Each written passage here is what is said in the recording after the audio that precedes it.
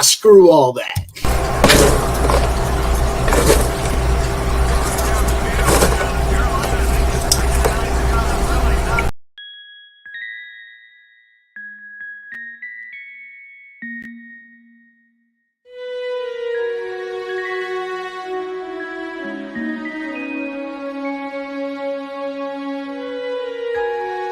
Secrets,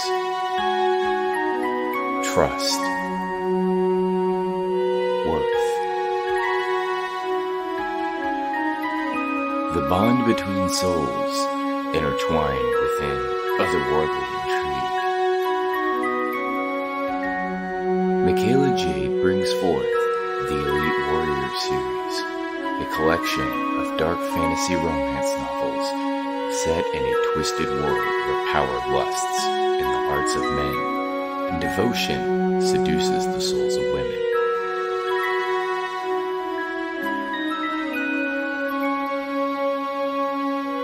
Warrior's Secret, Warrior's Trust, and Warrior's Worth.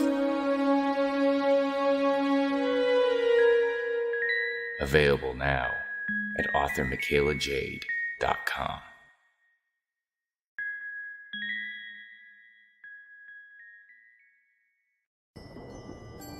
From author Brian K. Morris comes a tale of irreverent holiday horror, told with much inappropriate humor.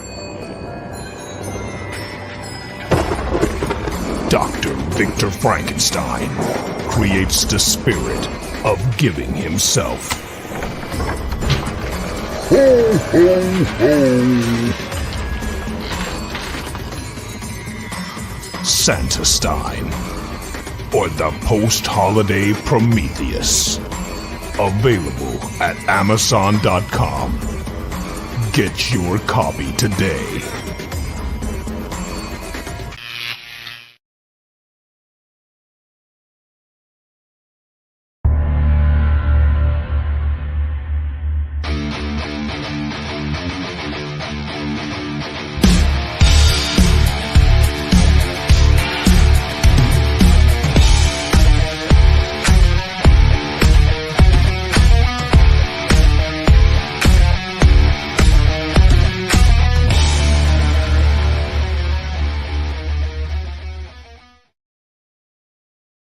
Author Cindy Kep is writing on the edge. Books include Remnant in the Stars, The Loudest Actions, Lines of Succession, Mindstorm,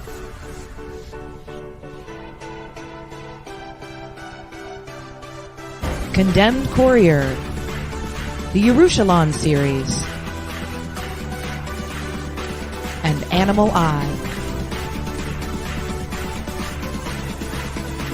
Find author Cindy Kep at CKOEPP.com today.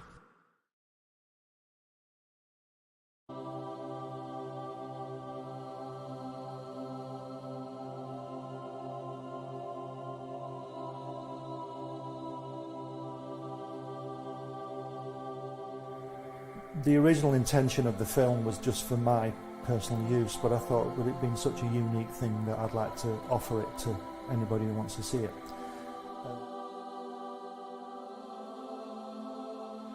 On the first visit, Jack took us into his another room, separate room, and there were these brown parcels full of artwork piled up, and he said to me, "You draw like I do." We were in the studio for 5 hours, you know, it was fantastic, and there's this, he's got this desk, and everything he's ever drawn has come from this desk, and then I would just go with the flow, and that's what this film is about. It's just a unique film of him. He says, "I beat you." He says, "They say we came in under the dead heat." He says, "That's not true because I beat you." And the American said, "Well," he says, "if you like to think so," he says, "but I know the real story." He says, I know I clearly won that one." Joe was 6'3", and I was a run, say, from the Lower East Side. And being Joe's partner was an advantage to me because Joe was believable, you know. They would talk to Joe, and the Goodman brothers would get to know him. Martin Goodman owned Marvel at that time. He went to his mother and he says, look, Jackie got a job drawing. He says, they're paying him for it. They're paying him money for drawing. He says, suppose I go with Jackie. He says, and he says, they'll pay me money. He says, I'll draw and they'll pay me money. He said, I'll give the money to you, which we did. We gave it all to our mothers. They called me from Nassau. You know, I lived in Long Island. And they say, would you like to come down and draw these guys in training? I swear, this is not a story. And I said, yes, of course, I'd love to come down.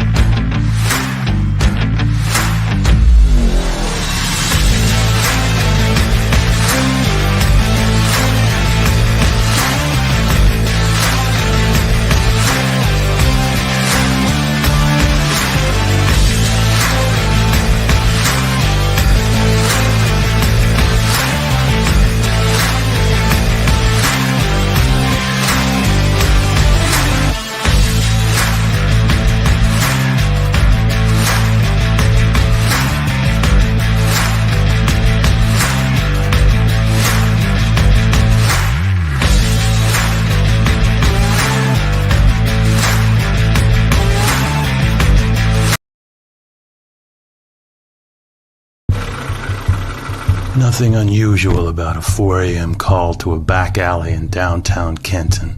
A young woman lying pristine and unmarked on the cold, hard ground. I get to work quickly, but there's not much to go on here. No marks of any kind, no signs of struggle, just a dead Vic in the middle of an alley. And then there's that. Dead body in a dumpster that looks like a grizzly bear has crawled its way out of his stomach.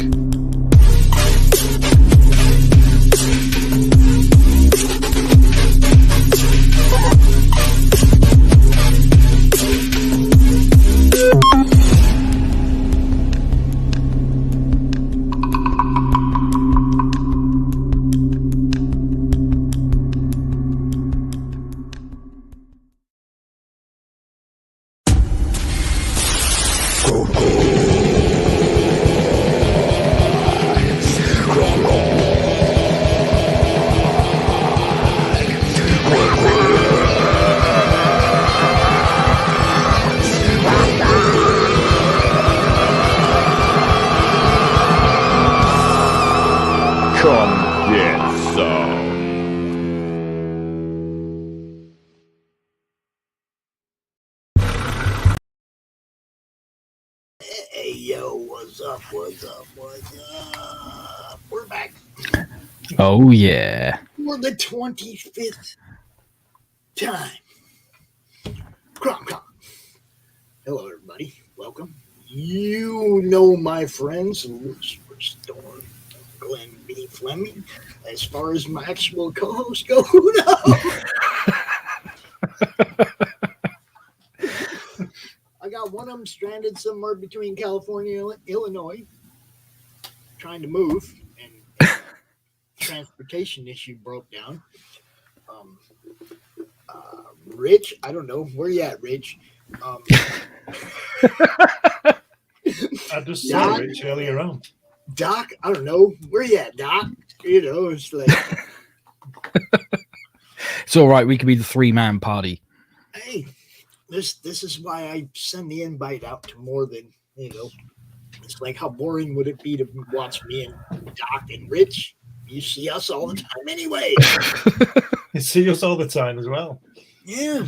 Yeah. Listen, I'm only on for an hour because football's on later. European Cup final. Got to watch that. Ooh. Did you say football? Yeah, soccer to you. Soccer to you heathens across the water. Oh, man. I don't know. It's soccer. Imagine, listen to this. Just think of this: that the United States are the only country who would have the arrogance and the audacity to call their sport the World Series when there's only them playing it. And have you noticed that Mr. Universe? Mr. Universe only ever comes from Earth. There's always, American arrogance. That's part of our charm. That's why we love them. Exactly. Because they're like us. Yes. We're rotten kids, dude. We rule the world for 300 years. We're paying for it now, and you're about to get there. We are the rotten teenagers. That's what America is. See? God bless Elvis. You didn't take the stick to us enough, Steve. See, look what happened. Well, we didn't need that tea. We had enough. Should have just stayed over there then. Let the babies play over here to die. No, we had the ocean behind us, didn't we? Our lines of communication were rather stretched. Yeah. What we should have done was side with the Indian guys, whatever they call this week, the indigenous Americans, whatever they call the Sioux. It's okay. You can be arrogant American and say it like we do, Native. I'll tell you something though. I've been all over America, and I've always found at least one thing that's the same: that Americans love English people. Yes, and yes, some more. And Every time I've been there. Yeah, and I'm talking English, not British. Because I'm English. way back, I was from the Netherlands, and when William the Conqueror came over, well, that's 1,000 years ago. So I think I qualify to be English now. I think so. I think you've got this. You've got to draw the line, haven't you? Yep.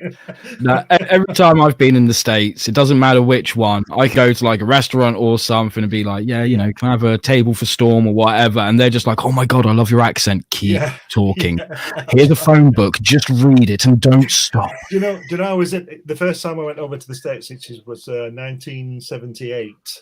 Yeah. I went right across the country on a Greyhound bus. Took me about 6 weeks. And I ended up in New York. I was about to come home. And I was on the subway. What do you call it? The subway. What do you call it? Yeah, the subway. The subway. Right, the subway. Right. I was on the subway going to JFK in Queens, the airport, going from Manhattan. And I'm sitting there, and I was, talking to this guy. I'm talking to this guy, and all these people. It was really crowded, and this guy, he was standing there holding one of those things, while it's all rickety and all that. And he's looking, and I could see that he was looking, in my direction. I wasn't speaking loud, but he was listening. And he came over. I was 23, and he was about 60.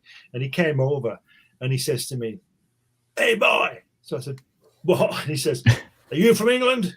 So I said, "Yeah." He says, "Well, if there's one thing I'm going to do before I die," and I thought, "Oh no, don't pull any guns out or anything like that." and he said, "I'm going to come over and then teach you all how to speak."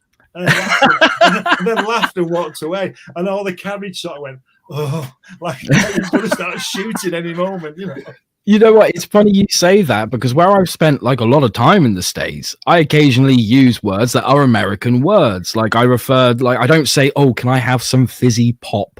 or anything like that. It's always soda. Or like, "Oh, hold on, like I left my wallet in my other pants," and stuff like that. And like, I don't recognize what I'm doing, but other people, they pull me up on it real fucking quick. Let me tell you, right? Like only the other day, I was just hanging out with some friends, and like, I bought some American candy because we don't get much of it here, and every now and then I like to treat myself.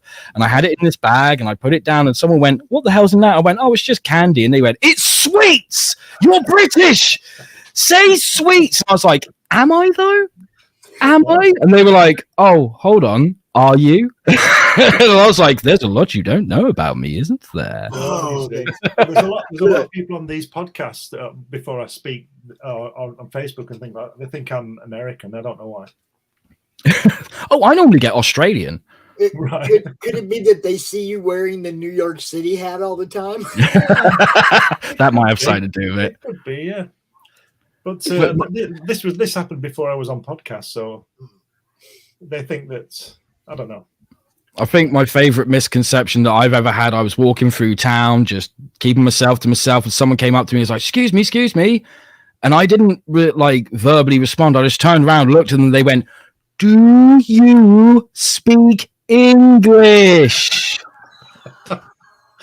So I just looked and went, no, sorry, and just carried on walking. Well, I'll tell you, my claim to fame is when I was in New York, walking down the street, an American couple asked me where the Natural History Museum was. Yeah. So I told them. So you've got an American asking an Englishman where an American institution is. And then I got on this taxi, and it was this this Asian guy, Arabic guy, driver. And I got in the taxi. I think it was on 42nd Street or something. I said to him, can you take me to John Lennon's house, please? And he said, what? I said, John Lennon's house. He said, who's John Lennon? Okay. I said, okay, the Dakota building. The what? The Dakota building up on the west side of Central Park. No. I said, tell you what, forget it. And I got out and got in the next one. And I thought, how can you be there and not know that and be a taxi driver and not know that? Whether you know who he was or what, doesn't matter. You have to know, don't you? Yeah. Yes. It'd be like getting in a cab in London and saying to the guy, take me to Buckingham Palace, and he didn't know what you were talking about. And then you say, the place where the Queen, who's the Queen? The military guys, he's crazy. So I'm never going to be a taxi driver. Like Phoenix, I lived in Phoenix for 35 years, and I had a couple of those jobs. I had a job where I delivered radiators to different garages around town that did that kind of work, right? And it's really a spread out city. It's huge. I live up here in Michigan now, and everybody's like, man, that's 30 minutes away. I'm like, shit, I used to have to go 30 minutes across town. Not even cross. That was halfway across now. Right? You guys are all like tripping out over, driving to the next town, which is 30 minutes away of nice, beautiful, scenic fucking roads. Phoenix is like 30 minutes away is asphalt and other crazy drivers that you got to watch out for. You know what I mean? It's like, I love it up here like that, where it's like, man, I got to drive 30 minutes, but look how beautiful it is. It's all trees and some of your bovine friends, Lucifer. Yes, my bovine friends / stalkers. Yes, they hang out in this neighborhood too, and also the ones with the antlers. Yeah, those big guys. Yeah. Oh yeah, they are big. I love it, man. Excuse me. I think it's funny that a few months ago I was talking to Randy Zimmerman, and he was talking about driving 5 hours somewhere, and he was still in the State. And I said, if I drive for 5 hours, I'm in Paris. And I've gone across water as well, So that's how big America is, as you well know. Yes, I mean, like you said, it's like Phoenix is so spread out, and then it's spread out as far as it can in every direction except west, because there's mountains east, north, and south. But so it's just like growing up the I-10 corridor toward California because it's got nowhere else to go.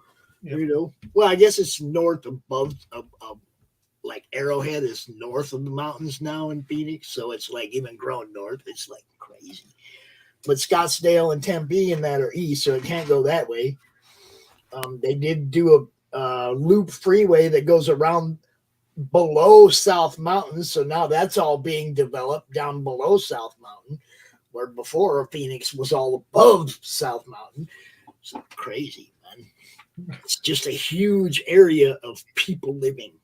And it's not like New York, where it's apartment buildings built 30 stories or whatever. No. It ain't like that at all. It's but they have to go up in New York, don't they? They can't go single sideways. Single level houses and yards for miles and miles. You know, it's like, gee. Huge area. Hey, Pops, is Greyhound buses still there? Do they still run? The what? Greyhound buses, do they still run? Oh yeah. You can get Greyhound anywhere. It's kind of like the budget way of traveling.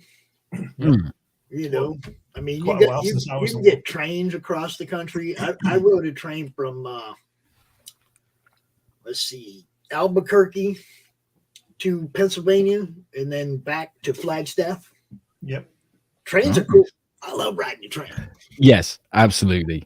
You know, especially like if you're on it for a couple of days and you get to meet the people and hang out. I met a dude on my way to Pennsylvania, and he was assistant DA of New York City or something. Mm-hmm. And he was talking about how he had been coming back from a cruise, and he was on a cruise ship that was pulling into the New York harbor on 9/11. Whoa. And they wouldn't let him off the boat to go into the city because, you know, I mean, he's like the assistant DA of the city. He's like kind of a bigwig, right? He's like, let me off this boat. I got to go fucking handle shit, right? Or whatever, right? Wouldn't let him off the boat. No. For 6 hours before he got off the boat or something. But I was sitting in the dining car eating by myself, and he's over there with some people, and he looks at me all long-haired and everything, just like I am now. And he's like, don't eat by yourself. Come on over here. I was like, how do you say no to that, right? I mean, he just called you out in front of the whole car, right? Everybody's got somebody to eat with except me. You know, well, truth be told, I was kind of on the run at the time, so I was okay over there eating by myself, but I went and joined dude and then found out who he was, and I'm like, oh shit. I'm not saying my name. But it was a blast. Dude was totally cool, man. You know, the train was fun. That's all I'm gonna say. You know, I had a blast on the train. So Glenn, yeah, how's that Kirby book doing, bro? It slowed down the past few days, but it's done quite well. Yeah, it's not. I think what might have killed it a bit is the postage, because it was the postage. I mean, I don't have any control over that, and there's not really much I can do about it. But it's done all right. It's done okay, but it's slowed down this past few days. But yeah, it's all right. Yeah. I'm hoping to get it into places like Forbidden Planet over here and comic shops over there, you know. So I'm going to send Mr. Landau, you probably know him, Lucifer, Mr. Landau, a copy of it and see what he thinks. Excellent. He's the top man. I think aim high, aim for the top. Yeah, absolutely. I'm going to send it direct to him with the DVD and the book and say, look, let's do a deal on this. Because I would imagine he's going to be very interested. I hope he's going to be interested. Fingers crossed, man. Yeah.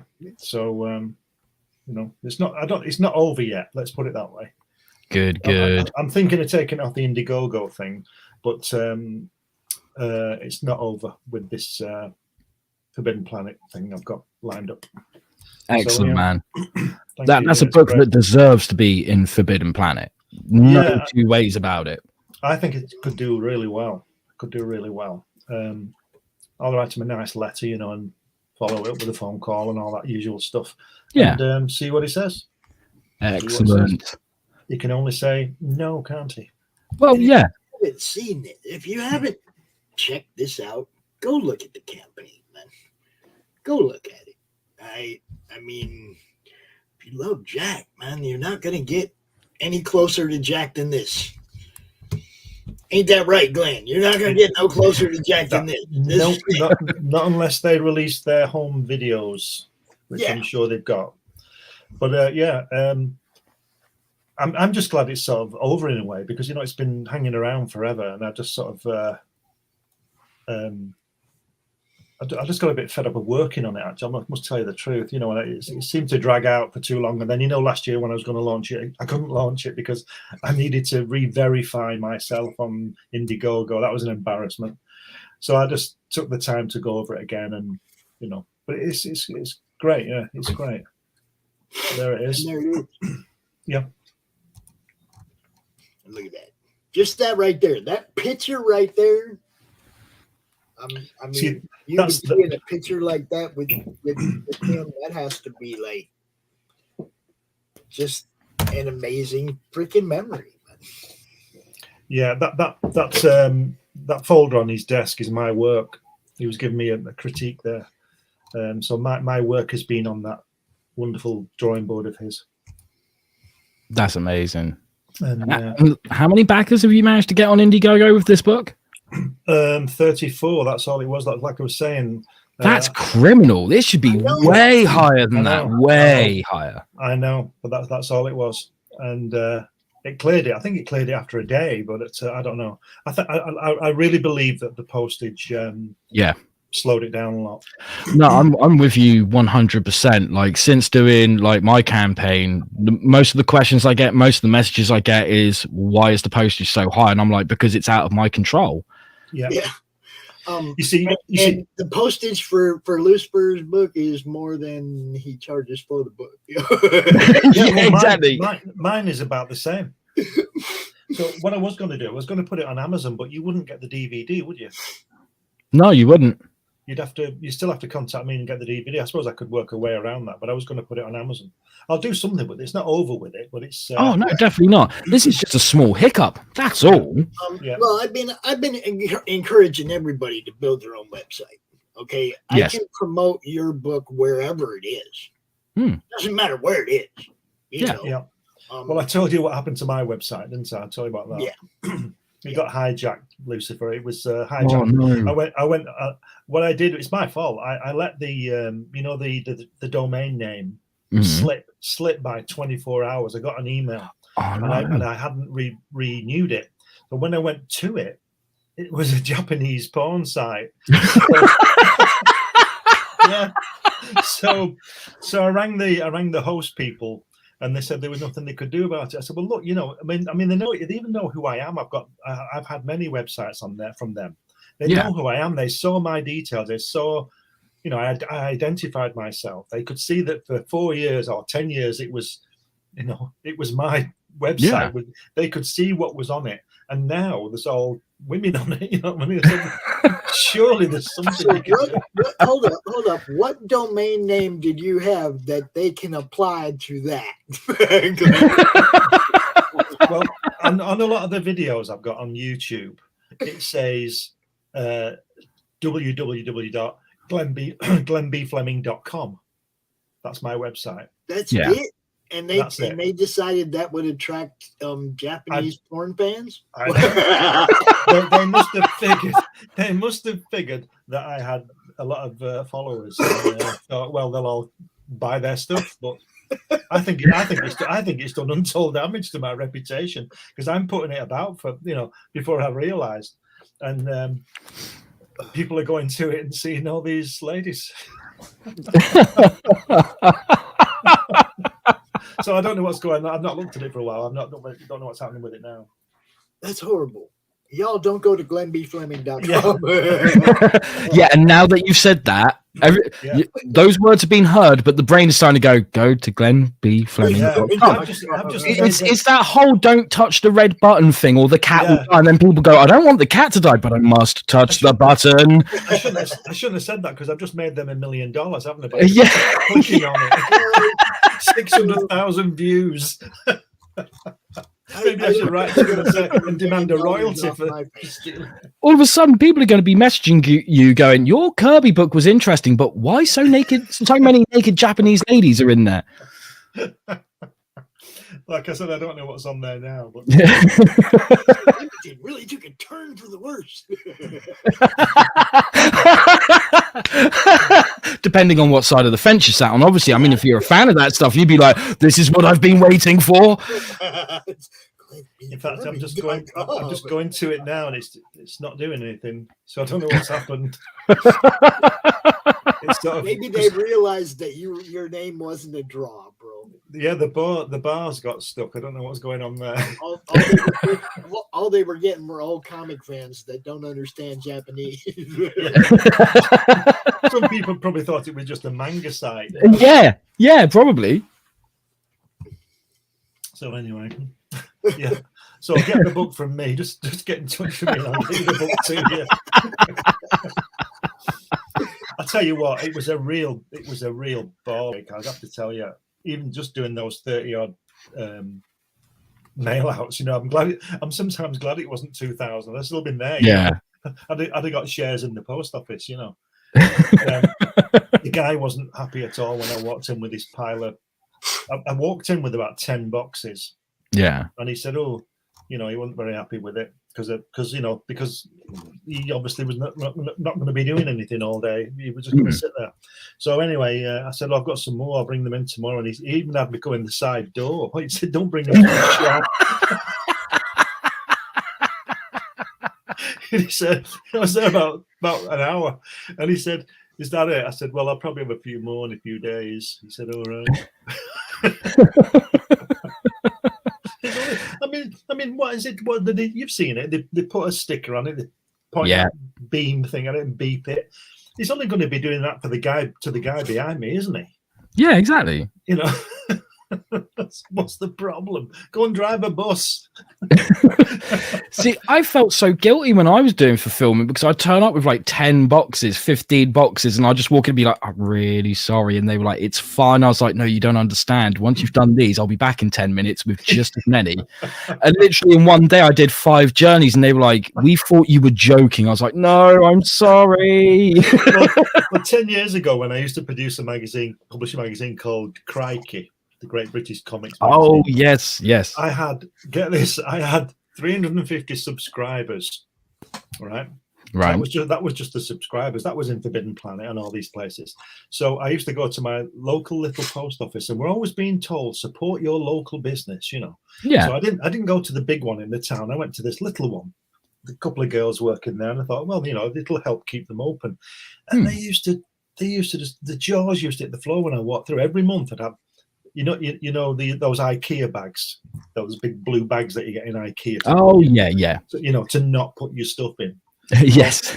I've got a couple of those, and I used to put all these parcels, all these parcels of Crikey. They were all the same size, all the same weight, and all that. Apart from the ones that go into America, and they're separated, So I'd drop these off, and I'd say, "I'll see you tomorrow." And I used to leave these. No point in me being there. They're only running that stamp thing through that little machine 350 times, and I used to go in it after a couple of days, and they'd only just be finishing them because they used to argue. She told me they used to argue with each other as to who was going to do it next time, so they decided to split it. So one woman said to me, "Why don't we just give you the stamps for you to put on so that they're all on?" I said, "Why don't you?" I said, "Why don't you just do your job?" I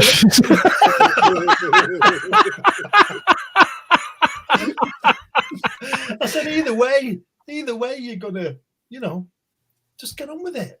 And when I used to go in, they just used to growl at me, but Oh, man, that's brilliant. Just do your job. Just do your job. Do your job. It's because you want to do your job. People just want to sit around, don't they? I'm not saying I haven't sat around occasionally, but I like going to work. Maybe I'm fortunate, but I've always done what I wanted to do most of the time. Yeah. I want to do because the day is boring. We don't do anything. It just drags, doesn't it? I haven't had jobs I don't like. I've had bosses I didn't like. Oh, yes. Yes, I've had plenty of bosses I didn't like. Cool. If the dude was cool that was bossing me around, I'd probably kept doing it. You see what I'm saying? Because I didn't mind the job. And then I've had jobs that sucked, but I had a really cool boss. Do you know what one boss said to me? He showed me up. he showed me up in a meeting. I was the publicity manager at this place, and he was the director, and we're in this meeting with these guys about this brochure that we wanted producing. So, excuse me, mid conversation, my boss said to these guys, I said, we're throwing ideas in for this logo. Yeah. So I threw this idea in, and my boss, he just sort of tutted, you know, he says, and he says to these two guys, 3 million unemployed, and I've got him, me. Oh. And these lads, these two lads, like, oh shit, you know. So I thought, fuck this. I gave it him straight back. Didn't even blink. I just gave him straight back. I said, yeah, 3 million unemployed, and you chose me.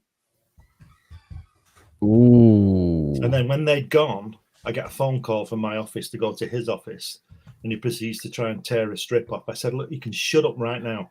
Yeah. Don't you ever say anything like that in a meeting with people from outside this building. Yeah, damn straight. And I just walked out. And I expected that by the time I got to my office just down the corridor that the phone would ring and tell me to get out, but it never did. Oh. I thought, I'm going home in a minute. You know? I'll do something else. I'll go and work in the post office. No, I'm with you guys, man. Like, not necessarily bad jobs, just bad bosses. And let me tell you, my favorite boss so far has been me. But the boss I hate the most at the moment, me. Because I keep giving me more work. I don't let me have a fucking day off. Today's kind of a day off, ain't it? Yeah. Oh, allegedly, kind of. Yeah.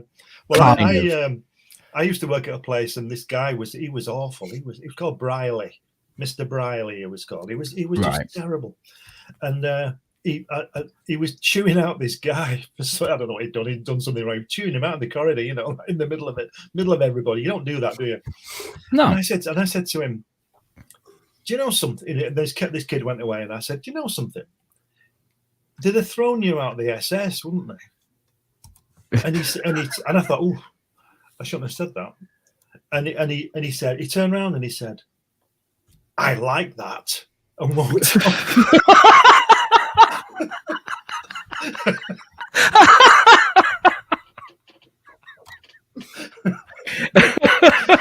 Oh dear.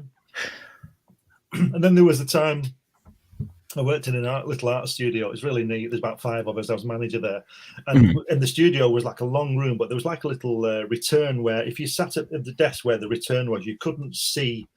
Imagine the return was to the right of me sitting at the desk. Yeah. You couldn't see the door to the studio because it was around the corner. Do you understand what I mean? There was a wall here. Yeah. Went around there. Right. My boss, the owner, used to sit out of sight. He used to sit on this little radiator just to keep his backside warm. Right. He used to sit on there, and he was a bit of an alky. And he came in one day, and he said to me, "What's happening with work?" I said, "Everything's fine. Everything's going on. We're really busy. Blah blah blah blah. We've got enough work for 10 years. We're doing great. We're doing great." So he says, me and these 4 other guys, and he says, "Right, I'm going to the Queen's, which is a pub. And it's about 11 o'clock in the morning, right?" So he disappears from my sight, and the radiator is little thing is round the corner out of my sight when he used to sit on that. So I hear the door go. There's like a door into the reception, and then there was a main door. So I heard the door go. He said, "Right, I'm going to the Queen's," and he turned around and he said, "I'll leave you to it." And I heard the door go and heard the door close, and it was quiet just for a minute. And I just went off on one. I said, "Fucking hell, you know, we're here again. We're stuck here. We're going to be here till midnight. He's never here, that guy. He never does any work. He doesn't do anything. He comes in here and throws his weight around. I don't care whether he owns a place." And I really, really went fucking berserk for about 2 minutes. And nobody said anything. And then I heard this noise, and I leaned forward, and he was sitting back on his radiator. He'd gone out and come back in. I thought he'd gone. And I saw his foot. So I said, "Can you hear me, Keith? Can you hear me? I'm calling you. Can you hear me?" He says, "I can fucking hear you, lad." You know. They thought I was messing about. Oh, that's brilliant. Holy shit. And then when at the same place, I'd only been there about 2 days. This is a couple of years earlier. I'd only been there a couple of days, and so I didn't really know anybody, you know, and they didn't know me and all this. We were really, really busy. I just got thrown right into it, got on with it. And we had these. It was in the days when we used to cut things out and stick them down with spray mount. Have you seen spray mount? Yeah, it's like spray mount. You stick it like glue. You glue it. You stick it on the board and get your T-square and line it all up and all that. We used to do that. Paste up, they call it. And so I've got this little bin. We all had a little bin, and it doesn't take when you're chopping bits of paper up all day. The bin's soon full. And mine was mine was like a pyramid of paper. All you could see was the paper. You couldn't see the bin. There was that much in it. But we were dead busy. Deadlines were mad. Yeah, and you know the deadlines were over when we got the job. You know, mad. Anyway, this Keith guy who owns it. I'd only seen him at my interview, and he had the best job in the world. He owned the place. We're all running around like blue ass flies, and he's doing illustration and then sitting on his radiator, right? And he's to my right now. I can see him down, just a few artists down, because we're all sat in a line facing the window, and he's there, and he's sitting on the he's drawing, not looking up, but just looking down. He's drawing. He's standing up at his desk, and and everybody's quiet. I've only been there 2 days, and he says to me, this is how he used to, you know, Tommy Cooper. He talked like Tommy Cooper. Oh God, yes. Yeah, and he says, and I said, what? And he says, why is it that my desk is really, really clean and yours is full of shit? And nobody said anything. And I just said to him, that's probably because you don't do any cutting out, Keith. And he said, and he didn't look up. He just said, Clem, it's your fucking balls, lad. So I got up, got a plastic bag and cleared everybody's bin, and then sat down and started working. Best place I've ever worked. Oh, brilliant. And what happened was he had the perfect job. He had my job. He was illustrating, earning a fortune, and he had 6 or 7 artists making him another fortune with somebody else running it, which was me. So, well, not then, but later I was made studio manager. After I'd been there about 6 months, I was studio manager. So I was running his situation, staying till midnight and 1 and beyond and all that. And he's going to the pub and getting leathered every day. and do you know what he used to do? He used to draw these fantastic montages of like, he did a lot of work for British Aerospace, you know, and the RAF and all that kind of thing. And he used to do these, imagine like an A2 piece of board, and he'd draw all these jets on it and fighter pilots with the helmets on, do these fantastic montages. And he used to charge 200 quid per. This is 1980. Crikey, that's a hell of a lot for 1980. It's about £1,000 now. Yeah, easily. And he used to do 1 a week, but he used to do it.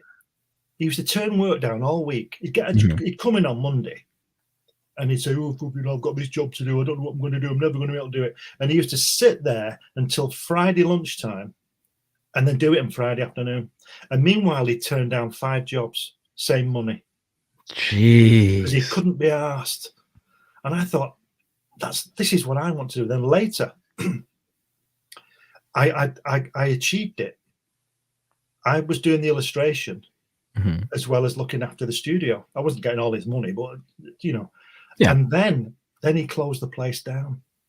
Oh no! Because he couldn't be asked. And what he did, he couldn't be asked. He said with the turmoil and the stress of running the studio, which I did, right? Yeah. Right.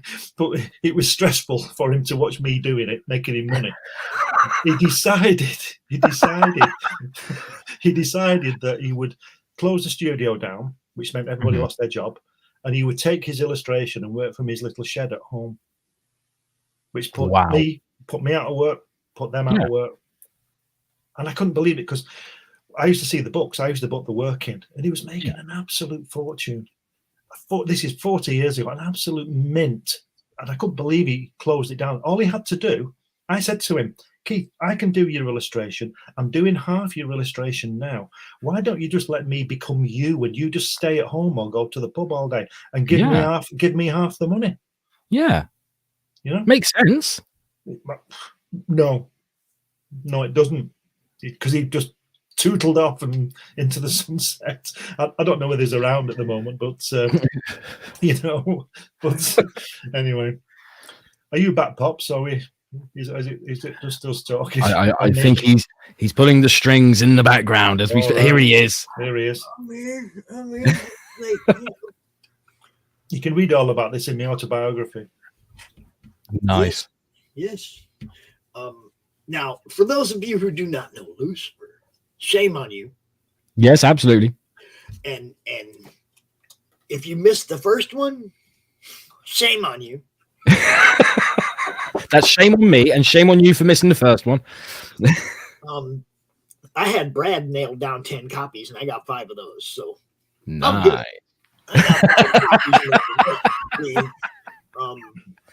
Yeah, you definitely want to get in on this. Christian Rossi art, Lucifer story is just badass. You can't. Thank you, man. Dude, I don't do like breakdown reviews and shit. You know that. I love that book. Oh yeah. That's oh man, this one also deserves more, needs more.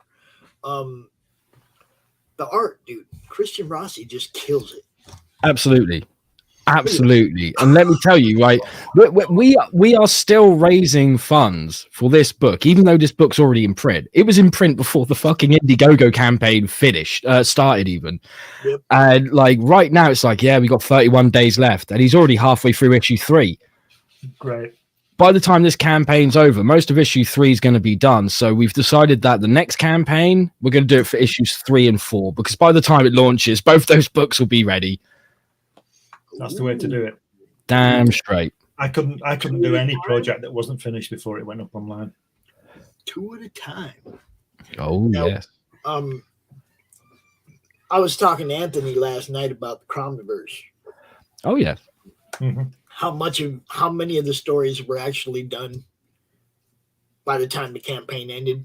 Right. And we were like, I think 10 of the stories were complete of the 13 and Tank was working on his and Anthony was working on his and Latem was working on his. It was like, it would have been done in plenty of time to get out. The mistake we made on that was thinking we were going to have a whole lot more books to print. Yeah. It all had to be paid for out of the funding, obviously. So we were thinking we needed this many books. So we needed a funding goal of this high to print this many books. Yeah. And we didn't need that many books. So we didn't reach our funding goal. We're probably going to lower the goal and just launch it again. And it will be done before we launch. Every story will be done before we launch. So, excellent. What can I say? Well, I finished my 2. We did a your 2. Glenn's ready for. Might as well just put them both in this one.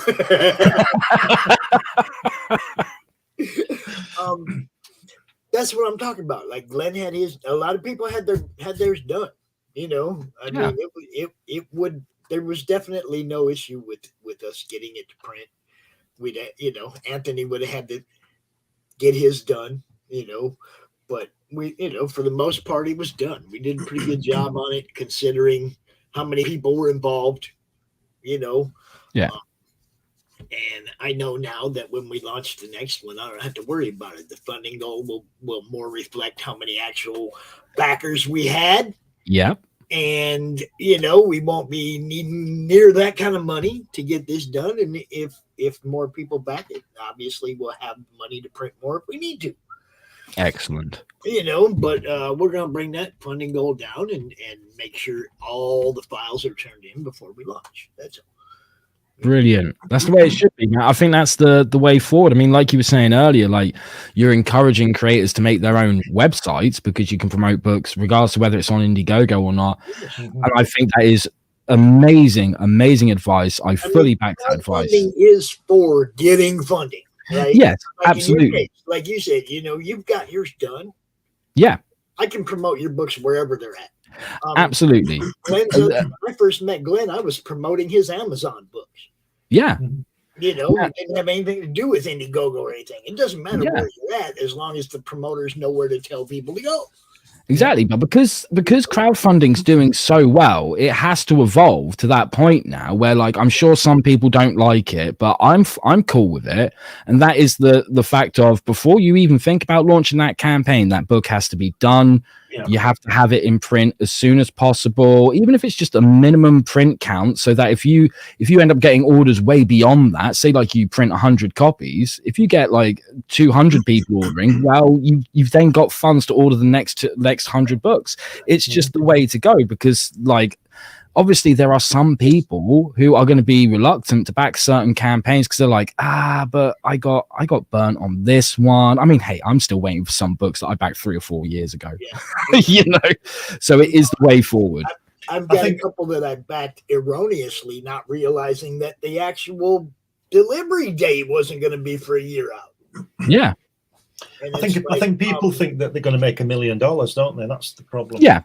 Yeah, no, absolutely. The whole thing is my thing with crowdfunding. If you're small time and you need the funding to do that, that's totally understandable. Of course, 10% is a little steep on these little guys. Yeah, I'm just saying. Indiegogo, Kickstarter. That's my problem with you. You're taking 10%. Yeah, you don't do much. Okay, they can set up their own websites and we can promote them there too, and they don't have to pay you anything. I think 10% is a little fucking steep.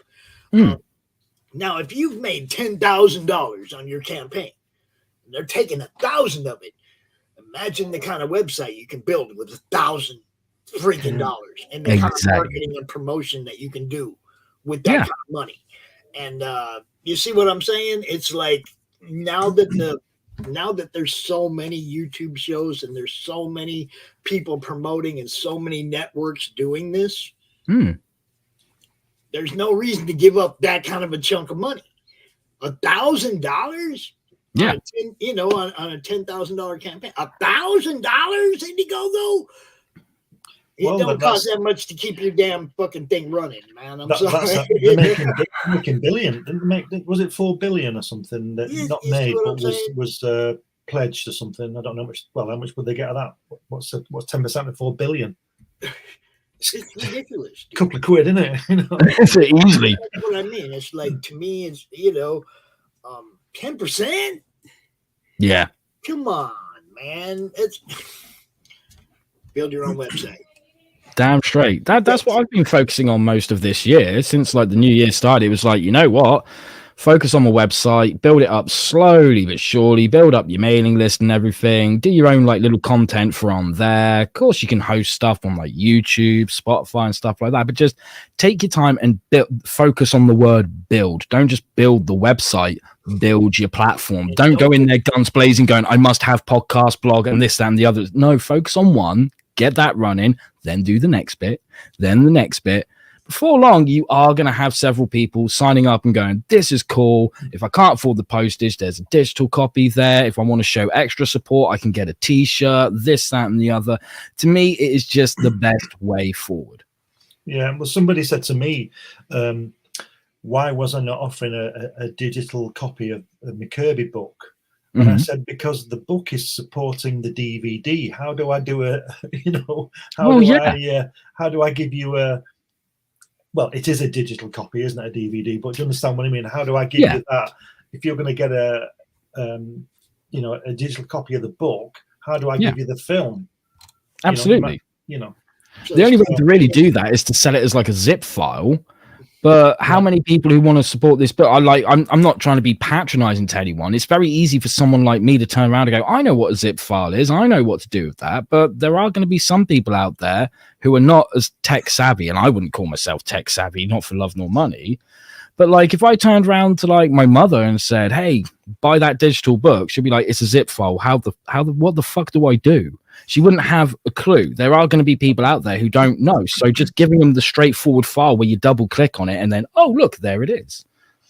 It's much better. The thing is with the DVD though is that I know you can't stop people copying anything, but if I give people a ready copyable file that they can forward to 15 of their friends, exactly, I might be losing out. I mean, I know you can copy things off DVDs, but it does take some effort. Yeah, absolutely. So that's what I'm trying to do. What I wanted to do with the film was put it on some kind of platform that you could pay $5 to watch it for a month or whatever. Yeah, that's not a bad way to go. But I don't know how to set that up, and it seems to be that people are happy buying a DVD. So why do I spend the money getting some guy to set it up who won't pay in, and then all the procedure when I know how to order DVDs from this guy, So that's why I went that route. I'd like to see. I would still just put it on a YouTube channel, and just if somebody sends you $5 on PayPal or whatever, then you make it unprivate to them. Yeah. So that that's the way to go. On YouTube, you know what I mean? One-time viewing, $5. Is like and you make sure that it's not shareable or clippable. So So can you do that on YouTube? I think so. I think you can set it up so it's completely private. I mean, once you unlock it to somebody, I don't know what they are allowed to do with that after that. Yeah. Saying. But it's one of those things, man. I got the DVD. I ain't got to worry about it. Thank you, Glenn. You see, the thing is, I'm doing all these things like building websites and doing all these things, and all I want to do is draw. Yeah, I know exactly what you mean. There's so much to think about, so much work to be done. You're just there going, but hold on, this isn't my job. My job is to draw or to write the book or whatever. Now I've got to spend more time working on like mailing lists, stuff like newsletters or blogs or podcasts, YouTube content. Even like you said, taking them to the post office. Yeah, boring as fuck. You've got to wrap it up. You got to wrap it up. Go to the post office, see the jaws hit the floor, and deal with all that shit. Yeah, I just want to draw. That's all I want to do too. Hello, Rich. How the devil are you? Hello, Lucifer. Hello. Where have you been? I know you're on Mike Jimmy's before, but where have you been? I was on Mike Jimmy's before. And he was so sweet. He's such a sweet man. Mike Jimmy. I'm just taking care of some stuff. When am I supposed to go on again? Like for real, Pops, or some shit? Like in a couple hours, I don't know, something. All right, well, fuck it. I'm going to stay here anyway. I mean, Doc ain't here. Tank's stranded on the road somewhere, so yeah. He's stranded on the road? Oh, no, not Tank. Oh, not Tank. Tank. Oh no, not Tank. It's kind of not a funny situation. Oh, what's wrong? Is he all right? No, like the fucking transportation they're using to move in died. Oh shit! In the middle of the move. Ah, that sucks. Cross country. Holy Christ! You see what? Where is he stranded? I'm not sure. I haven't heard from him since he left Kingman, but I don't think he's going to make it through the Rockies, and it's kind of. I'm worried. I hope he makes it. Period. I'm worried about him. I haven't heard from him, so hopefully he gets where he's going, man. I told him, I said, whatever we can do, man. If you need fucking. If it's broken down and there's something you need done, let us know. We'll set up a GoFundMe. We'll do something. We'll try and do something, but I haven't heard from him. So I'm a little bit worried now, Man, I'm sorry. I get that way about my friends. I get a little bit worried, when I don't hear from them and stuff. So prayers, whatever it is you do, vibes, prayers, whatever, send them away because he can use them. I'll sacrifice a goat. Now this here Dean thing, you can do the digital. That's gorgeous. Now you look at them prices, yo. I want you guys to pay attention real close to them prices. The digital catch-up bundle is $4 US. You can get caught up. $4 US. The pro catch-up bundle, look at that. $6 print. The shipping is the part the shipping is more expensive than the book, yo, and the book is well worth the price. Okay, you got the print digital combo, the print digital catch-up combo, the script book edition. Tell us about that. So it was an idea I had because I saw that someone else had it before me. Which I know that sounds weird, but that's basically what happened. Like, I was looking through like some of my digital like comics and stuff because I was like, oh, I want to read something. And that series Chew that came out from Image Comics, I used to love that series. And I was like, oh, I never finished it. I better like take a look at what issues I got. And I noticed I had like the script book edition. I was like, what's this? And I looked through it and I was like, that's a great idea. This is a replica of the script, but we also show you some of the art process from Christian, like how he goes from thumbnails to pencils or pencils to inks and things like that. We show like some of the character sketches that he's done in order to get this book to where it is, to making it look as phenomenal as it is. But you've also got a replica of the script that I sent him, unedited. So you get to see the differences from the script to the page and how the lettering and dialogue changes from the script to the page, because obviously once his artwork comes through, it's like, oh, okay, maybe we want to tweak that'll be the better effect and stuff. And with each script book edition, because you with the first campaign, you got the first issue as a script book. Right at the back, we do just like a little crime scene photo gallery from the real Ed Gein case. So with each one, you're going to get some like new crime scene photos. So when you've got the whole collection for each issue, you've got quite a little photo album there. Right. I did the same in Kirby book, Winter Pops. If you show that, those are my handwritten notes from the time. Nice. And then I also put in the typed when I type the notes up somewhere in here. So you get everything. You get the whole thing, you know, and it's a great idea. I think so, especially for people who want to learn how to write comics, because you get a lot of people who they dive into this and they like, this is no offense to anyone. So a lot of people will admit straight away, they're like, I don't know how to write comics, but I'm going to give it a go. And I've always said one of the best ways to learn is read other people's scripts. Yeah. And like the extra bonus with this is like each issue of Ed Gein has so many Easter eggs in it. Like I put Easter eggs in the script and say, I'm not like Christian, you need to draw that. And then Christian goes, aha, I'm going to add some of my own. So when I get the pages back, I'm like, you motherfucker, that's amazing. Well done for putting that in. But a lot of people don't notice the Easter eggs. But if you go through the script, you'll see the little notes I write in the script saying, hey, Christian, if you can, put this in, because this is a reference to this. So it's kind of a guide that's going to help people spot some of the Easter eggs. I have noticed not everyone sees them. Like I was down my local pub the other day, and someone came up to me and was like, oh, man, I read that first issue.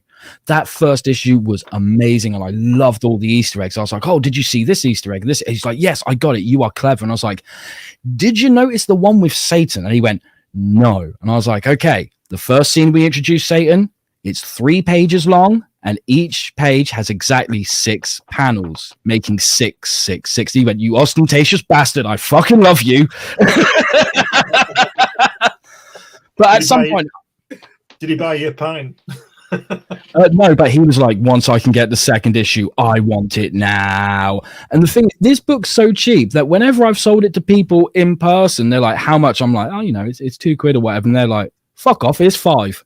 That's what you deserve. And I'm like, well, I'm not going to say no. I'll take that off your hands. Thank you very much, good sir.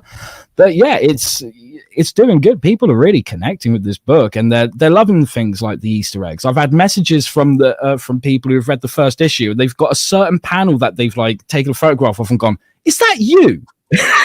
Is that you in the background of this panel? And I was like, yes, but I didn't tell Christian to do that. He did that all on his own. You know? So soon I'm going to be like my own Stan Lee in my own comics. Like that's now got me thinking, next book, I need to figure out where I can put me into it and get Christian to draw that.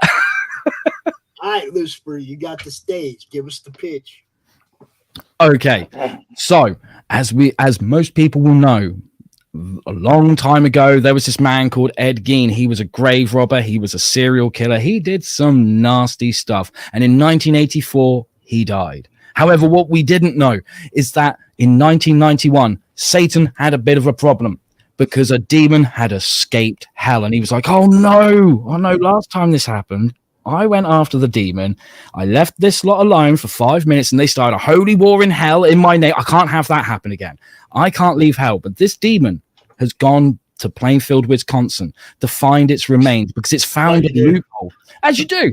Well, what else are you meant to do on holiday? You know, just go see sights, take photos. No, you got to cause some carnage.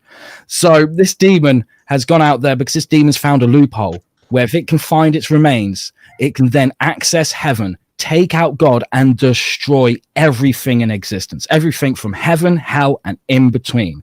So Satan sat there worried, going, what do I do? Because I'm part of this everything stuff. If the universe goes, I go. I don't want that. What do we do? I know. I'll send a serial killer to capture the demon. But I can't just use any old serial killer. If I send Ted Bundy or John Wayne Gacy, they're just going to be like, screw the universe, I'm going to have a great time. They're going to cause more carnage.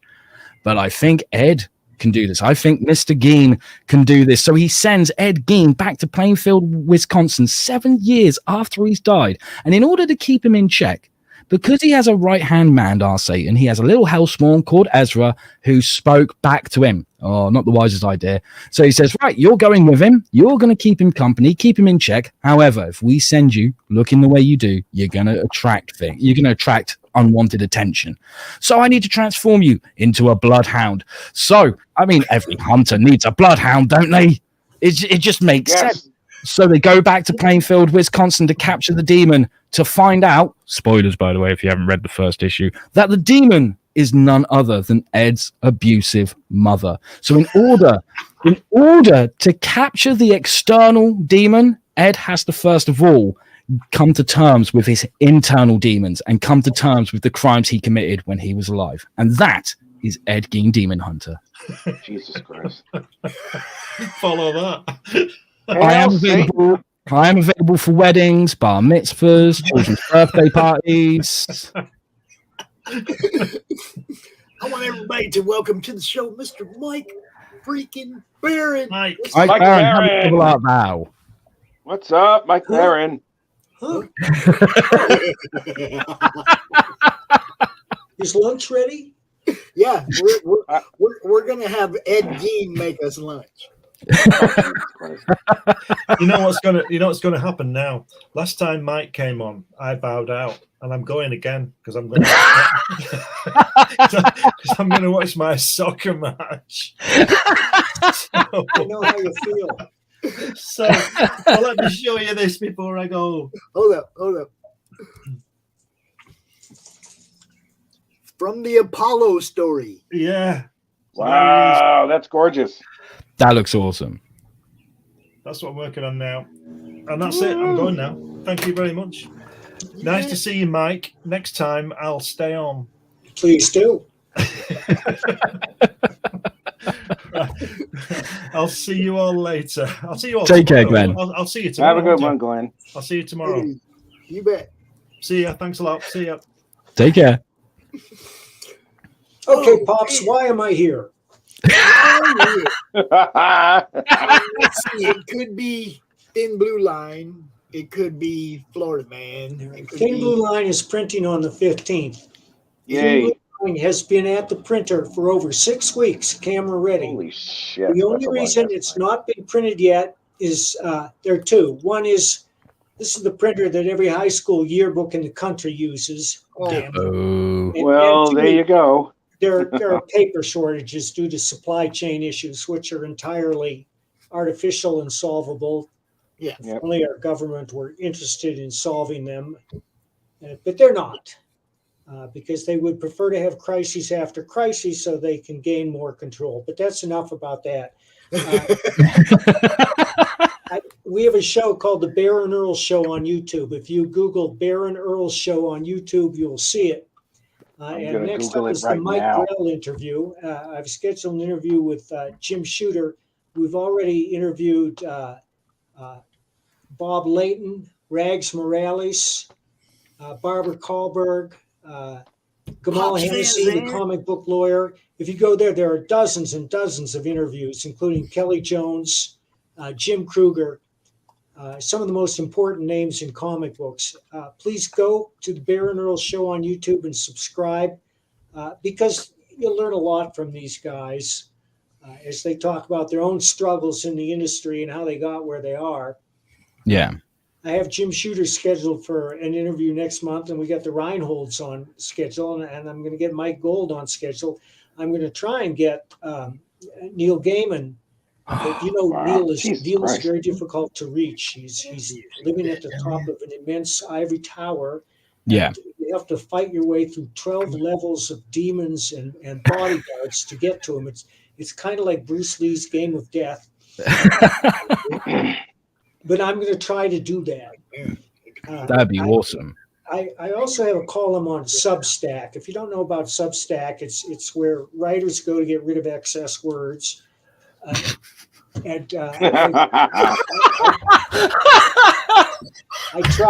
try to do something once a week. And recently I've been getting these letters offering me millions of dollars if I'll just send them my tracking information, social security number, bank number, and so forth. And they always say, "Dear sir, I am the widow of former Libyan General Muammar Gaddafi. I have $30 million I would like to transfer this money out the American bank, and I have chosen you to be the recipient in exchange for Oh my God! That's this money out the country, Mike. You want it? That's so hot! Oh my God! Oh man, I'm up for clapped. I can't believe that this happened to you. That's so amazing. Dude, if you follow Mike Barron, you will see him posting one of these every 3 days. Oh, I know. Somebody emails him all the time.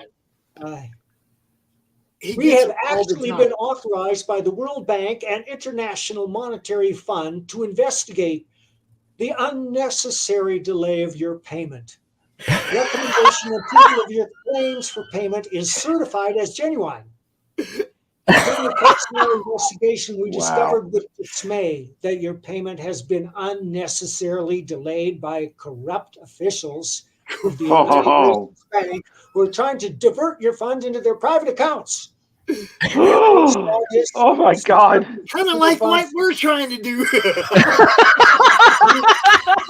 have obtained an irrevocable payment guarantee on your payment from the Third World Bank and International Monetary Funds. We are happy to inform you that based on our recommendation and instructions, your entire contract fund inheritance claim has been credited in your favor through our paying bank. You are therefore advised to contact Mr. Douglas Benson,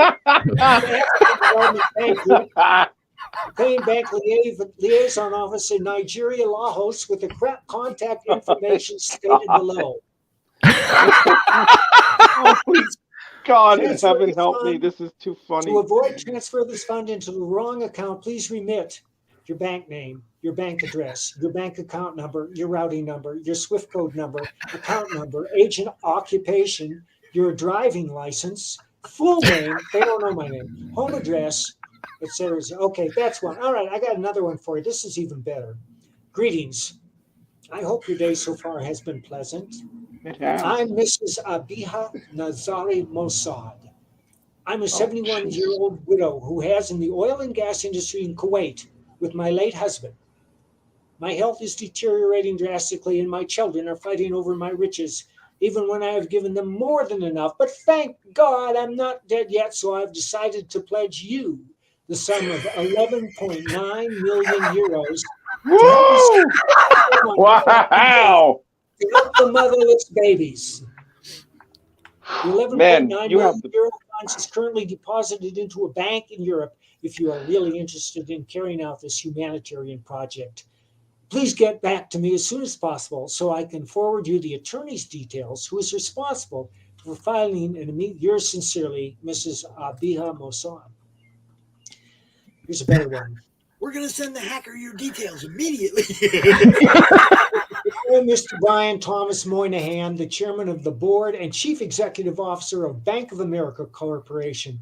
You will get more information about me here. And then there's a web address. Hey, Mike, Can we get a comic story where the Punisher goes around and wastes all these motherfuckers? Beneath his notice. We apologize for the delay of your outstanding payments, contract payment, winning, or inheritance funds valued at $36.5 million. Woo! For most Buddy African McGirt? countries and all Can we the get Buddy to go after him? you encountered while pursuing this payment. Was the first I've learned about it, of course. So there's an address here. They want they give me the bank name, the account number, the routing number, Mr. Jim Chilon, address 1347 Fitchway, Sacramento, California. Our management has asked Mr. Jim Chilon to return back to the bank within 48 hours to enable us to have a personal confirmation from you being hitherto the beneficiary. We are sorry to have delayed your instruction in giving out this fund, since we must adhere to the advice of the Honorable Bank by making sure this request is verified and confirmed by the beneficiary and existing attorney. You are advised to get back to this office immediately, blah, blah, blah. Blah, blah, blah.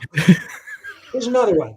How are you? Hope all is fine. We, the Western Union office, are here to inform you about the transfer of your total fund, which you have been suffering for years, and up till date you have not received it from the Western Union offices and other fake offices claiming to be the real one.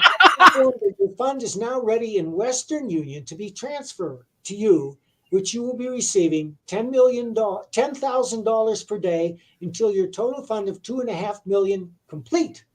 After our meeting today, $10,000 per day. Your first payment will be sent to you today. How many days is that?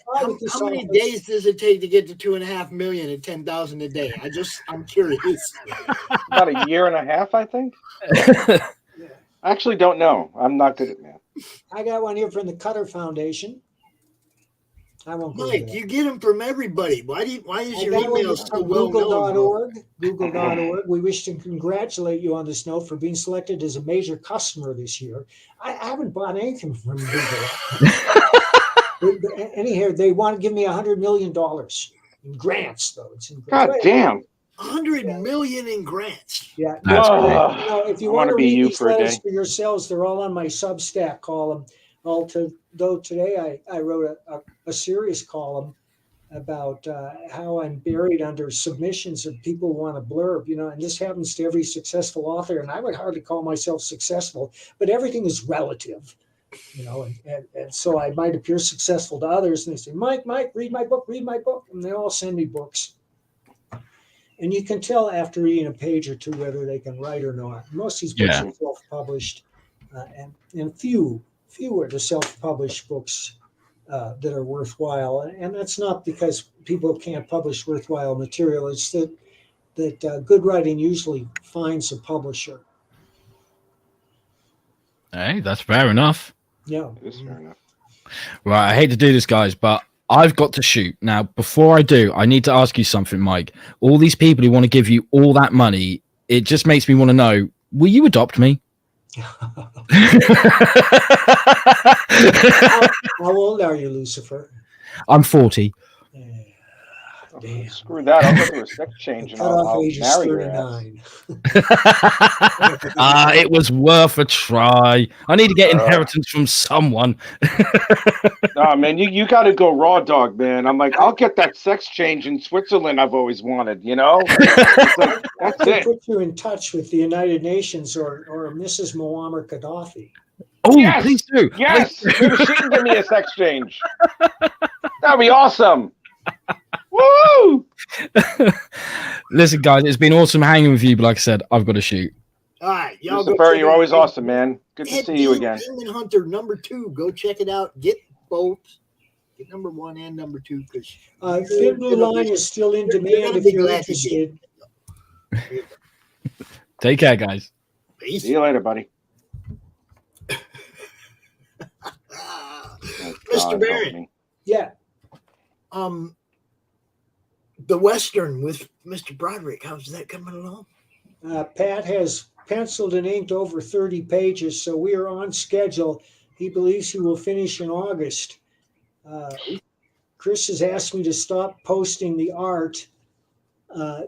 because he doesn't want to create false expectations. I'm going to honor that request, although people who contact me privately, I will be happy to show them some of the interior art. This all has to do with timing. We're probably going to launch the campaign in late June. As I explained, we've been ready to ship Thin Blue Line for months, but it hasn't been printed because of these damn supply chain issues and the high school yearbooks, which are crowding the stream. And this is one of the major independent comic printers in the nation. Ours is not the only book being held up. There are a lot of books being held up. And that's one of the reasons for delays on crowd fulfillment. It's certainly not the main reason. There are a lot of books that have never been finished. There are a lot of people who have started crowdfunders, collected large sums, and then just disappeared into the night without explanation or without fulfilling, and they give all crowdfunders a bad name. But the crowdfunders with whom I'm associated, we always deliver. And of course. We delivered Florida Man and our previous projects. And I should say Florida Man is now a monthly comic from American mythology. And please contact your local comic book store if you're interested. I guarantee you'll laugh out loud. And the second Florida Man graphic novel is written, and it's even funnier than the first, but we have so much stuff in the pipeline that's probably going to have to wait for about 6 months, because next comes Bronze Star, and after that comes Private American. And Private American is my reaction to what Marvel has done to Captain America. Oh, I can't wait to read this. Jesus, man. Well, I'll send you the script, Pops. I can't wait to read this. No, don't you know? Look, this guy sent me a script last week before, and I just today read the first 10 pages because I wanted to be able to tell him I at least looked at it, right? Read Mike's first. Read Mike's first. Well, I had to stop at 10 pages because it was starting to get into the stuff that I want to see the visual of. Right. You see what I'm saying? It was like, okay, that's enough. I know what's going on. Give me the visual. Well, I am going to show you. I'm going to show you the cover, and you can show it to the viewers here. Okay. Yay! It's not going to go that far, and we're all very proud of this work. Where is it? Yeah. There it is. Okay, it's in your Facebook feed, Pops. I got it. Okay. Oh yeah, I think I already saw this, but yeah, I'll show everybody else. You need to share with your co-host there, sir. Oh yeah. Do I have to beg for the crumbs now at this point? I mean, I'm about to show it to everybody. Hold up. Oh yeah. Oh great. Oh, now I feel special. Okay, hold on, everybody. I have to forward this to. No, Rich. you don't. It's okay. Show them first. You already said it. You said it. You I know. I'm tried to being guilt me, so here you go. Don't share it around. Chris gets mad. I'm not sharing anything. I do not do that. I would never do that. There you go. All right. Don't share it around, but we're going to show everybody. Yeah, I feel bad by even sharing it to you guys, but I know you're a trustworthy lot. Holy shit. Did you want me to show this to everybody? Yeah, show it to them. Put it up. This is rather good. Wow. Who's the cover artist on this? Richard Bonk. Richard. Wow. Really good. I dig this. Ooh, I dig this. That's really, really good. It's truly good. I'm very proud of this one. I love the chest emblem. It's going to blow your mind because when we first meet, don't tread on me. When we first meet Private American, holy shit, he's on that's awesome. The southern border dealing with coyotes, drug smugglers, and terrorists, which is what Captain America would be doing if he were written by somebody with an ounce of sense. Yeah, there you go. I'm down with that. You know. How can you be Captain America and not be protecting America? I know. Well, is he? I really hope he's not getting in touch with his feelings about Bucky that he's been suppressing for so long. Oh, forget about that. That's a done deal. They got Batman. Oh really? Wait, what? Is that serious? Ew. Why? Dude, why, Cap? Why? I called it a long time ago. Oh no! When they said Tim Drake, I was like, "Here we go," and I pointed out the fact that there have been those kind of jokes about Batman and Robin forever, ambiguously duo. Okay, they've been love it. Dynamic duo forever. Okay, when they had Tim Drake come out, I said, "You watch, they're going to do it to Batman. You watch." Pops. I want to point out that Thin Blue Line is still in demand, so you can still order the graphic novel, which is going to contain a lot of material. The individual comics won't when they come out eventually. It's at thinbluelinecomics.com. I'm going to drop that link. Thinbluelinecomics.com. Oh, you don't want me to put the Indiegogo link? Yeah, go ahead. Okay, because that's the one I pulled out. But yeah, thinbluelinecomics.com. I like that better. Just saying. Don't give Indiegogo 50% or 10%. What's 10% of the $100,000 you made over there, Mike? $10,000. That's way too much to pay Indiegogo, ain't it? I agree. I'm very pleased that you did as well as you did, sir. Congratulations on your successful campaign. You are very welcome. Very welcome. There it is, right there. Thin Blue Line. Go check it out. Oh, what happened to Mike? Where'd he go? Come back here. Oh, Mike. Come back here, Mike. No.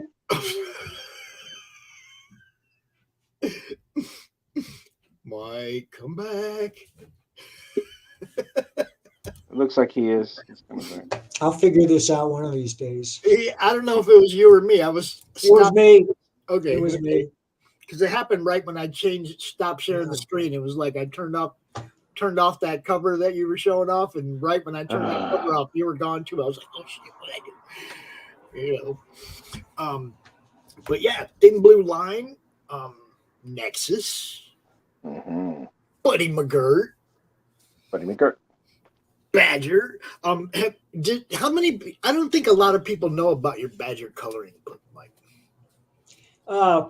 It wasn't marketed as far as I know. I don't even know who ordered it. I have a bunch, and First has a bunch. But other than that, people don't know about it. Here, I'll send you the cover. I got one. He called it Adult Therapy, I think it was called. Yeah. Yeah. You can draw, you can color Badger and all that. You know, it's like a bunch of like actual panels from comic books and stuff. Looks awesome.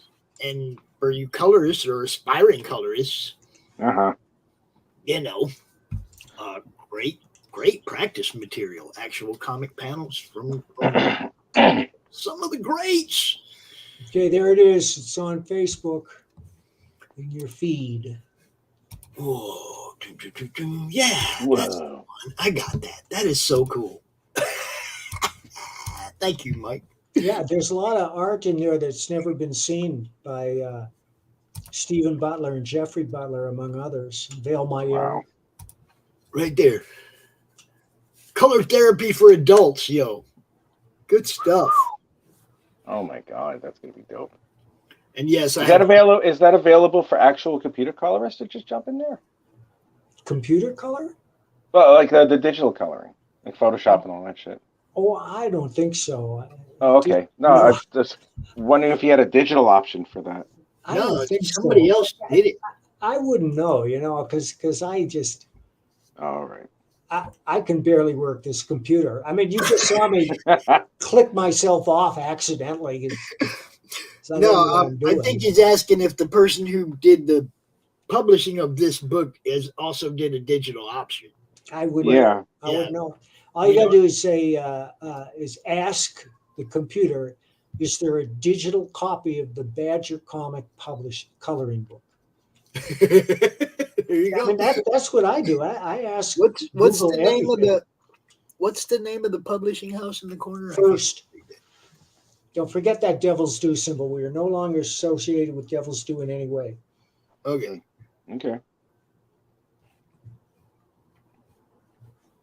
And I'm talking new series, and I hope we have a publisher. Keep your fingers crossed.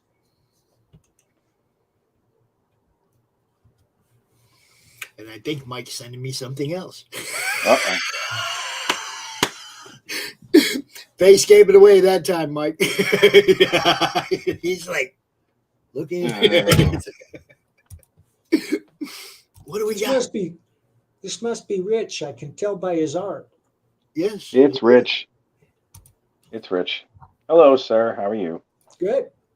Thank you. Thank you. This is, I'm not going to talk about it until my time is ready, but this is the thing that I showed Pops that I'm going to introduce a little bit later today. I just feel like drawing. That's the script. That's the script he sent me that I got so far into, and I was like, all right, that's enough. I need visual from here out. You know. But if you got me to that point where I was like, I was reading it, and then I was like, oh shit.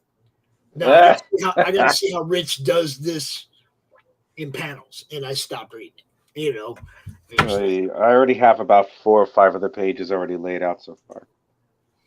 It's a roaring 20s, Mike. It's the roaring freaking 20s. That's where Rich is going with that. I think you'll be talking about this at 3 o'clock, right, Rich? Yes, sir. What is absolutely?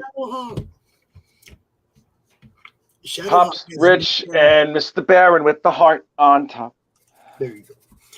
So I forgot to mention that Pops is one of the people we've interviewed on the Bear and Earl show. Yeah, and when you sat here just now talking about some of the names you've had on and the names you're going to have on in the future, that just like humbled the shit out of me, dude, because I don't belong in that conversation. Oh, you yeah, know? you do. I mean, well, you know, I'm just saying from where I'm sitting, it's like Jim Shooter. Shit, I ain't even got his autograph. I don't know. You know? Pops, you know, speaking as your co-host and as my friend, you if there was a Hall of Fame, you would go in kind of like a Harry Carey or a Bob Shepard or a Vince Scully. You know what I'm trying to say? When I've got a few more years of doing it in. Yeah. But yeah, if that was going to be the case, you'd go in as one of the. You'd go in on the similar vein of like, you know, all those amazing baseball or Bob Costas or Marv Albert or any of those sports announcers. Huh? Mean Gene Okerlund. Yes, Mean Gene Okerlund. Oh well, I don't know. You can't touch Mean Gene, dude. No, that's it. Mean Gene has it all. Mean Gene is the greatest announcer out of everybody that has ever existed. Him and good old JR. That's it. JR's still doing it. It's crazy. He is still doing. You know, he actually was a broadcaster. I mean, he still is, but I mean, it's not like he doesn't broadcast anything. But he was a broadcaster, like in the vein of Bob Costas. He would broadcast basketball games, football games when he first started his career. It just happened to be just blind luck that he wound up in wrestling, and it's like, you know, JR. You know, I mean, if you put him on any wrestling show, you will never go wrong with having JR on that show. Who's your favorite announcer, Mike, of all time? Mine? Of any kind, of any sport or anything. Who's your favorite, like, MC? Your favorite guy? Madden. Madden? John Madden. Yeah. That's a very good choice. Yeah. Boom!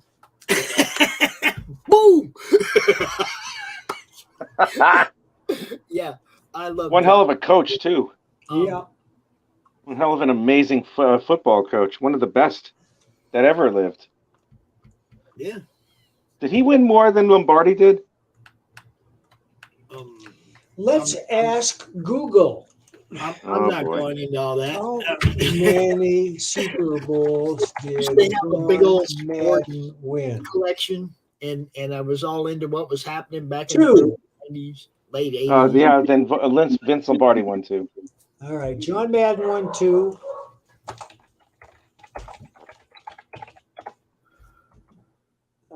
Vince won 5. Oh, he won 5. 5 Super Bowls. Jesus, fuck! I quit. Man.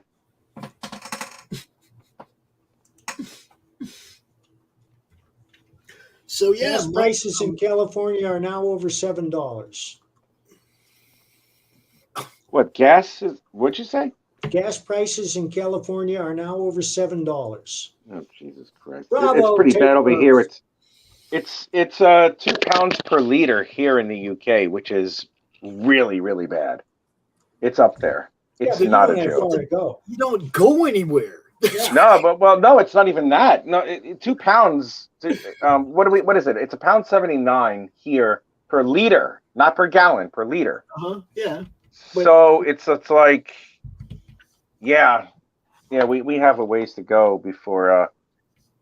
Let me just make sure about something. Jesus. It's the funny part of it is like we, because of demand, because we have to travel far distances to get where we're going half the time. What's the average commute to work in America? I think it's like 40 minutes or something. The average, approximately, yeah, depending on your location and where you live, or depending on the city, really. Well, that's what I mean. Nationwide, the average is like 40 minutes. Whether if you're going by car, yeah. If you're going by car, yeah. Gas consumption. So, I mean, some people live close to their work, some people ride bicycles, but most people live an hour or, between a half hour and an hour away from where they work. Yep. It's true. Very true. So that's a lot of gas. That is a lot of gas. That's us. That's America. We're big consumers. We have this big demand, and that's okay. But quit allowing these oil companies to just squeeze us. Why do we got it's not the oil companies who are responsible why do we got so many politicians prices? It's our government. The first thing that Biden did when he became president was to kill the Keystone Pipeline. Yeah, I know that. What I'm talking about is more like, how come we have so many American politicians that own interest in Ukrainian gas prices or Ukrainian gas companies, and why are they all going over there to visit? When has a president ever sent his wife into a war zone before? Money laundering. War is profitable. War is profitable. No president has ever sent his wife into a war zone before. This is theater. Yeah, it's just plain and simple. This is theater. This is horrible, but it's theater. It's being done to manipulate the people of the world. It's not cool. If I may, price of a liter of gas of petrol. I'm becoming more English as I go. It's £1.79 per liter. Now, one gallon is 4.5 liters. So you take that, we're paying 10 pounds, close to like 9 pounds a gallon, and you take that, it's translated to American, it's about $11-12 per gallon. All right, Pops, I've done my due diligence. It's time for my nap. Yes, sir, you have. It is a pleasure to see you once again, Mr. Barron. Mike Barron, you guys, you know where to find him. Everywhere. Well, the Nigerian queens and princes found him really easy. Dude, that guy's got so many things he's doing. He's got a new one coming out too. Man. I wish him the best on that one, of course. Buddy McGirt. There's so many cool things that he's got his fingers involved in. Two-Fisted Manly Tales. He did a story in that. He wrote Smokes the Fox for Justin Belmont. Dude's just, nice. It's all over the place, so don't miss it. Yeah, don't ever miss it. Boy. Who do we have next, man? Well, I think Thomas Doherty, but I think he thinks he's supposed to be here at 2. Wake his ass up. I did. I said, look, we got Timothy Fling and Thomas Doherty are our next 2. So I don't care which one comes out first. I did have a one cancellation today. Katie Shaw has family issues. She won't be here. So I'm sorry. I hope she's okay. I think that's right before you. So, Thomas, Timothy, Rich is the next 2 hours. Oh, God. Okay. Woohoo! So, what are you drawing there, Rich? I am digitally inking.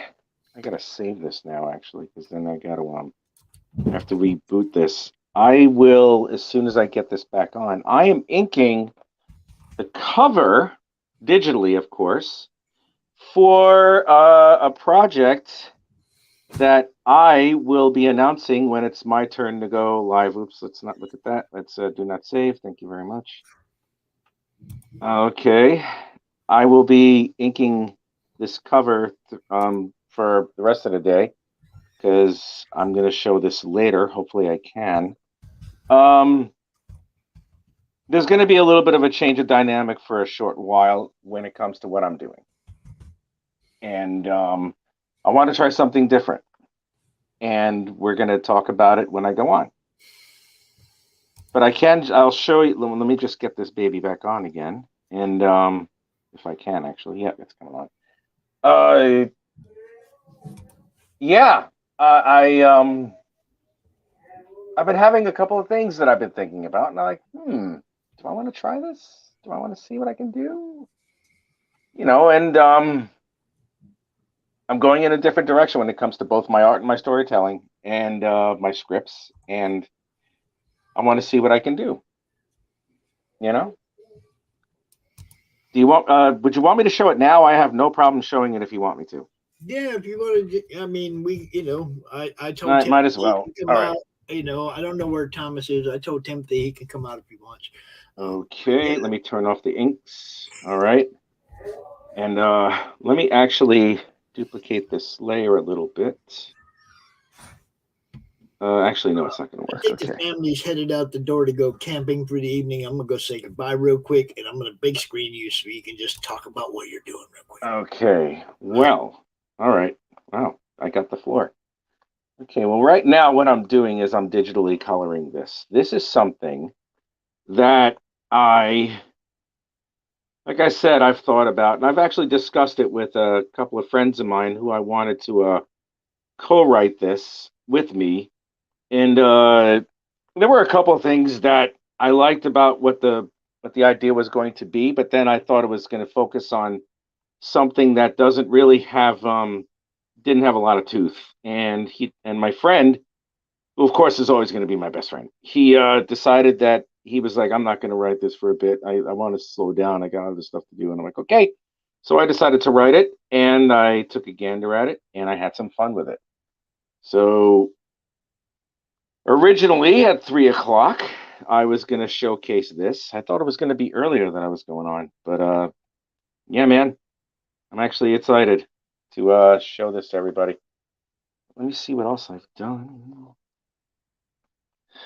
How's everyone? How is everybody out there? I hope I don't lose this entire audience, because I'm not exactly the most exciting human being on the planet.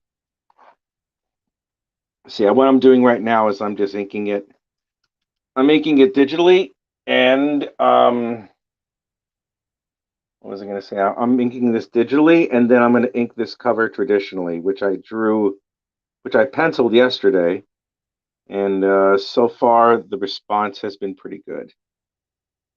So on CRoM CoN, here I am inking a drawing of something that I did yesterday. And there's definitely going to be more to come. For some of you who probably know who I am, my name is Rich Perotta. I am the artist, writer, and colorist and letterer for the first 2 chapters of my inaugural graphic novel series, The Incantessi. And chapter 3 will be coming out later this year.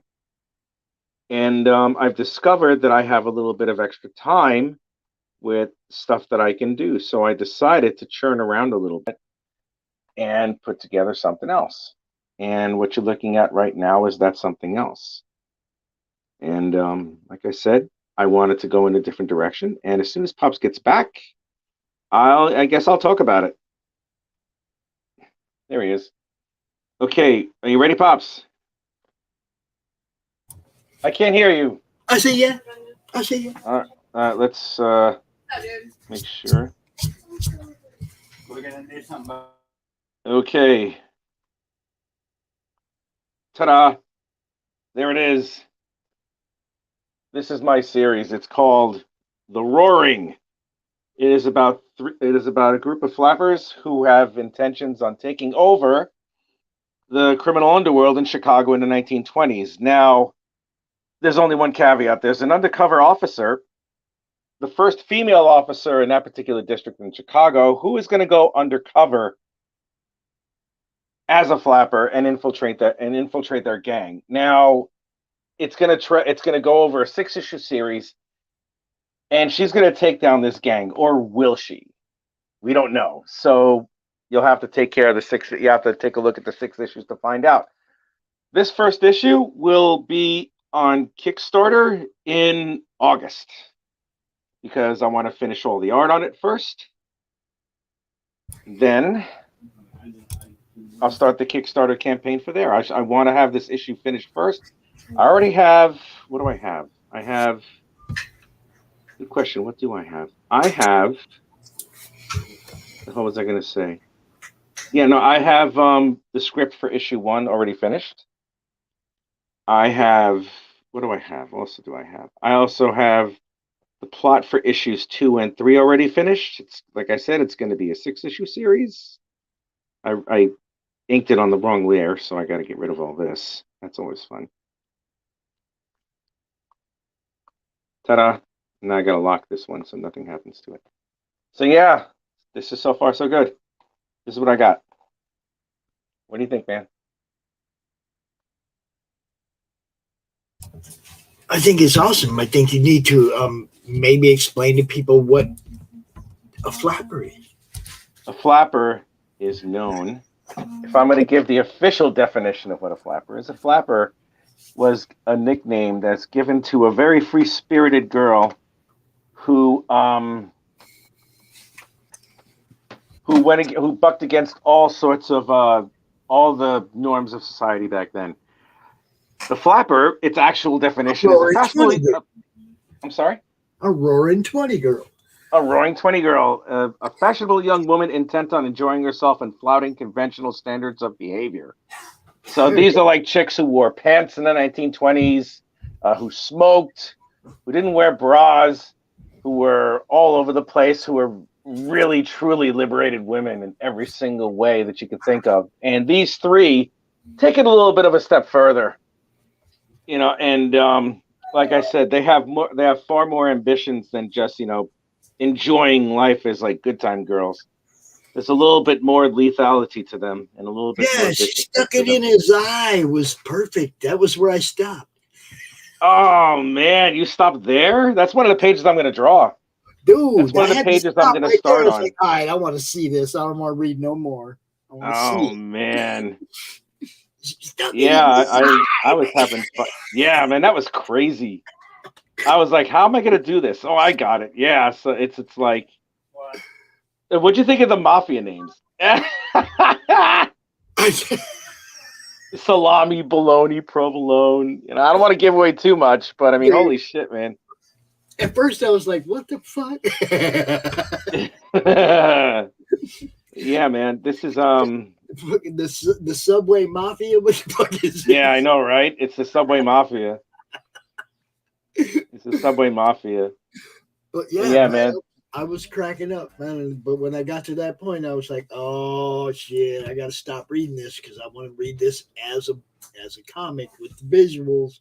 It looks like it's gonna be good. You know, this one's gonna be really good. Well, here's the reason why I'm doing this particular one. When I met Pops right around the time that I finished my first chapter of Incantessi, right? Now, when I arrived here in the UK after I got hitched in February 29th, 2020, and we all know what happened sometime in March, you know, so yeah, right after the world essentially shut down. Yeah. Now, right around that time, about 2 months later, and Pops knows this, I had cancer. Now, when I found out that I had cancer, I was just, you know what? I have this thing brewing that I'm going to do. I'm just going to effing do it. And if I was wondering if I was going to die. So I'm like, you know what? At the very least, I have something published. So I did. And I put out the first issue of the Incantessi. And it did pretty decent for a first time, for a first run ever. And and Pops' show was the evidence of that, especially on the last day when my head was shaved, which I thought was fucking amazing. You know, and I'm going to do it again with this one, by the way. So anyway, so what happened was I did a second issue because the response was good, but the way that I handled the second issue was not so great. You know, the fulfillment and the story, I felt anyway, went a little bit off track of what I wanted to do. So instead of an August release for chapter 3, I'm going to do a later release for chapter 3, and I've decided I wanted to do another story. Now, I've had this one in my head for quite some time, but I didn't think I was going to do anything with it until later, but I decided, you know what, I feel like doing something with it now because I want to step away from Incantessi for a bit, because if I look at it with fresh eyes, it's going to be a hell of a lot better. I mean, on Mike DeBruin's show earlier today, I worked on page 3 of chapter 3, but you know, the first bunch of pages I already have locked in. I just want to make sure that I do this right. So Incantessi's not on hold, but it's going to be delayed a little bit more because I want to explore this part of my storytelling. And now that I have an idea of where I'm really going to go with the story that I have, I'm going to make sure that I carry it out all the way and make sure that I do it the right way for myself, because I figured out now I can do it. What'd you say? I figured out a way to do that cameo we were talking about. Which one? The big yeah, D. well, Big D, yeah. I figured out how we can do that cameo. How can we do that? Well, I'll talk about it, like, you know. All right. You know, and it's going to be a Big D Wild cameo in there too. So I did figure out how to do that, though. I know how we're going to do that. Yeah. So yeah, this is going to be. I really feel like this is going to be one of the greatest illustrated books, one of the best things I've done. And I thought Incantessi was the shit. This is going to be 1,000 times. This is going to be quite a few times better. But it's going to be a few times better. It's only going to refine what I'm going to do for chapter 3. And one of the things that actually, I'll talk about it when I get my campaign really solidified. But I have an idea of what I'm going to do as a part of the first issue of this baby over here. So sit back and enjoy the ride, because I'm going to keep doing some art on this. And to make sure that I have fulfillment for everyone, I'm going to make sure that I will finish this issue before or right at the point that the campaign starts. Because I want to make sure everybody gets what they want. Everybody gets this book. Don't show everybody everything, Rich. I'm not showing everybody everything. I didn't do it the last time. No, shit. You know what I'm saying. It's like you like to do a lot of draw streams, but don't, you know. Yeah, I'm holding off on those for a bit. If I do draw streams, it's only because I'm just going to draw really freaky shit and just commissions. That's it. I'm not going to do pages. Cool. You know, if you want to see the pages, you know, I'll post little bits here and there, but I'm not even going to post full pages anymore. Like, no, fuck that noise. You want it, you got to see it. You got to pay. Like fat chicks when they need love and all that stuff. You got to pay. Hey, Quagmire said that shit. I didn't. He's like, hey, no, Quagmire said it. He's like, fat chicks need love too, but they gotta pay. And it's like, that's messed up, man. You know, don't blame me. Don't blame me. No. I didn't use profanity. I just said something that Quagmire said. Blame Quagmire, man. He's the one who corrupted my immortal soul, dude. Giggity. Yeah.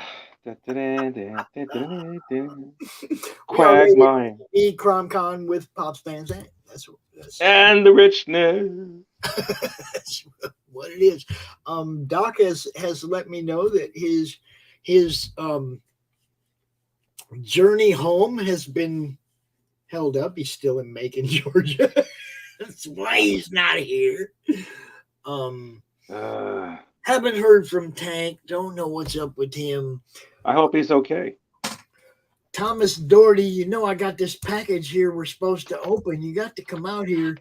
I want to see Thomas Doherty's package. Let him come out. Timothy Fling, you can move up if you're out there and ready. You want to come out. We got Max later. We got Sam Quinton later. Yes, Sam Quinton. Who else we got? Oh, Morgan Quaid, John Hervey. If any of you got guys Quaid, move up in the order. If you're ready and you just want to come out, just come out. You got Quaid. Don't matter. Quaid. I want to. Can I show you something, Pops? Quick, if I can. I'm going to send it to you by Facebook Messenger, and I want to show. I want to show you what I've done, what I did before I got to your show today. What the hell is that thing? Is that it? No, that's not it. What the fuck? Give me a sec. One second. Save image as. Oh, what the fuck? No, it's like E. 1 second. Damn it! I suck at this. I'm using two computers at the same time.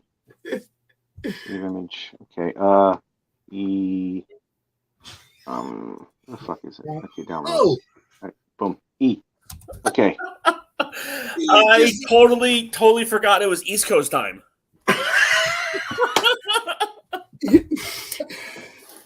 I don't live on the West Coast anymore, bro. Everything's East Coast time.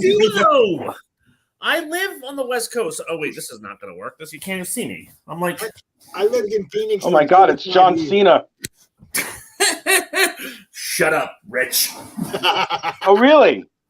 Really? I love you, Rich. Yeah. Whatever. Welcome, Thomas Doherty. How you doing, my friend? Good. Welcome, Thomas. It's great seeing you again, my friend. How are you doing? Guys. I'm doing good. Busy as always. Good. That's what happens when you try and do 8 million things at once. I can only imagine, man. How's everything going otherwise? What are you doing that's a million things in a row or something? What's going on? Well, I had to send that little package out to Pops that he's holding in his little greedy hands. But no, I'm actually trying. Bill finally finished the 3rd issue of Nira that we did the Kickstarter for him. So he finally finished all the art. Him and Kat did all that. The book looks amazing. It's the storytelling. Sure, it does. So I'm putting that together. I'm getting that out to the printer. Actually, I was working on that as Pops was like, "Hey, where are you? Aren't you supposed to be here?" And I'm like, "No." So I was working on putting those files together. And now I'm prepping another Kickstarter for a collection of a miniseries that we did a couple of years ago. I'm going to try to do a hardcover Lux format on it. And then I'm also in the process of trying to start the next miniseries, the next installment of Nira. So we've already got that kind of going on. In addition to prepping for 3 shows, not quite back-to-back, but almost back-to-back, like in terms of months-wise. So I have a show here in Washington in June called SummerCon. It's in Puyallup, Washington. So if anybody is on the West Coast watching, or that's June 16th through the 18th, I believe. Friday, Saturday, Sunday, is that right? Go. Yeah, and then after that, I've got Comic-Con in San Diego. Really? Fantastic. Yep. And then we're going to be at Small Press in L09. So L9 is where we'll be. And then after that, in August, I have Emerald City here in Seattle, Washington. Ooh. Where it all ended. I mean, began. I mean, ended. I mean, began. I mean, ended. I mean, began. Holy crap. And then after that, I've got in September, I've got Salt Lake Fan X.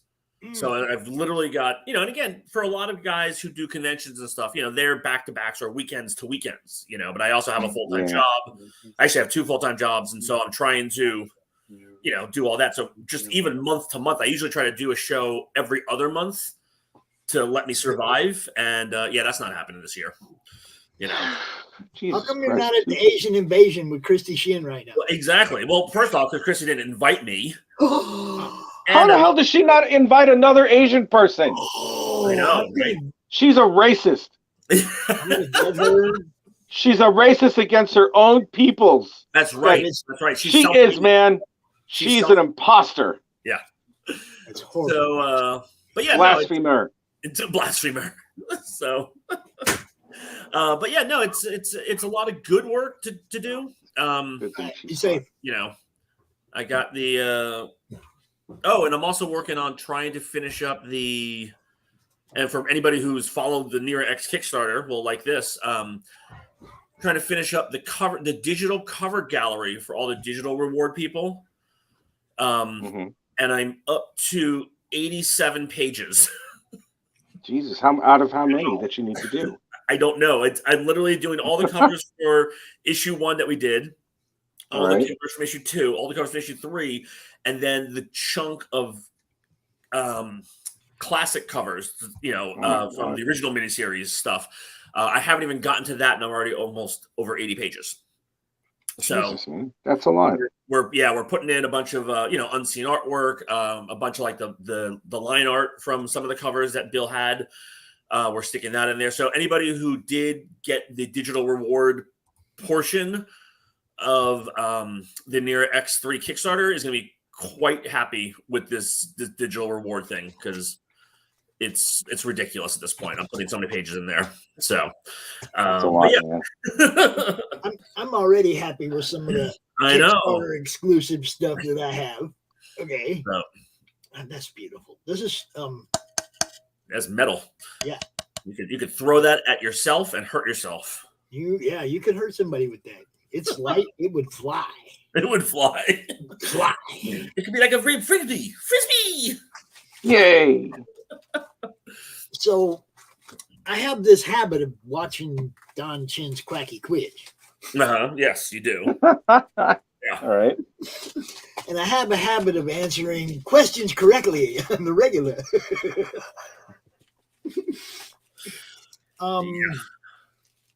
2 weeks ago on Don's show, there was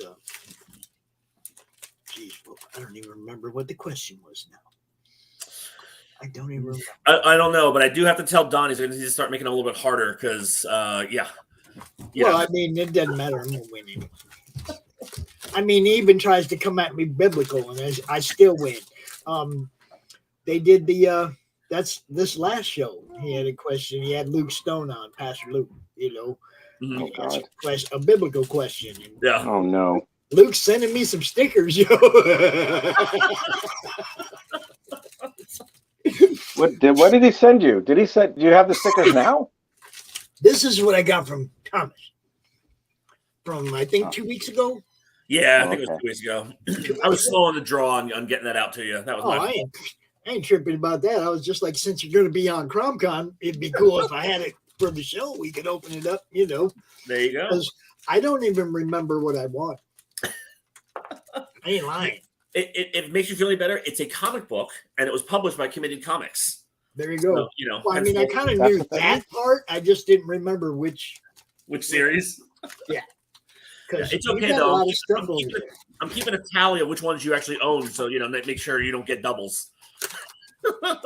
Well, now I have Jackrabbit. I already had Jackrabbit, so we'll see what this is. We'll see. Yeah. Now, see, this guy gets it. Put a little tape around the edges of the flat. See? Yeah, just trying to make sure it gets there to where it's going. Exactly. Without That's no water issues or none of that kind of stuff. Yeah. I'm trying to be careful because I don't know what we got in here. So. Well, you should be able to cut across the top there, across the seam, because it's got cardboard on there, so you should be good. Okay. Yeah. So. All righty then. Dude, that's some serious cardboard. That's not like this ain't no cereal box stuff. Nope. That's some serious cardboard. That's gonna protect your books. Very That's right. good. It's doubled up there, so. And doubled up on both sides. You Yep. see that? Protect those books. Yes, indeed. So yeah, so you got the complete mini series of Show the Camera, Java. That was one of Committed Comics' first mini series that we did with Ken Obayashi and Peter Palmiotti and Lee Stacy. Peter. Yep.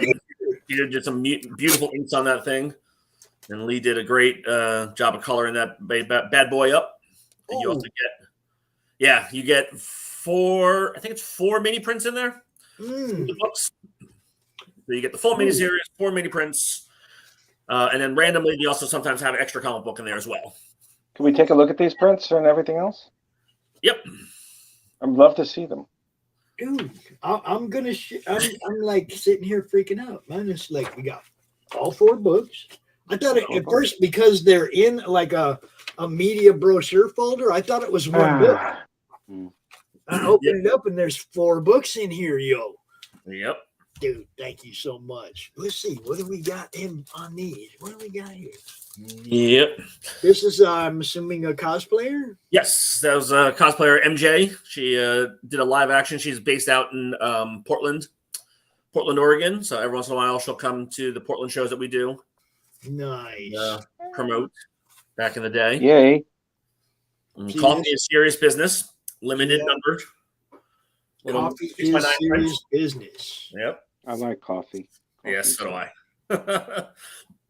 And then that's a little pinup done by Rance. He's done some work for Red 5 Comics. Oh my God, look at that. Yeah. Hanging out. Sunrise Coffee. I love Sunrise it. Coffee is Yeah. Yeah. Love it. Love so it. the next thing is I think I have 5 different prints, and what I do is I mix them up in the convention packets. So if you come meet us at a show and you buy that, and if you buy Java or Neodawn, the other miniseries that we have, you get a variety of different prints inside.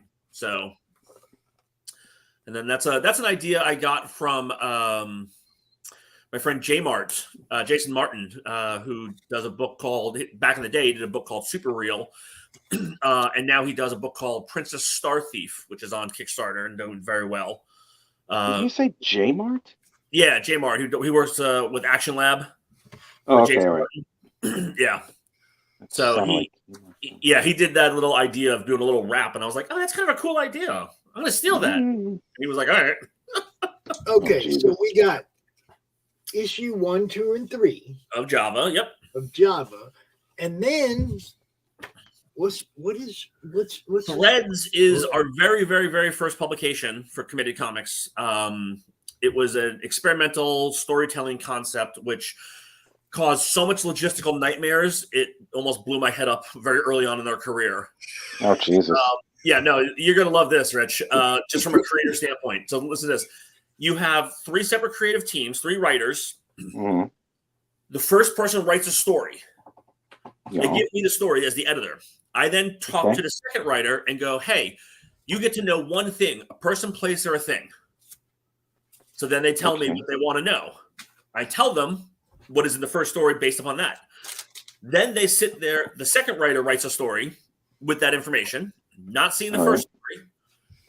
Then I give it to the third writer and I say, hey, writer 3, you get to know person, place, or thing. And they get to pick something. And then I basically get the first artist to draw the first story. And then whatever the connecting element is, I show that to the other artists. And then they draw their stories. That's how it usually goes. Well, no, but they don't know the story of the other guy. Oh! They never see the story. What? Yeah. Whoa! Yeah, it's a nightmare. Oh my God! It's a You're nightmare. kidding!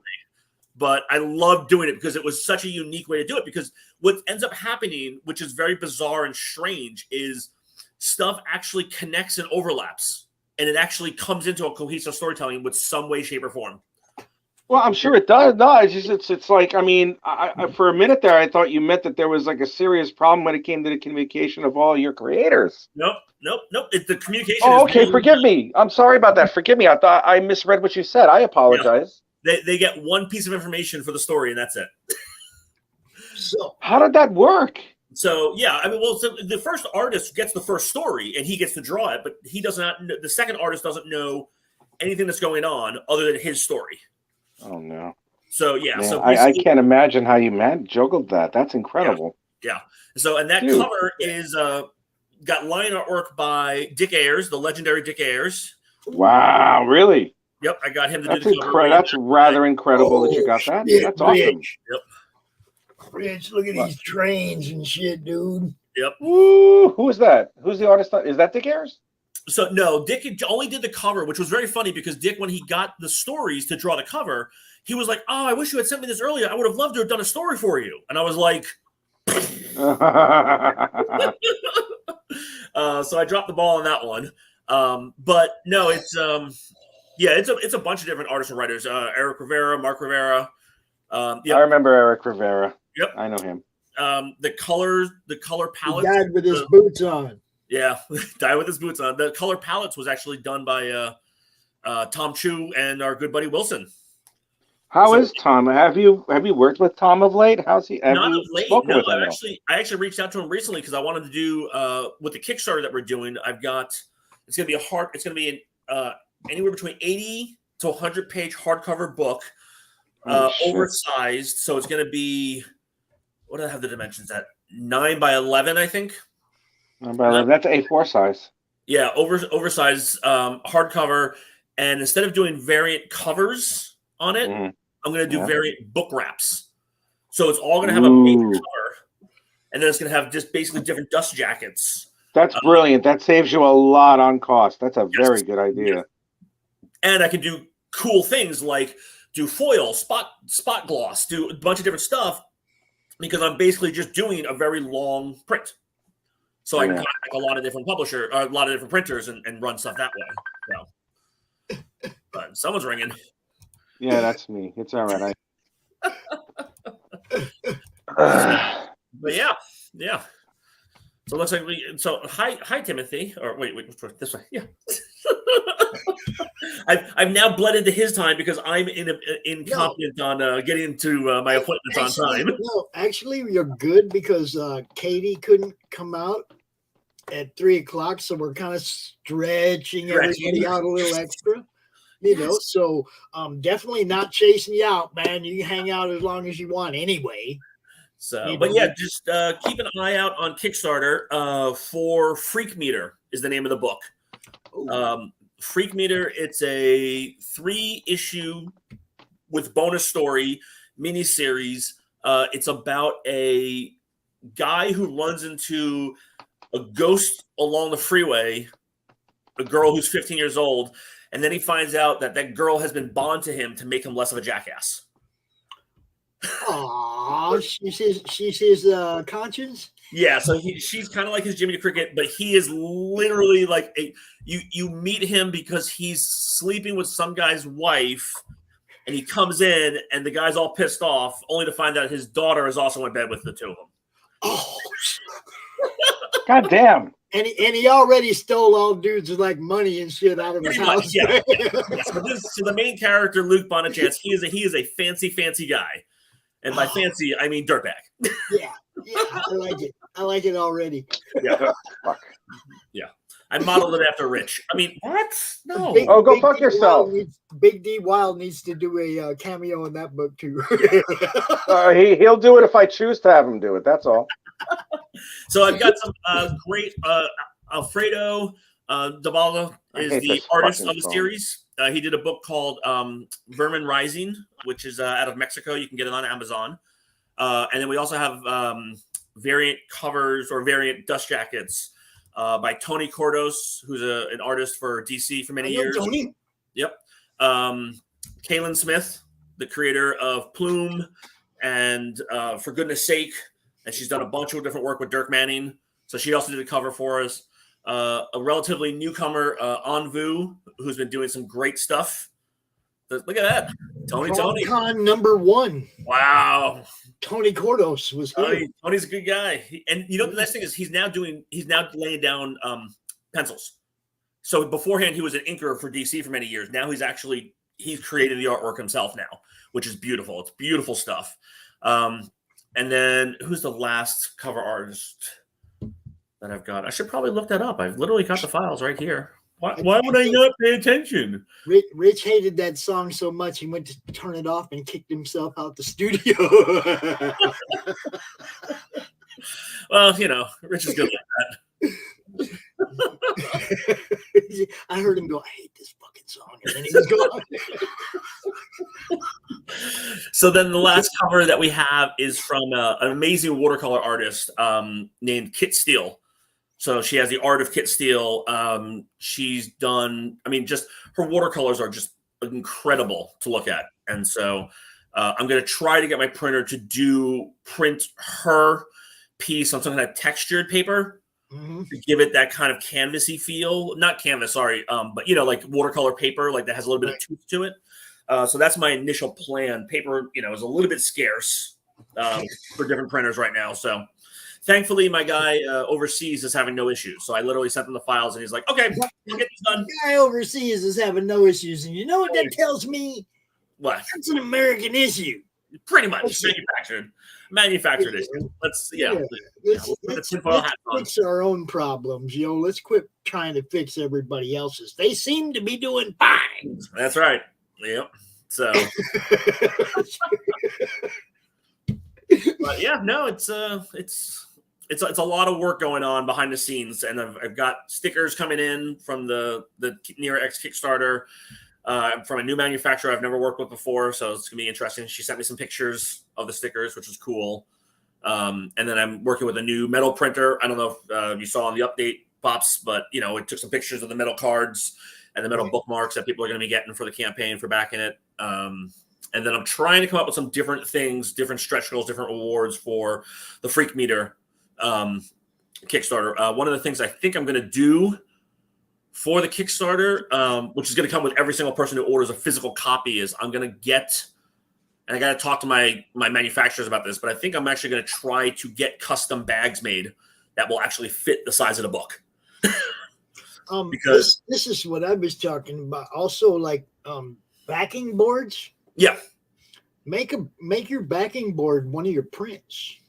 Oh, so yeah. When you turn the book over, you see one of your prints, but it's a treated backing board on the other side, and it does what it's supposed to do. The same thickness and that kind of stuff. Yeah, It I can talk to my stays guy in about the that. bag with the book. It doesn't get thrown in a drawer or a box. Or there you go. You see what I'm saying? I'm a big fan of stuff like that, man. It's like incorporate a need and a product at the same time. Well, the concept of the custom bag came into my head when the last Ronin from IDW came out. Everyone was talking about how that doesn't fit into anything. It's slightly larger than a magazine size, and it's not quite as wide as a magazine bag. So you get this weird thing. And then if you put it into 11x14 bag, it's too much on both sides, on top and sides. So I was kind of like, well, I'm working with a manufacturer for another one of my design clients doing manufacturing of, actual bags, acid-free archival bags. So I'm like, I wonder if I can get a couple, thousand of those, added onto his order, put my order in there. And so that's my plan.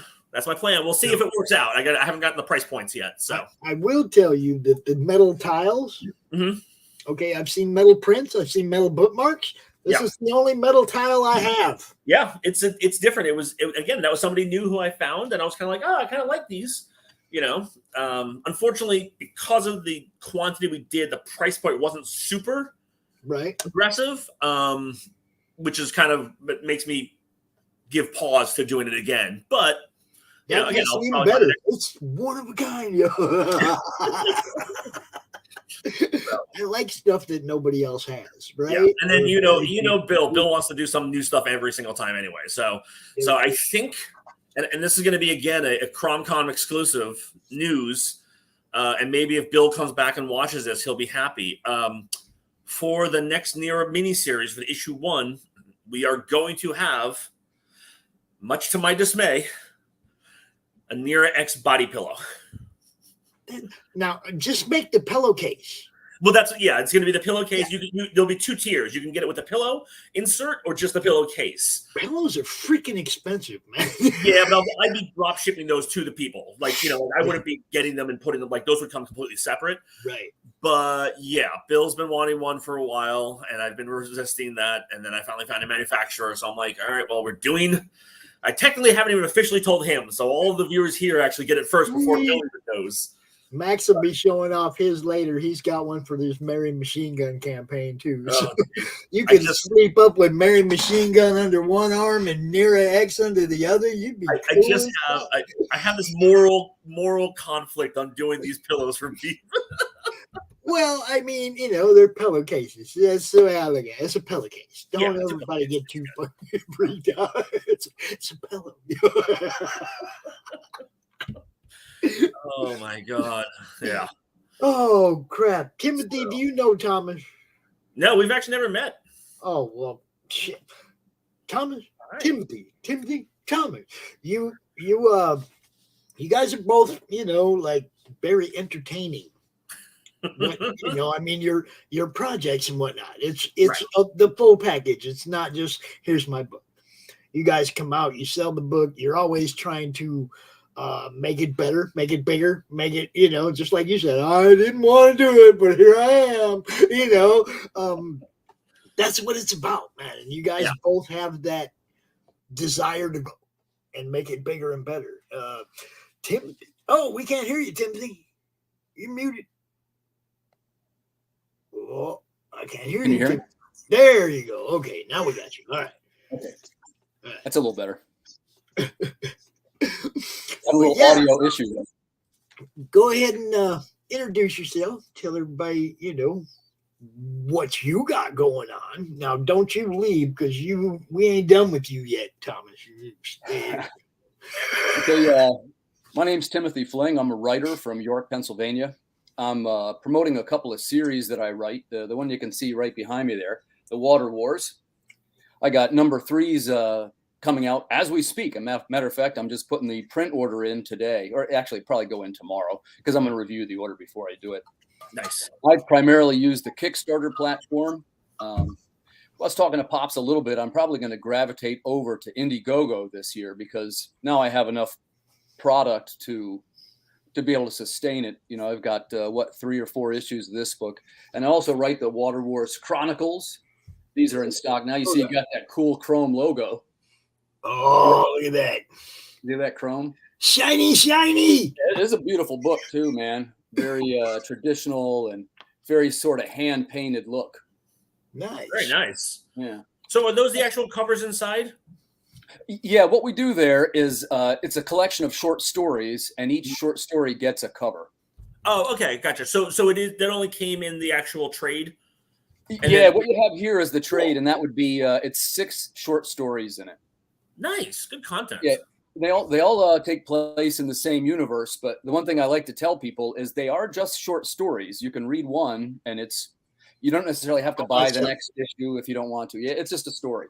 But if you're the type of person that likes the connected worlds and the lore, which we're all kind of big nerds over here, it is all connected into one world. And sometimes the characters even cross paths in their adventures. And they also come with what we call these tactical maps, which is a chrome enhanced. I don't know if you can see the chrome on that, maybe a little. Oh, yeah. Shiny, shiny. That looks awesome, dude. Yeah, it's a map. And it gives you all the locations of the battles and the robot uprisings and all the earthquakes. Nice. And so each time you do a collection, do you add to the map when more people put more stuff that happens into the world? Yes, sir, we do. And cool. The third one's just coming out now. And that is, the first one we did, it was just kind of a simple map to show where the characters went. Then the second one, we went with the chrome enhanced. And the third one is coming out here, and it's got a little bit of I guess you'd say it's sort of an Asian motif. In this current one, we deal with the apocalypse in Asia a little bit. So it's got a little bit of that woven into it. Nice. And what we're doing is trying to expand the world a little bit each time that we do it. So the current issue that's coming out, that's Water Wars 3. And like I say, that's going into print here this weekend. And by the way, thanks everybody so much for supporting that book. We had a terrific Kickstarter. Yeah, it keeps going up. And I think I told Pops this last time. I write a couple of titles, but if this was a band, we would listen to what the audience was saying. And everybody seems to like the Water Wars books. So you're going to see me doubling down on this series. 4 and 5 are going to come out both this year. So God willing, there'll be 5 issues in a trade. Nice. Yeah. And I started kind of small. I guess the first one was it generated 2,000. Then the second one was 3,000. Then the third one was 4,000 some. And now we're in the $5,000 to $6,000 bracket, which for me is very, very big. I know that for individual issues, right? That's really amazing. Yeah. To sustain that too. It's not just one. You're sustaining that and you're growing each time. Yeah. Thanks for saying. And I've been very lucky in the sense that my category that I perform the best in is the returning backers. That's what we've been growing every time. And it's such a good feeling to see the people whose names I recognize in that queue. Yes. You know? Yes. Not only that, but to me, backer count's more important than how much money you make. Right. How many people you got out there telling other people about how cool your book is? That's way more important than the $20 you made off that book. Yeah, that's definitely true. Right. Way more.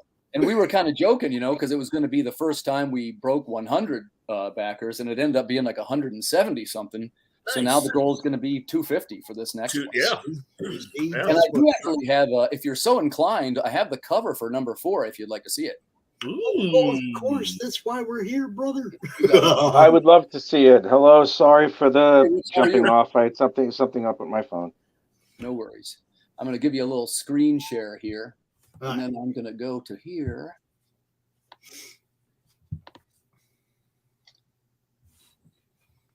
Can you see that, Pops? It hasn't popped up yet. Give it a second. Where are you putting it? Well, I'm not. Here we go. I guess I can do I'm trying to do entire screen instead of a window. It's not even. Just share the screen. I'll make sure it gets full screen. All right.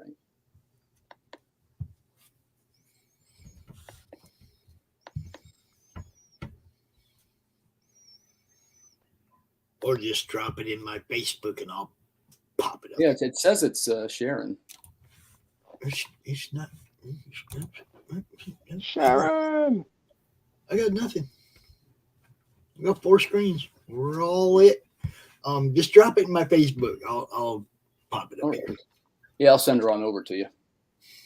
But so this is the next one coming up. It's going to be number 4, and that is Renan Shoddy is the illustrator. And we have a new colorist here, which is her name is Martina Rossi. Do you have the same artist for each issue, or because of the fact that it's kind of chronological or a chronological type thing, it allows you to pop in different creators? It's different. Well, I have a couple that I work with pretty regular, but I would tell you that, you know, I try to always have 2 titles going at once, so there's always something coming over. Right. So you're going to see a little bit. There we go. Now it's telling me. Oh, right when I get it in my Facebook, then it shows up over here. Yep, that's the one. Nice. Wow, that's beautiful. Yeah, so that's Renan Shoddy and Martina Rossi, our new colorist. And I remember this. I remember this. This is really good.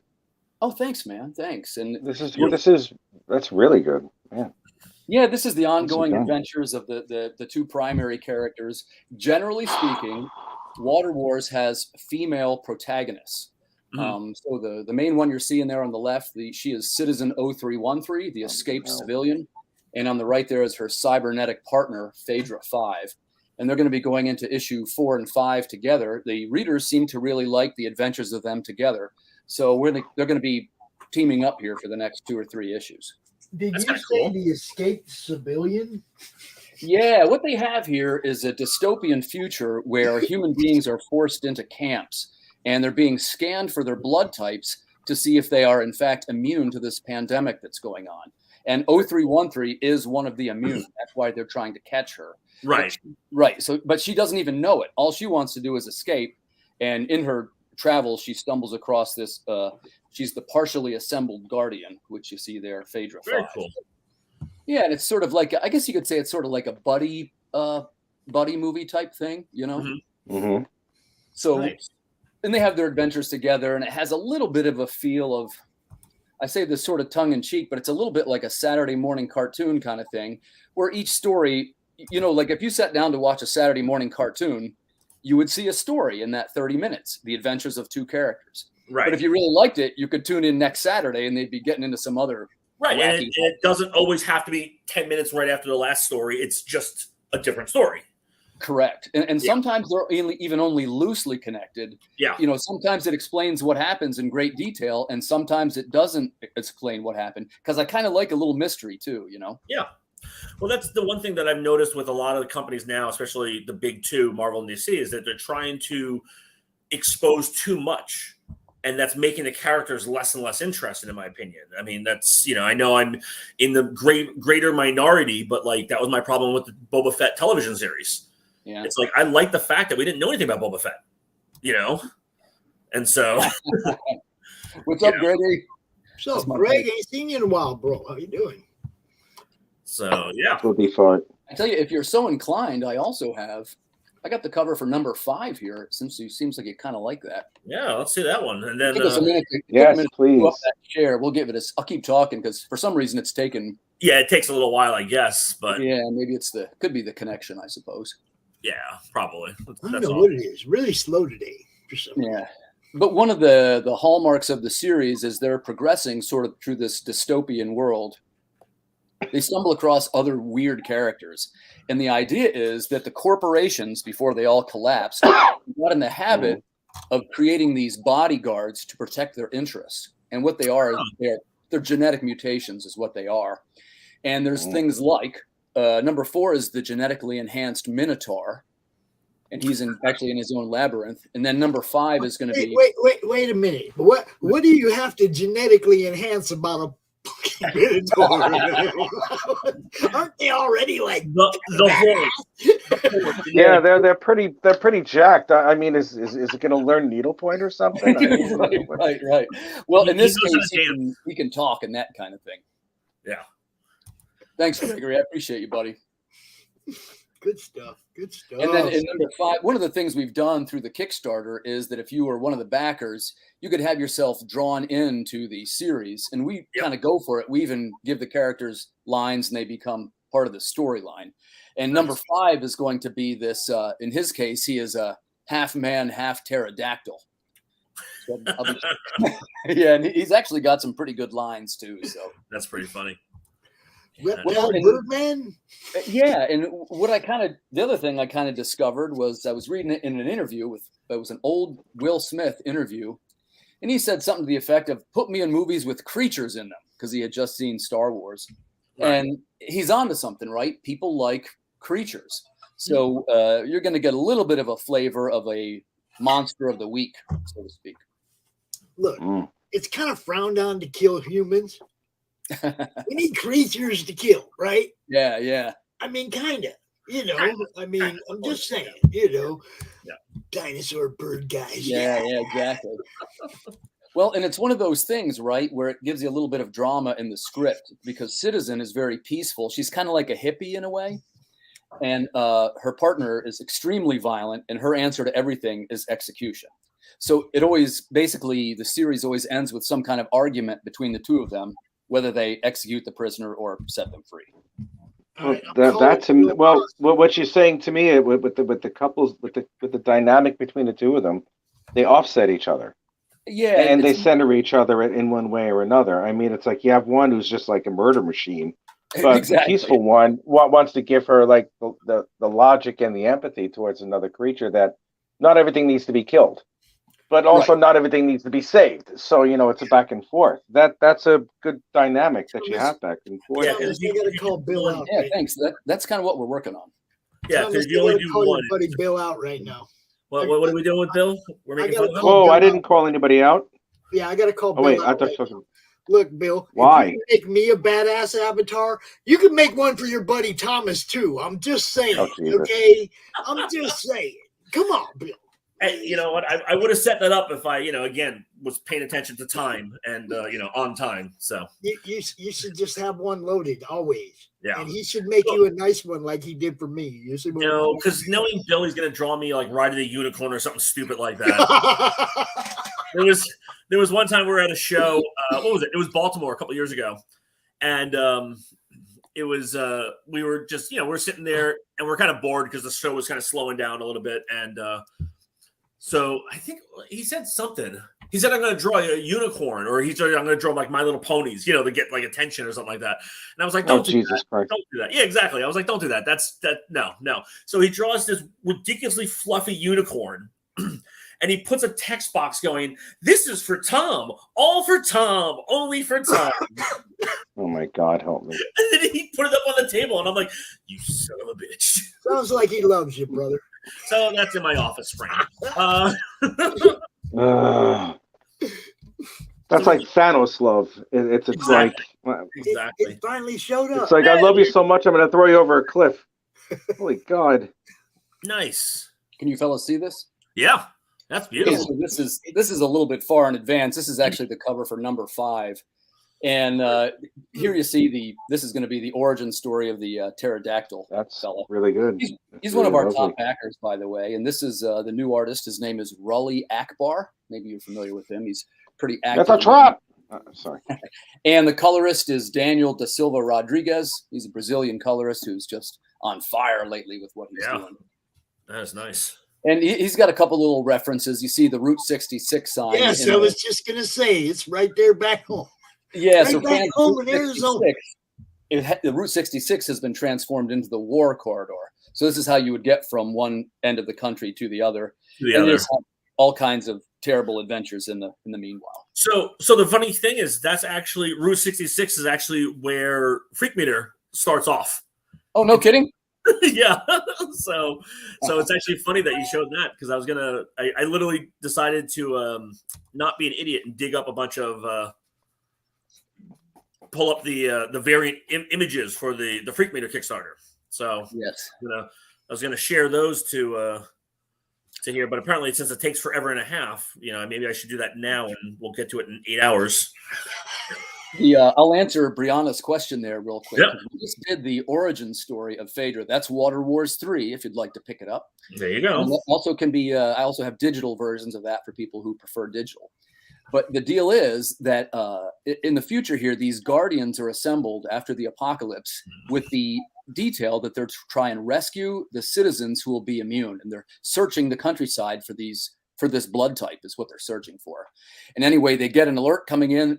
There's an urgent alert, and she wakes Phaedra up before she's fully assembled, and they pull her out of it's like a biogenesis tub. And that's why she's wrapped in bandages and has this kind of cloak on. If you look at her machinery is sticking through her skin, kind of. So she says, look, you've got to go as you are. Go right now and find the girl. And that's where the adventure starts. But that's why she kind of looks like she's not quite finished, if you know what I mean. So basically rushing out of the house with her hair wet. Like totally get it. Exactly. Totally understands. Yeah. And she has a pretty good origin story, too, because, her assignment is to protect the humans. But, of course, it's been after this robot uprising. So, essentially, she always has to return these humans to their camps. And then she's turned away. She can't come in. She's artificial. Yeah. So it gives a little bit of drama, Very cool. Yeah, so thanks. This was number 3. Nice. Yeah, we did pretty good with number 3. And there you see on the front there, that's the third character. That's Sarah Strong. She's a human. And on the right is Phaedra 5. Yeah, she is sort of an apocalyptic gambit. That's a pretty good. That's a pretty good assumption. Yeah.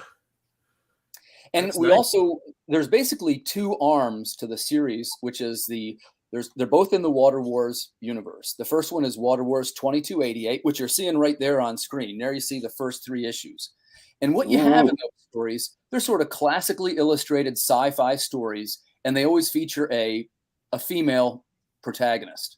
So if you like things like, Ellen Ripley from Aliens or Imperator Furiosa from Mad Max, you'd probably like Water Wars. And by the way, they don't always make the right decisions either. Some of the books, one person described it to me. She said it's kind of sad and beautiful. And I thought that was really a great review of the series. Now, don't get that Kevin Costner Water World thing in your head. Okay, because I'm not gonna lie, the first time I saw this, I was like, Water World? And it wasn't until you were on the show that I realized, no, it's wars. Apocalyptic desert, and they really need that water back. Right. Warring over that water. Essentially, it's a world where everyone is fighting over water. Mm-hmm. So that's funny because Pops, that's the very, very similar to the series Java that you just got. It's a world where 80% of the coffee beans have gone toxic, and people need coffee and caffeine to physically survive. That's so it's basically replace water with coffee. Who wrote that story? Who wrote that? You want to scroll Who wrote down there? that? I'll show those panels. You monster! Kensuke Obayashi wrote it. He's a crazy, crazy man. Bastard!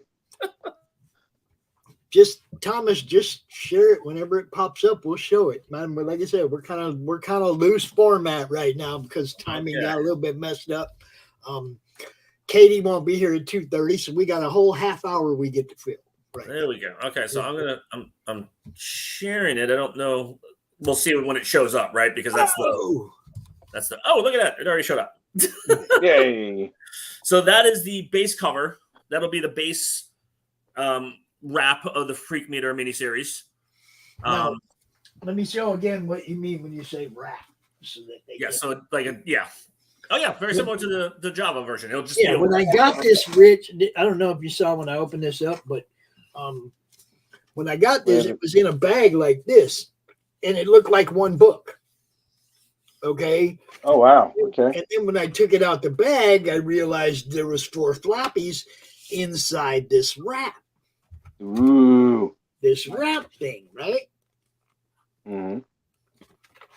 Okay, so the 4 floppies were inside this, and all right. I love it. Great idea. Damn. And like you said, you can do different. You can do like variant wraps. So that's basically, this is going to be the standard one. So, again, if you back the Kickstarter, you can get the standard version. Or if you wanted to be a little different, you could, this is Tony's version. Let me make sure this is going through. There we go. Oh, nice. So that is Tony Kodos' version of the image. It's got colors by Luis Delgado, who actually is coloring The Last Ronin. He's doing the IDW work. He's done Ghostbusters, Last Ronin. Now he's doing Ghostbusters Transformers since they're doing that crossover. Oh my God. Yeah, I know. It's just crazy. And then the next one is Kaylin Smith's version. Nice. From Plume and For Goodness Sake. She's done a ton of work with Source Point Press. She has a series coming out from Kaboom, which is the all ages version of Boom. So got some good talent. Yeah, it's a lot of people's guilty versions. So, and then this is the other one is Kit Steele's. This is the watercolor one I was talking about. I would say though, and make these an inch longer on both sides. Oh yeah, no, these are just so these are so these you are can fold actually, it over. They're actually going to be full full dust jacket. So it's actually going to have an inside flap that'll have some text about the artist, a back flap that'll have that, and then it'll have a different back cover than the standard book, which will probably be a synopsis, of the series. There's one more that is only in line art, so I am going to refrain from showing that one, but I'm hoping to have the colored version all. Take the guesswork out of mobile photography with the new open. Yeah, love them. Sorry about that. I'm hoping. No, I'm turning my computer off because I had a pop up just show up out of nowhere. I'm sorry. I looked at, was that me? So and then we're basically going to be so On's cover is the last one, and I'm hoping to have that colored, and it's going to be on display at San Diego. And that was the other thing. It's San Diego Comic-Con. We're going to have On and Mog Park as weekend guests signing at the booth. Nice. So Mog is going to be at the show. It's going to be her first San Diego there. So contact her now for commissions. She has a limited commission list open. So anybody who's a fan of Mog Park's artwork and going to Comic-Con in San Diego, contact her so that way you can pick it up at the show. Just saying. Yep, we love Mog. She's cool. Yeah. So, she's but yeah, probably at Asian Invasion without you. No, she's actually this weekend. She's actually at Phoenix Fan Fusion. Yeah, I know. I just tease. So yeah. But there's that Route 66, just like cool, man. Yeah, just like yours. So, but yeah, and Pops, the author of Freak Meter is Bo DeRancer, who is the author of Jackrabbit. Oh, nice. So he's got that Freak Meter again. The main character has that very similar problematic, snarky attitude that Jackrabbit has. So he's good at the snarky attitude. He is good with the snarky. Yeah, he draws on his own experience there. So snark. So this is I'm hopefully going to have this up by the middle of June Kickstarter ready to go. So that way that we have the last week overlaps with Comic-Con. So, it'll be, we're hoping to, build it that way to overlap. And when are you coming with yours, Timothy? My next Kickstarter? Yeah. I'd say probably August. Nice. With a little luck, I'll have 3 this year. We just finished the one. Then the book's actually, since you asked, I'll say something real quick. Oh, yeah. No, I generally don't run the Kickstarter until after the book is done. Right. I tell you why. That's a smart move.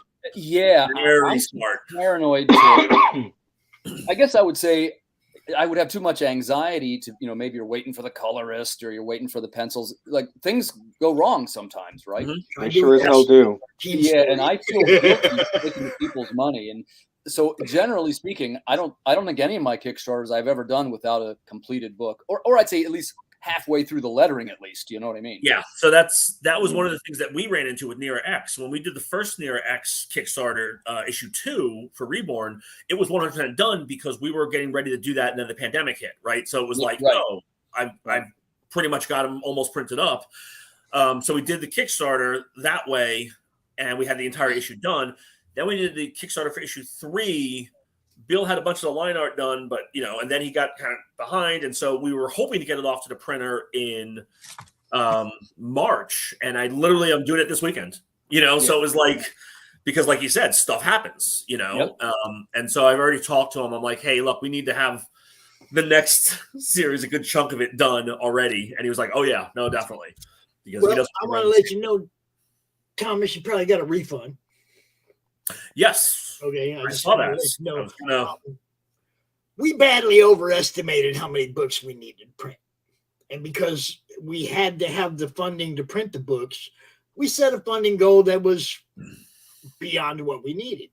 We're going to do it again. We're going to bring the funding goal down. Nothing else really changed. We just overestimated how many books we needed to print.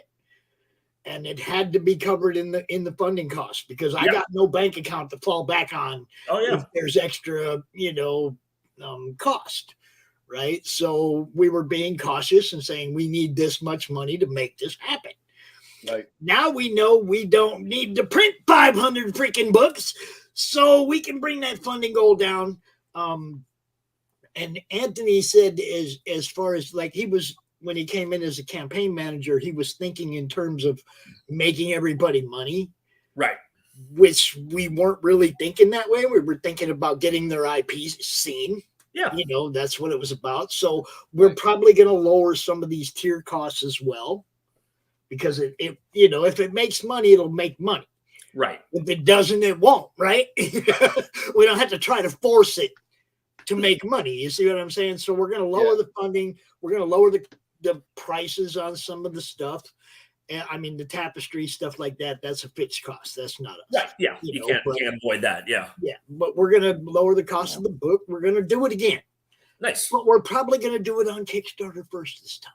There you go. Yeah. And then maybe go back to Indiegogo after we've got people talking about it. That seems to be the model that a lot of people use. They do Kickstarter and then they roll it to Indiegogo. And that was one of the things that I do need to talk to Don Shin about because well, see, with this, it was like most of the people on the project were Indiegogo people. No, totally. So that's why we went that way first, but most of my audience is a Kickstarter audience. Yeah. So, I don't see I don't see a bad move either way. I just know I got to bring that funding goal down to the realistic how many copies we actually need to print type thing. Yeah. And then the other thing, which I have noticed with Kickstarter, which it seems to be a little bit easier, and Timothy, you might have found the same thing, that if you're networking or sharing campaigns or inserting somebody else's, they give you that ability with your communication to your fans, right? Yes. You can put a link in to another campaign. And so I can say, hey, here's the Freak Meter one. Next month, Timothy's going to have a Kickstarter. Correct. Make sure you check out his after you back mine. And I like to do that. I was doing that like as updates on my campaign, right? I was like, go check out that book. Go check out that book. And some people got mad. And I'm like, wait a minute, you guys forget who I am. I'm a promoter. I don't give a I'm trying to get eyes on projects. That's what I do.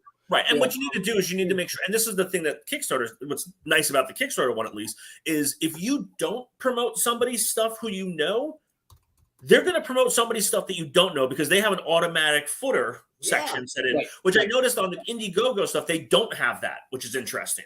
Right. So they're already going to be promoting somebody. So people on Kickstarter, they're used to seeing promotion, but they have no idea that I might not support that project at all. And if they want to support me, they want to know about a project that I like. So, I'll sit there and be like, yeah, check out Water Wars. It's pretty awesome. Go back it next month. And that, I think, hopefully, in this crazy crowdfunding world, hopefully that makes a difference to people, it makes them want to. I've definitely found that to be true. I was a little lucky because when I started, I didn't have any kind of following at all, speaking directly. And I thought, hey, I'm just going to jump in the water and I'm going to try it. But very quickly, people start to reach out to you. And it's, I'm in a couple of the digital swap groups and I'm in a couple of the, the Kickstarter groups and things. And the community itself is very supportive. Yeah. And I was kind of insecure about it in the beginning, I'll tell you, because I wasn't really, there's not really any heroes or anything in my books. And it wasn't really quite what anybody else was doing at the time. And by the way, that's nothing against heroes. Man, I love all kinds of comics, right? No, it's one of the things that made yours stand out when I first saw it. I was like, oh, I got to show this people because it's everything. Look, indie comics is the whole point of independent comics is you guys get to do what you want to do. Right, That's right. true. And, I'm in a very slender, it's a very slender segment, the sci-fi segment, right? But that's what I really like to do. And that's what I try to make. And people say to me all the time, like, well, who's your target audience for this? And I say, it's an easy question for me to answer. I make these for myself. And I just hope other people like them.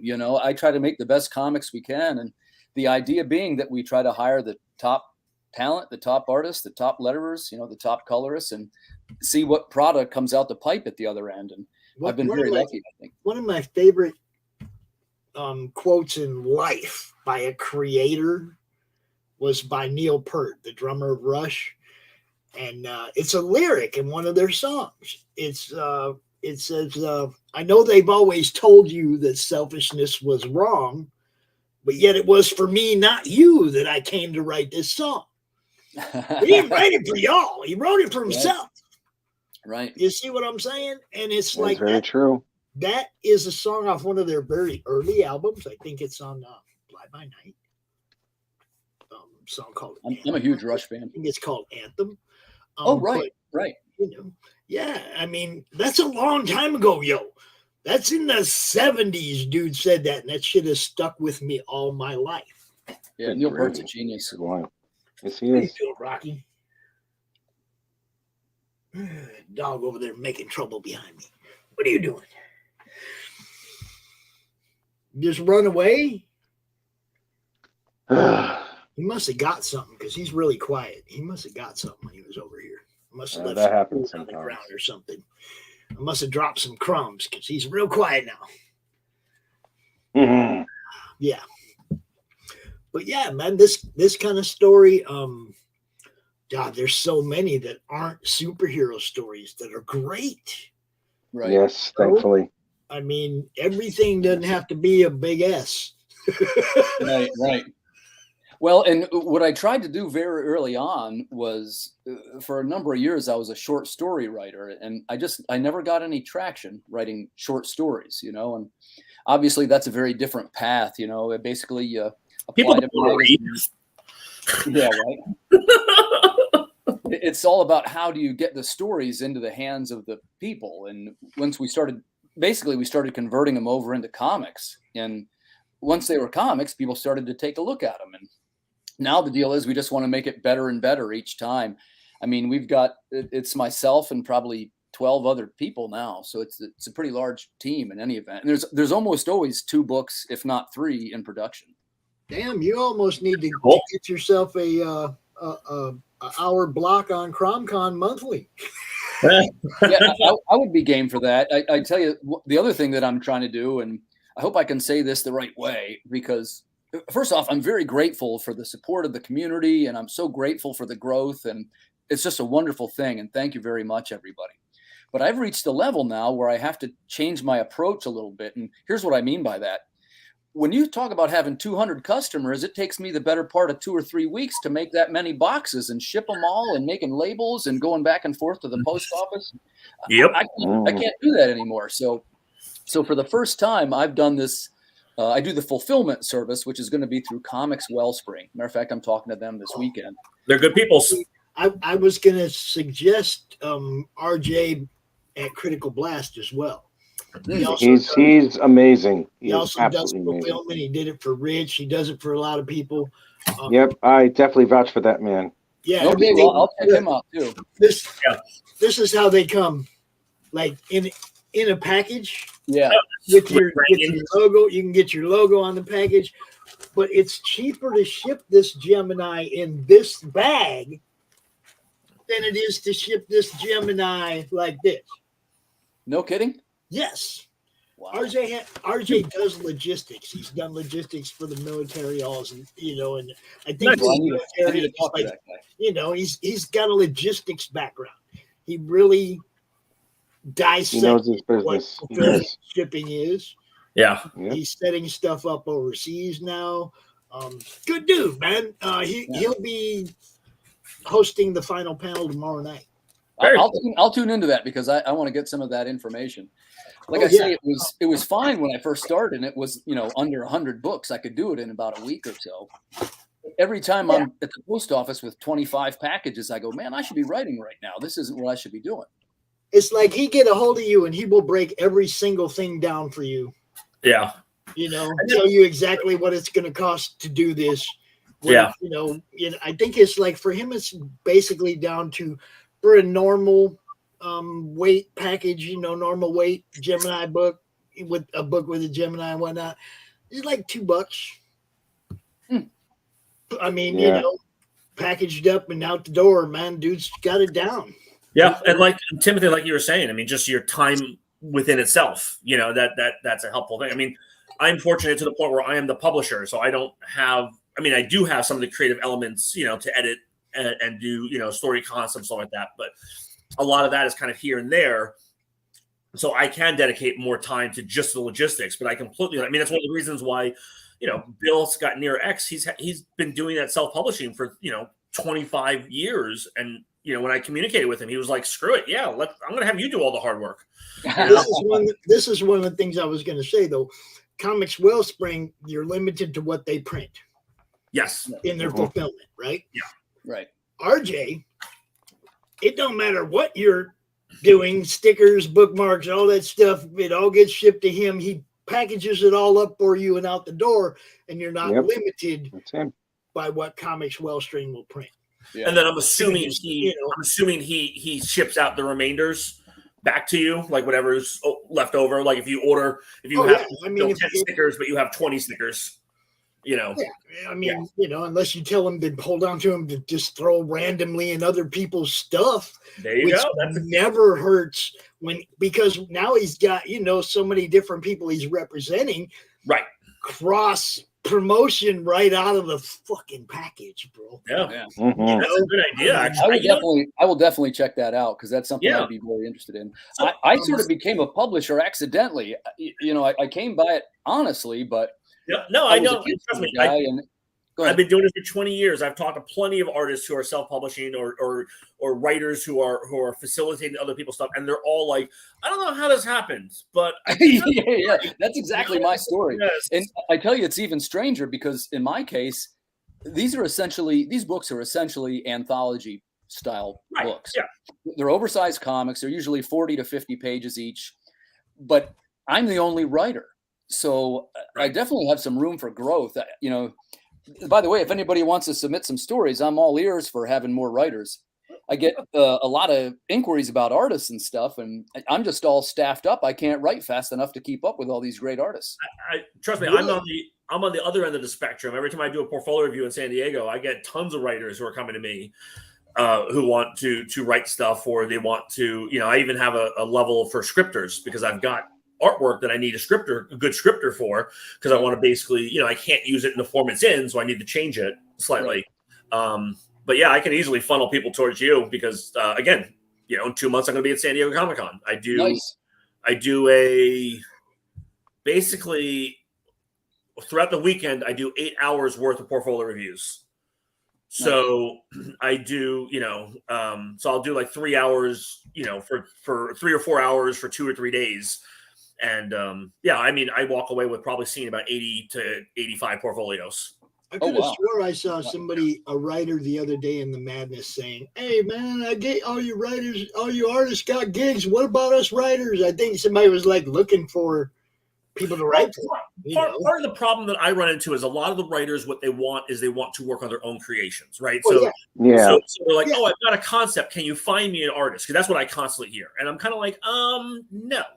You know, that's what the Madness is for. Come on over. There's plenty of artists. But it works for writers too. But every once in a while, I will put together a creative team. So one of the other projects that I was talking about, since when Rich was asking what the hell I've been doing, is I'm putting together another series that we're hoping to launch this Kickstarter potentially in October. Is a book called Annabelle, and it's not the little creepy doll. It's what is it? It's a series by artist, writer, creator Todd Rayner, who did a book called Ice Pick, which if you backed the Near X Kickstarter 2, you got the first issue of Ice Pick in that one in your digital rewards. It's a character from that series that he wanted to spin off. So with Ice Pick, he wrote and drew everything himself. He did everything across the board, right? And when he came to me and he was talking to me about doing, bringing his next series to Committed, he was like, "Hey, I don't want to do all that work again. Can we find an artist? Can we find an inker? Can we find a colorist?" And I was like, "Yeah," because I looked at the project and saw that he had put the time and the effort in, and so I was willing to go that extra mile for him. So that's going to be coming out in October, where it's a very 90s book. So anybody who is a fan of 90s comics like Image and Top Cow and that kind of stuff, it is very reminiscent of that. It's the art style is very reminiscent, and the goofy silliness of those eras. And so again, begrudgingly, I'm probably going to be doing some, oddball variant covers, whether it be foil or scratch and sniff or glow in the dark or scratch and sniff. Yeah, wait, I remember. Oh my god, I remember that. Ren and Stimpy. Ren and Stimpy had a scratch and sniff cover on the issue 1. Oh my god, I remember that. I had that issue. Be right back, guys. Rich, handle this for a minute. I'll be right back. What? Man, I'm not qualified for any of this. Lord knows that's true. I can attest to that. Not ready. Really? That's another insult you keep throwing at me. Okay, let's love you. So no, you don't. If you did, you wouldn't say that. But that's all right. Timothy, see, so you don't. I knew it. Hello. Hey, look at that. Look at that good-looking guy. What time is it? Hello, gentlemen. How are you? Right now, it's 7:52 in the evening here in the United Kingdom. Wow. So you're dinner and you're just getting ready to relax now. And what are you actually drawing? You've been working on something the whole time, but what? I'll announce it.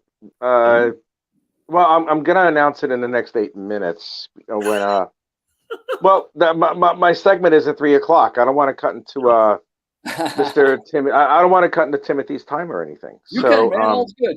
You're among friends. Well, Tim, what's next for you? I mean, where do you see yourself in 5 years? That's the most generic question I could possibly think of. That's a great question, and I tell you, the main thing that I'm working on is if I can find a way to support myself with my writing, with my products that I'm putting out. Which, as you know, first of all, you guys that are full-time creators, my hat is off to you because I don't know how you do it. And I've even had a moderate degree of success, I would say, at least all my Kickstarters fund. But with me looking at the math, I'd have to do at least one Kickstarter every month to make this work for me.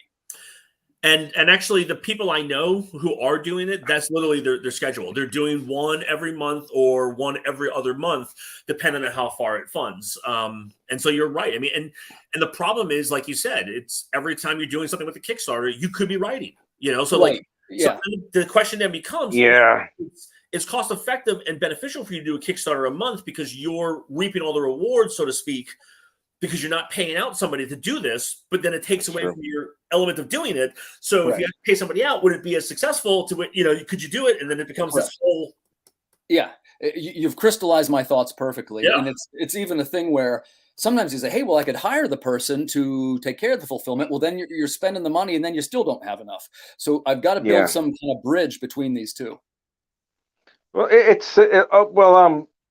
one publisher for Atrocity Press, Max.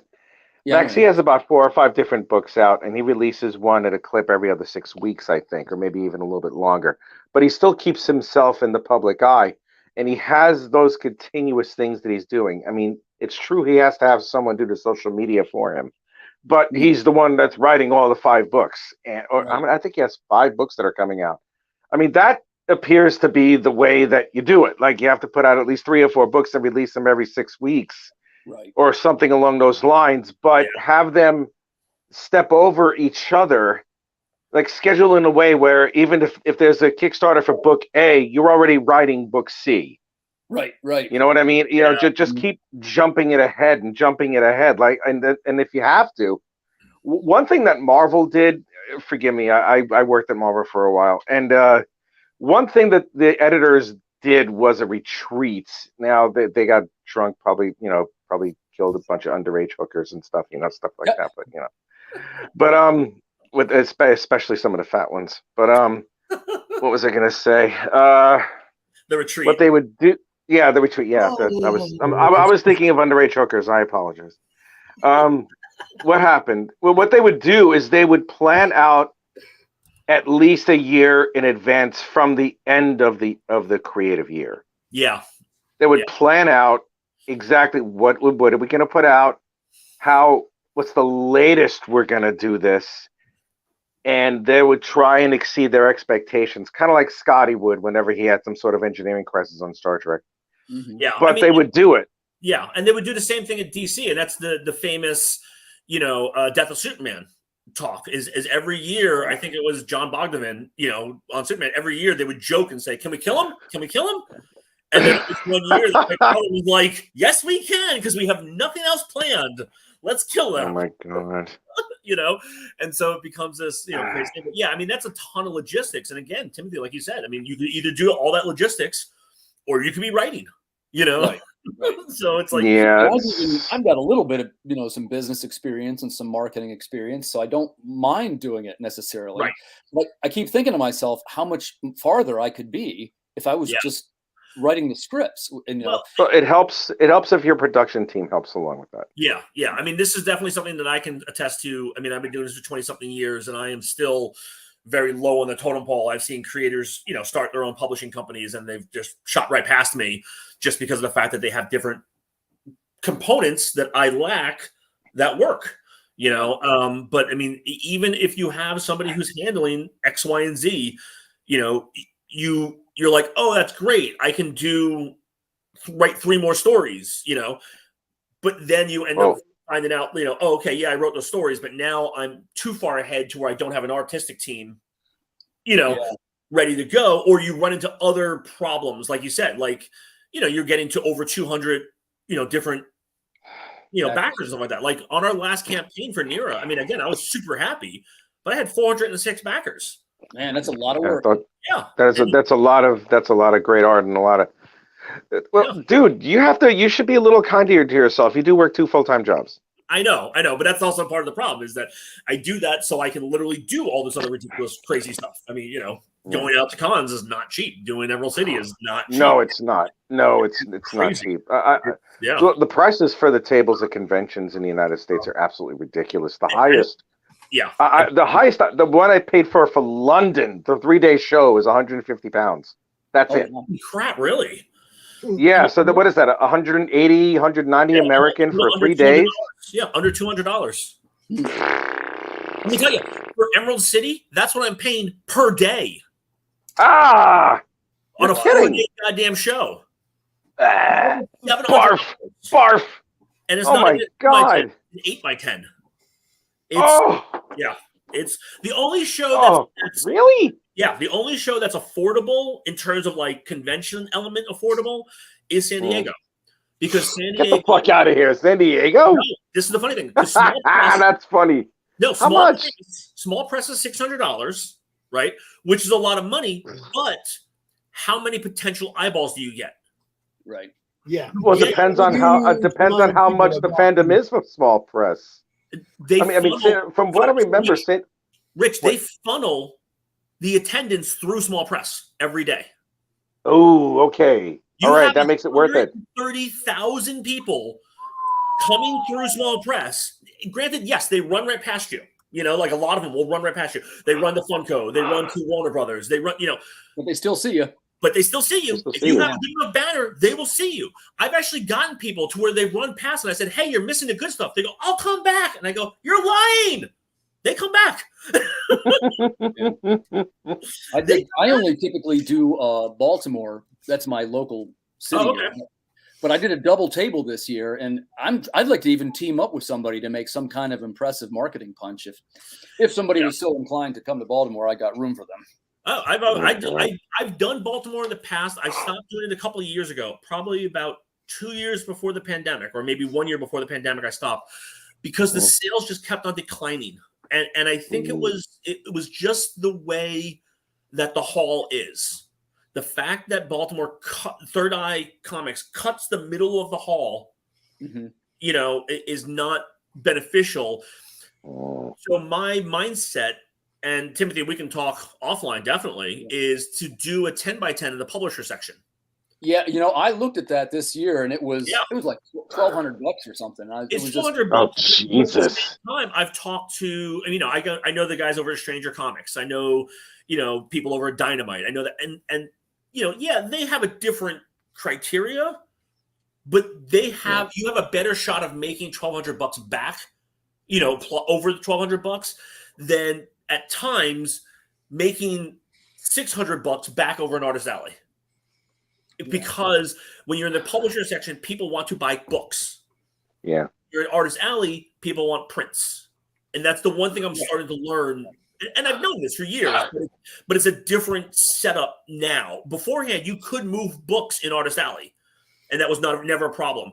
The past, again, minus the 2 years for the pandemic, the past 4 years, I've noticed that it's now starting. People are going, well, what is this thing? It's a book. It's a whole lot of prints. Oh, I don't understand this, and they run away. If I literally tear the cover off, they'll buy it. And I'm like, I want to cut you. Oh my God. I know, but it's and there's still I generally look at the con itself as more of a marketing expense. It's great if you can make some money back in sales, but I'm handing out it's a marketing thing. I mean, that was the thing. Like the last show when I went to Planet Comic Con in Kansas City, I did that show. Financially, it wasn't a great show. In terms of marketing and in terms of networking, it was incredible. It was probably one of the best shows that I had for that element. So I was totally happy with it, would have been nice to make a little bit more money. Sure. But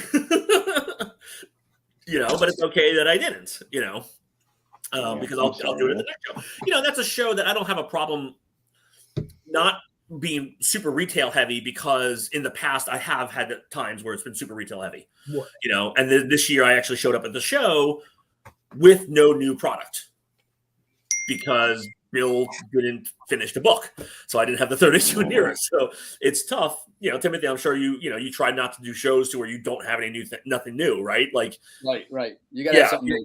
Yeah, you got to have something new. And I did have a lot of people come to my table, and they're like, "Oh, I came last year. What do you have?" And I'm like, Yeah. I suck. So.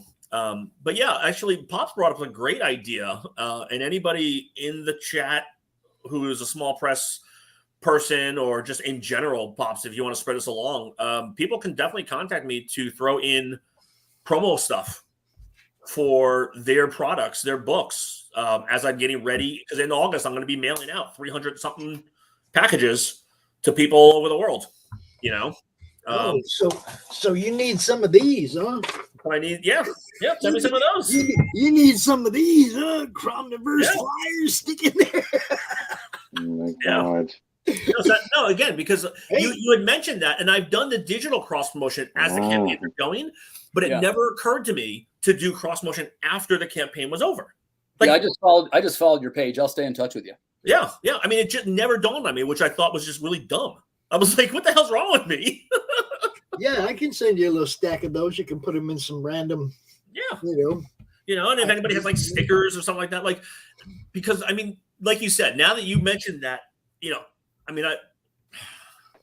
Yeah. I just got hooked up with a manufacturer who does stickers that my price point on stickers is ungodly low. It is incredibly stupid to where I'm getting like 1,200 stickers for the same price it would cost $100 from some of the smaller companies. Right. Jesus. Yeah. I mean, and then one of them is the sticker sheet from the New York X Kickstarter. Oh, nice. So, you get 8 stickers on there with Bill's artwork. And that was the same price point as a 3-inch by 2-inch sticker from Sticker Mule. Gotcha. Well. I'm like, why not? Yeah. So, I ordered an ungodly amount. Fellas, I'm having a great time. I wish I could stay a little longer, but I got something I got to do here a little after 3. So I just want to say, first, it's nice to meet you and great to see the other guys again. Thank you so much for the invitation. I appreciate it, guys. You bet, man. Timothy, like I said, man, you're to the point now where you have enough people on your team where you could come out for an hour every month during CRoM CoN and highlight a couple of them and whatever your active project is. I'm ready. I'm leveling up, Pops. Some of the stuff I've been following your advice. You probably noticed. Well, I mean, reserve spots are available for future CRoM CoN. Low price of $9.99. No, not even that much. $9.99. Have a great weekend, everybody. You take care, sir. It's a pleasure meeting you. I'll talk to you later, Tim. You have a great night, man. No, if you wanted to reserve a spot, say in June or July, and you wanted a certain time slot, half hour or an hour, $3.50 per 30 minutes, $3.50. Don't throw that Loch Ness Monster no $3.50. You know what I'm saying? Barbecue sauce so good, make you slap your mama. That I mean, it's a reserved seating thing. It's like if you want a spot reserved for something special that you're doing, we can accommodate that. It's not a charge. Everybody doesn't have to pay $3.50 for the. But if you wait till next Tuesday's sign up, you get what's available. You don't get the spot you want. You see what I'm saying? Pops, are you doing something during the week of Comic-Con down in San Diego? What is it? The final week of the month? Not the final week. It's the 3rd. So it's June. 3rd July. Sorry, July 20th through the 24th. That's a lot of days. Let me see. Let me look at my July. Show. Let me look at my July. What do I got? I don't know. See, I don't book like way out in advance. That way people know they can get on my shows. Yeah. Well, no, just if you were going to do something around that time frame, only because of the fact that I think it would be kind of silly and fun. And I don't know the logistics of doing it. I have to double check, but maybe do something live from the booth. At the show. Oh, I love roving reporters and stuff live from cons. I every time somebody says, "Man, I can't come to CRoM CoN because I'm gonna be at a con," I'm like, get you 15, 30 minutes, come out, show the crowd, fucking act excited, and maybe if you have a computer screen, have CRoM CoN showing. Yeah. So that the fans can see that they're live right now and shit, dude. I mean, so again, just something we can talk about it. We can definitely talk about it. So, but that was just something I was thinking of, Oh yes, I love those kind of things, man. And somebody like that is like, you don't even have to get a scheduled time. Yeah. If you hit me up and you're like, "Hey man, I'm at San Diego right now, man," I'll send you the link right now in the middle of the fucking show. Don't care. Come out and talk to everybody. There you go. But I don't. It's actually not CRoM CoN weekend, so we could easily set something scheduled up. Nice. It's just on the Wi-Fi there, right? Yeah. Well, that's like I said. Logistically, I just have to double check and find out. I mean, I know because it would have to be done probably from my phone, so I'd have to make sure I've got enough data. Yeah. They had problems at MegaCon with the Wi-Fi. Was there? Yeah. So the only advantage is that since I'm exhibiting, I would have access to the exhibitor Wi-Fi, which is a quote unquote closed Wi-Fi. It's only for 700 exhibitors. Really, the bandwidth is still like only this. Only this big. Only like this. So many people. Yeah. Put Rich up on the big screen. I want to see what he's working on. It's his time to tell me what he's working on. Oh, you want to go into this heavy, Rich? You can do that again. Oh boy. Oh boy, listen to him. All right. Rich made announcements earlier, but this is actually the time slot he was scheduled to. I know, that's what I'm saying. Yeah. Like, God forbid he actually promote what he's working on. Oh my god. All right. Let's make it really small. A while ago, yeah, we're gonna make it really small. I've decided to go in a different direction for a short amount of time because when I wrote and drew Incantessi, it was after I found out that I had a cancer diagnosis, and I wanted to put out a book before I was going to die, or at least that's what was going to happen. So I was like, all right, fuck it, I'm just going to do it. Right. And then I found out I wasn't going to die, which is always good news. That's then you kind of like that. Yeah, idea? Yeah, I like it too. And but by the time I found out that I wasn't going to die, the first issue was just about to be released, and it was, and I had a pretty decent reaction to it. And then a lot of people were asking me for issue 2, and I'm like, all right, great. So I did issue 2 with more work, less time, and the fulfillment was horrific. I felt like the story could have been a little more focused, and I did better on the second campaign, but I wasn't feeling it, and I was trying to figure. I was rewriting and rewriting issue 3, which I got most of it done, and I was like, man, I have to step away from this, but I wanted to do something else. So there was an idea that I popped up a while, like in the middle of when I was doing the first issue, right? And I approached a friend of mine about it. And he wanted to do it, but then he was like, "Oh, I can't do it right now. I'm gonna back out." And I'm like, "All right, fuck it. Then I'm gonna write the damn thing."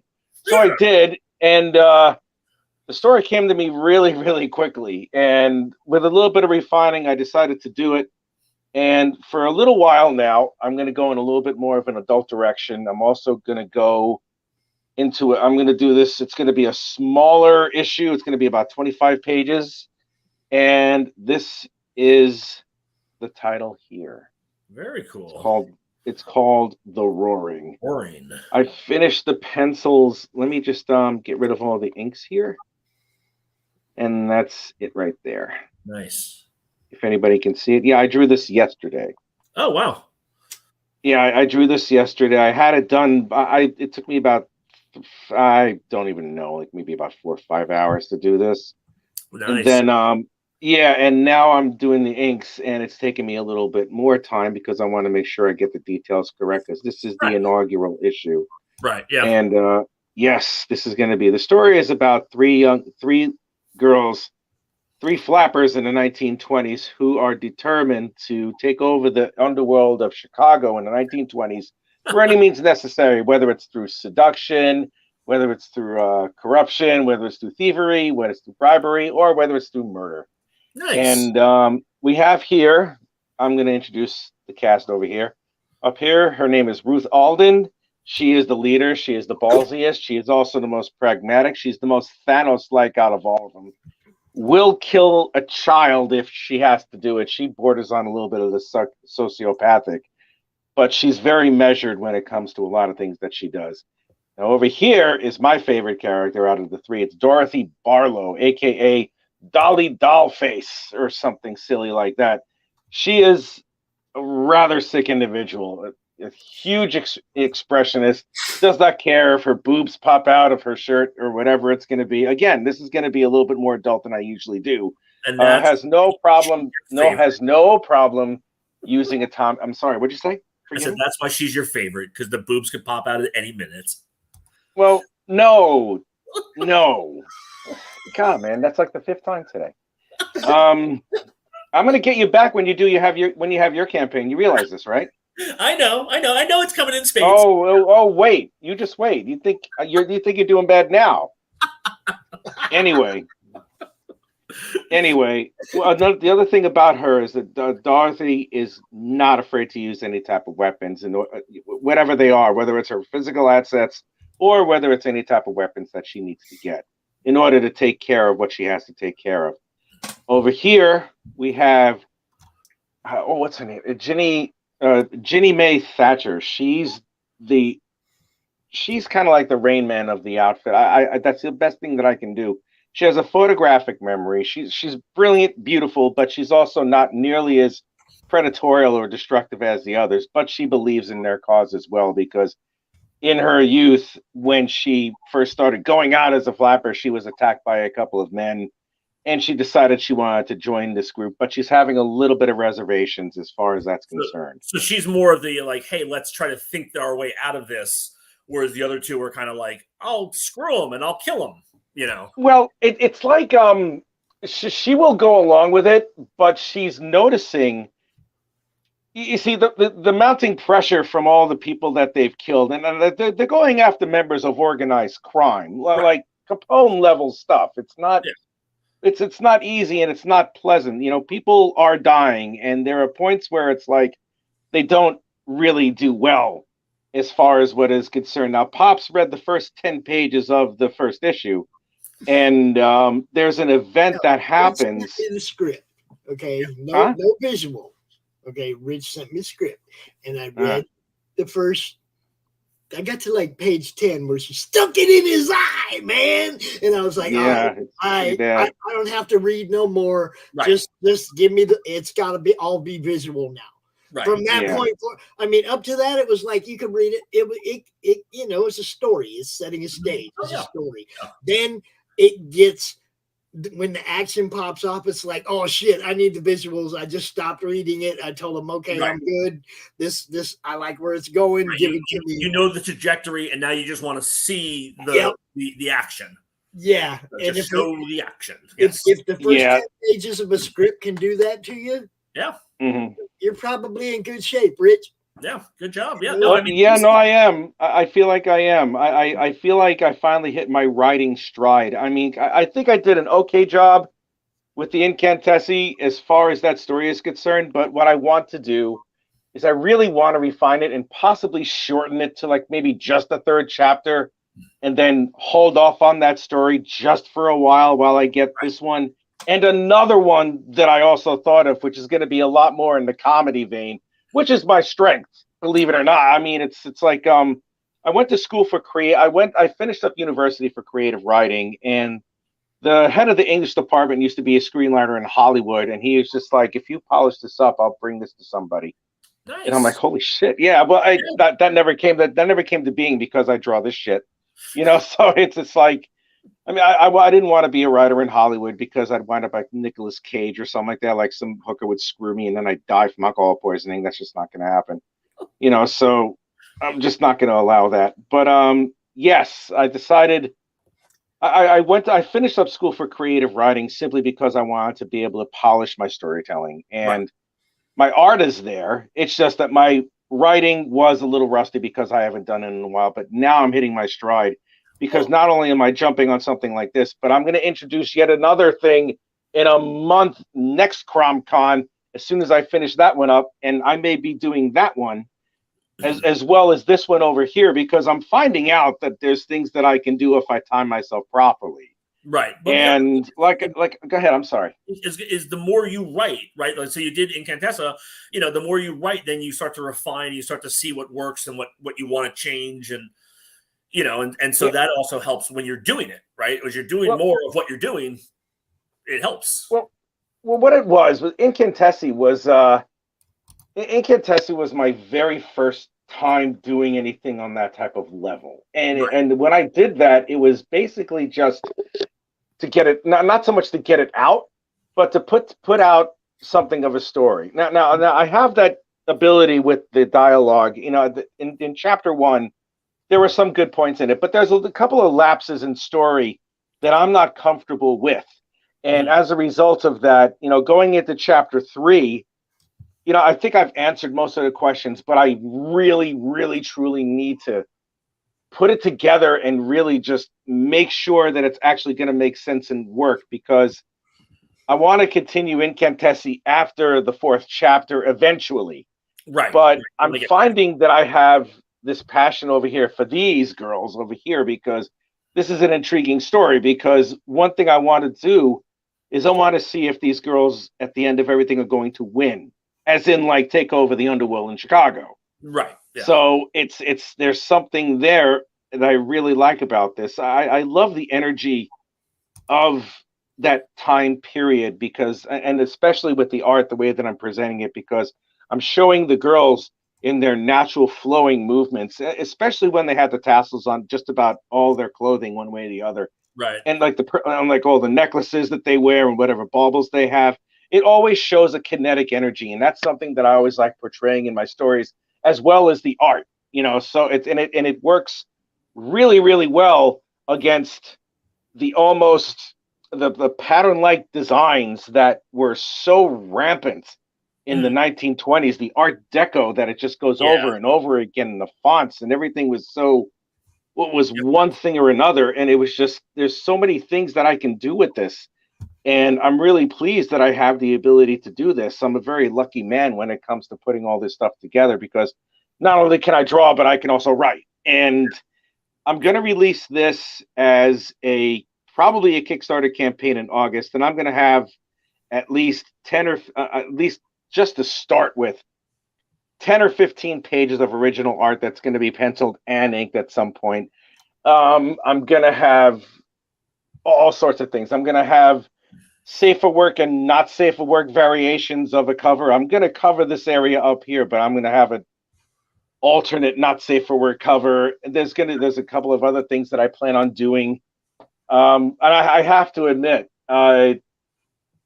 you really helped me out there when it came to it, man. It just, you helped, both of you guys helped me out when it came to strategy on what I should do, as far as like something that's going to grab a little bit more attention. And even though this may get a little more attention when it comes to like the nature of the characters, following what some people have been doing on Kickstarter, like you, Tim, and it's like Tim's not here anymore.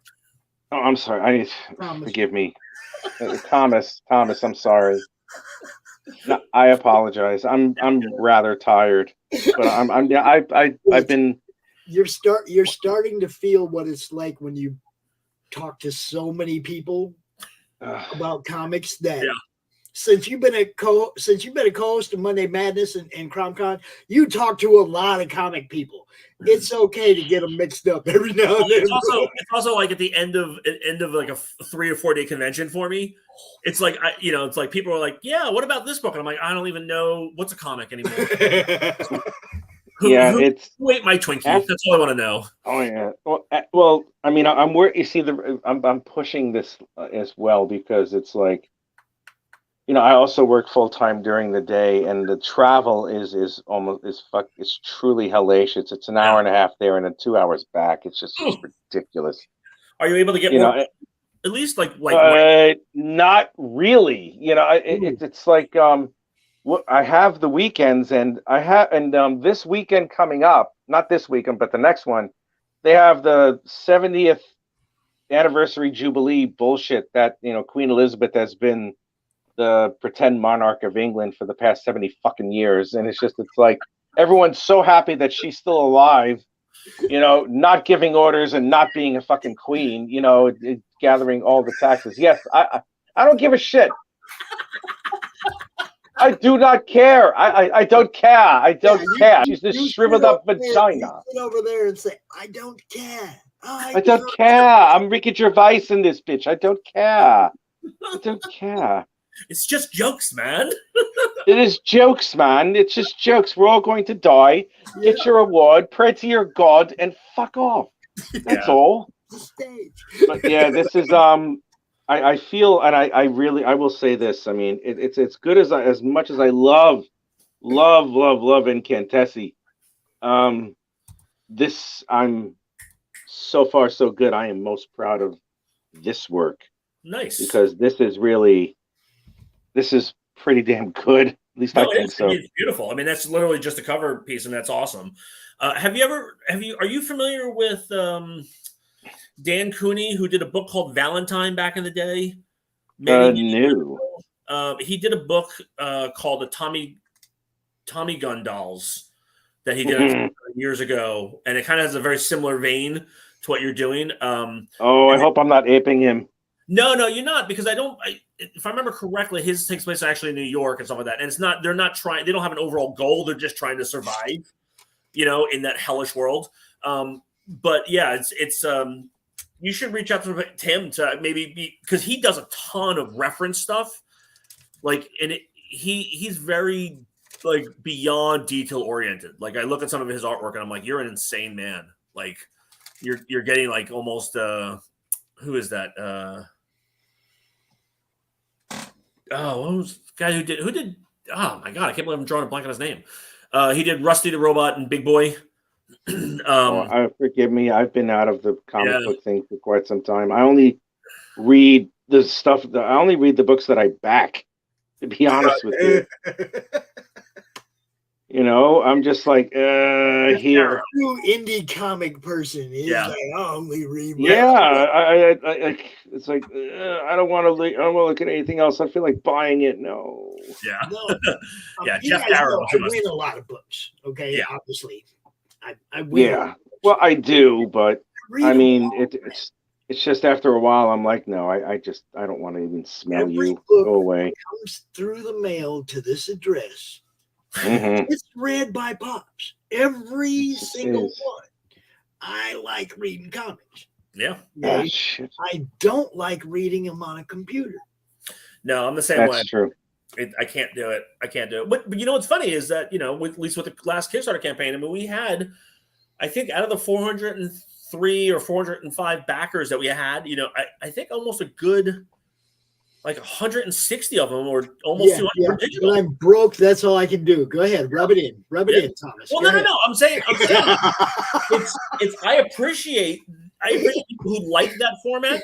You know, I mean, because there are people like unlike yourself that, like you said, like when you're broke, you go that route, right? But there are people who actually appreciate that the digital element of it, and I'm like, I can't understand that. Just my brain isn't wired that way. For me, a lot of the time when I'm reading comics, it's because the power's out. Oh, interesting. We live out in the boonies. When the power goes out, what are you going to do? That's true. Yeah. Okay. You light a couple candles. You pull out your stack of I haven't read these yet, and you start reading comics. Right? Yeah. That is true. Yeah. You can't do that when the power goes out with your freaking PDFs. Yeah, no, that's true. That is very true. My main problem is I sit in this chair and I go to work. Yeah. Okay. I'm promoting. Yeah. I'm not reading comics. Like, you know, I read that script this morning, Rich, just so that I could say I read some of it before. And then when I started reading it, I actually got to a point where I can't read no more of this. I want to see this in a comic. Okay. Yeah. Trust me, you will. The story behind this is going to be. The story behind this is really going to blow things away. I'm going to make sure that this goes beyond just printing an independent book. But you know what I'm saying? When I say promise you, I go to work. I go to promotion. I don't sit here and read comics. Yeah. You know, it's like I'm about doing my thing when I sit in this chair. This is the business spot.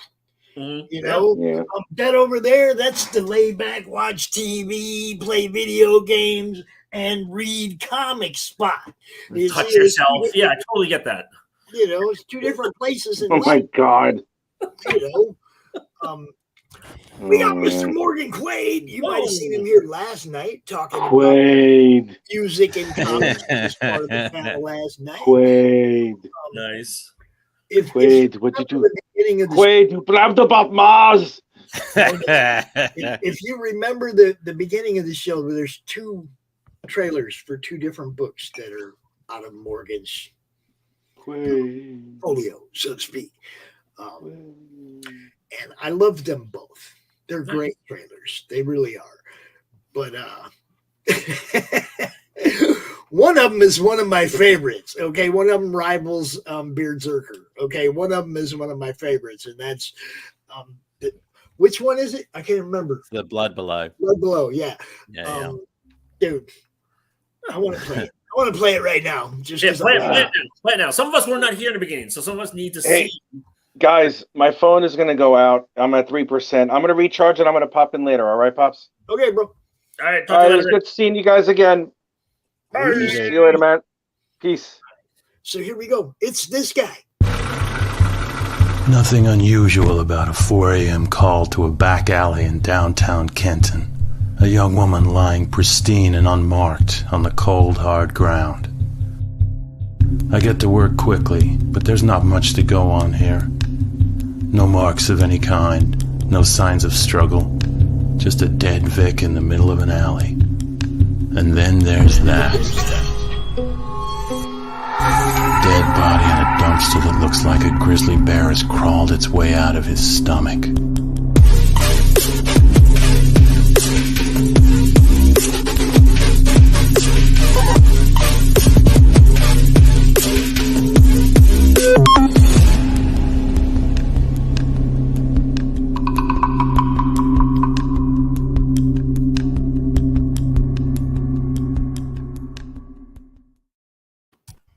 That's the one. Very cool. One of the things I love about it is the music progression as he's telling that little story. It's like dun dun dun dun dun dun dun dun dun, dun, dun, and then it builds up, and it's like, yes, man. It's like you get caught up in the narrative. The music's pulling you along and lifting you up. The narrative goes along. Yeah. Well, that's the whole point of a good trailer. But the dialogue actually, Morgan, that was actually really, really well done. Like the dialogue of the way he's describing the scene and basically just the fact that, like you said, it's like just there's nothing to go on. It's just a dead woman just laying there. So that was really intriguing. So good job on that. Thanks, man. There's that. So yeah, it was It actually, so it's a novel that got turned into a comic series, but I had to write the voiceover from scratch because sometimes it just doesn't. You can't just grab something out of the comic that fits. Right. So yeah, I thought I'd just do it from scratch, and you just think like, if it was a TV show, what would it look like, and go from there. Man, if I had the money and the time and all the rest of it, I'd do a lot more of that because it's so much fun. But yeah, it's a lot of time. Did Marcosia approach you for the project, or did you approach them with it? I approached them, but I'd already gone to them for another project that got so that the Blood Below is kind of part of a bigger universe with a few other books in it, and one of those books they'd already signed. So gotcha. I kind of went to them and said, well, there's this one as well. Would you be interested? You might as well. It's the same. It's really hard because if you've got something where they're all connected, you kind of can't just give one little bit to one publisher. Yeah. It makes it difficult. So because one of the guys who worked with Committed Comics way back in the day is, I think he's technically on staff over there, is A. David Lewis. All right. I don't know if he was one of the editors at one point over there, or if he's still there. He might be gone. I don't know. It's been a while since I've talked to him, but he was an incredible writer and wrote some really nice stuff. So, but very cool. Sweet. Nice. All kinds of stuff over here at Morgan Quaid. There you go. Novels and such. Novels, words. Gotta read things. Can't read things. I want pictures. You got all kinds of stuff. Book trailers, new projects, Shadow's Daughter. You got music. You got all kind of stuff going. The Enmity soundtrack. Do you? I mean, I see all the instruments behind you. Do you conduct and do all the music yourself?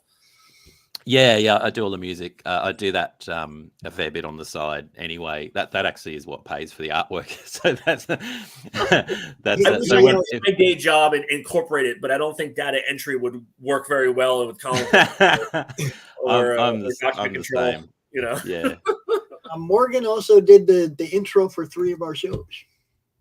Nice. Yeah, that's right. The and some of the music for the trailer on the Cromniverse was very cool. Okay.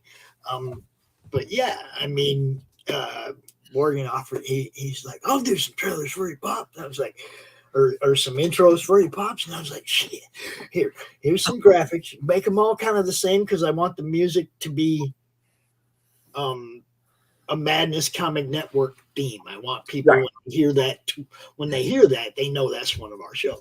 Yeah. And it's different from the CRoM CoN theme, so it's like the one big event of the month stands out a little different. But we got it, Morgan. I hate to do this, but I need 2 more. I love how Pops waits until you're on the show and yeah. What am I going to do? Hey, Say buddy, no? get in that corner right over there. And I could have done it last night, but I didn't even want to do it. It's like I hate asking people for stuff, but keeping in that theme, like I said, where all the intros are the same.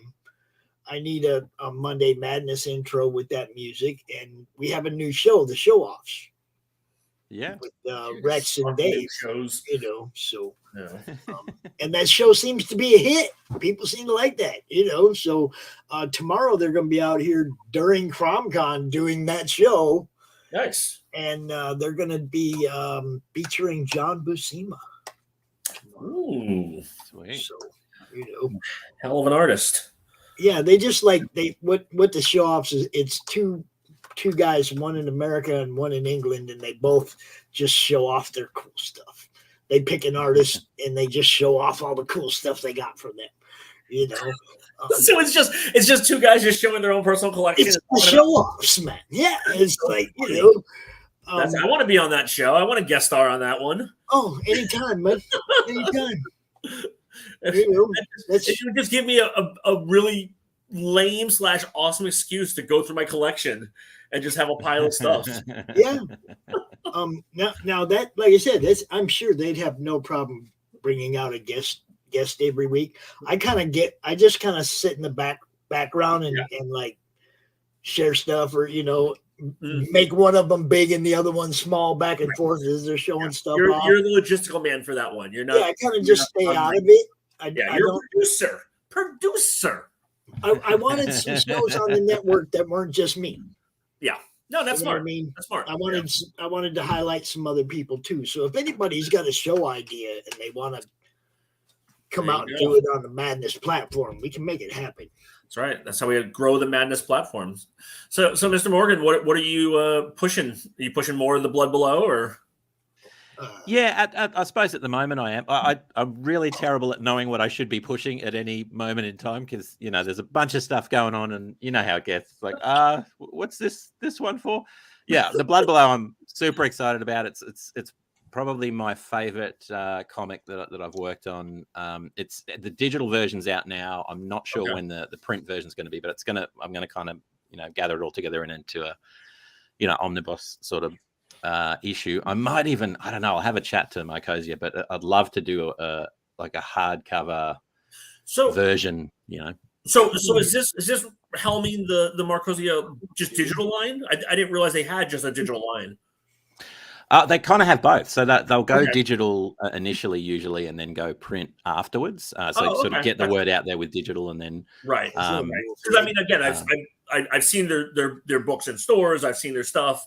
But I didn't even realize that they had just a print only or a pseudo print only division, because that's smart. I mean, I should probably think of doing that too, but no. It's a good way to do it, because you can, because I'm not one of those people, but there are people out there that just buy digital comics, and they me and Pops were just having that discussion about how, me and him, we need it physical. It just doesn't compute in our brains unless we're forced to do it digital.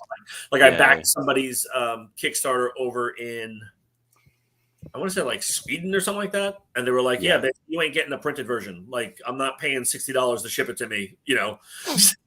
Just give me the digital. Well, I've got that same issue. So I've got another project coming up, Enmity. My next Kickstarter is going to be this project called Enmity. 6 books, really cool series. So it's a big Kickstarter. But the last feedback from the last Kickstarter I ran was, it was great, but we want like pins and cards and T-shirts, and it's like, yeah, but I get that, but I'm in Australia, so if you're willing to pay the extra postage, great. I can have a premium pack together with everything, but it's going to cost a lot more. Yeah, just trying to organize that overseas is a lot harder. What you need to do, and I saw this with another campaign, and I'm trying to think of where they were based. They might have been based in no, they weren't based in Australia. They were based somewhere else, but they said they were working with an Australian printer that was fulfilling their stuff for them over there. So you could back the Kickstarter if you were in Australia. They would fulfill the book, and I think he only had like a book and a print. Like, he didn't have, like you said, he didn't have the T-shirts, he didn't have all that stuff, but he was working with a printer out there, and that kind of caught my eye because I'm thinking, I have a handful of people that back my stuff in Australia, and I was kind of like, maybe I should look into that, and so I'm actually doing the next Kickstarter I'm doing is a collected of a miniseries that Committed Comics did years ago called Freak Meter, and it's the artist and a lot of the creative team is in Mexico City. So I'm actually having the book translated into Spanish, and I'm going to have 2 tiers, an English tier and a Spanish tier. Oh, that's but great. I'm also like, I'm going to have to shoot myself in the face for shipping. Yeah. Well, this is what I do for mine. I have a US printer that does the fulfillment, because if I do that from Australia, it's no one's going to make any money. So can they do? Can they do additional stuff? Like, now that you're aware people want additional stuff, are they set up for that? Or no, they're not really set up for that. That's the problem. I can't find a RJ one-stop shop that'll do everything. RJ at Critical Blast. I'm telling you, it's another advertisement for RJ. Specialist. I'm saying. I'll write that down. Yeah. Hold up. But yeah, no, actually, and also, I mean, if you find a manufacturer in the U.S. and if you want to reach out to me, I can definitely point you in some directions for that kind of merchandise type stuff. That's actually what I do for one of my non-full-time additional jobs, part-time jobs, is I do fulfillment. Look at that, Critical Blast. Critical Blast. There you go. I do and fulfillment.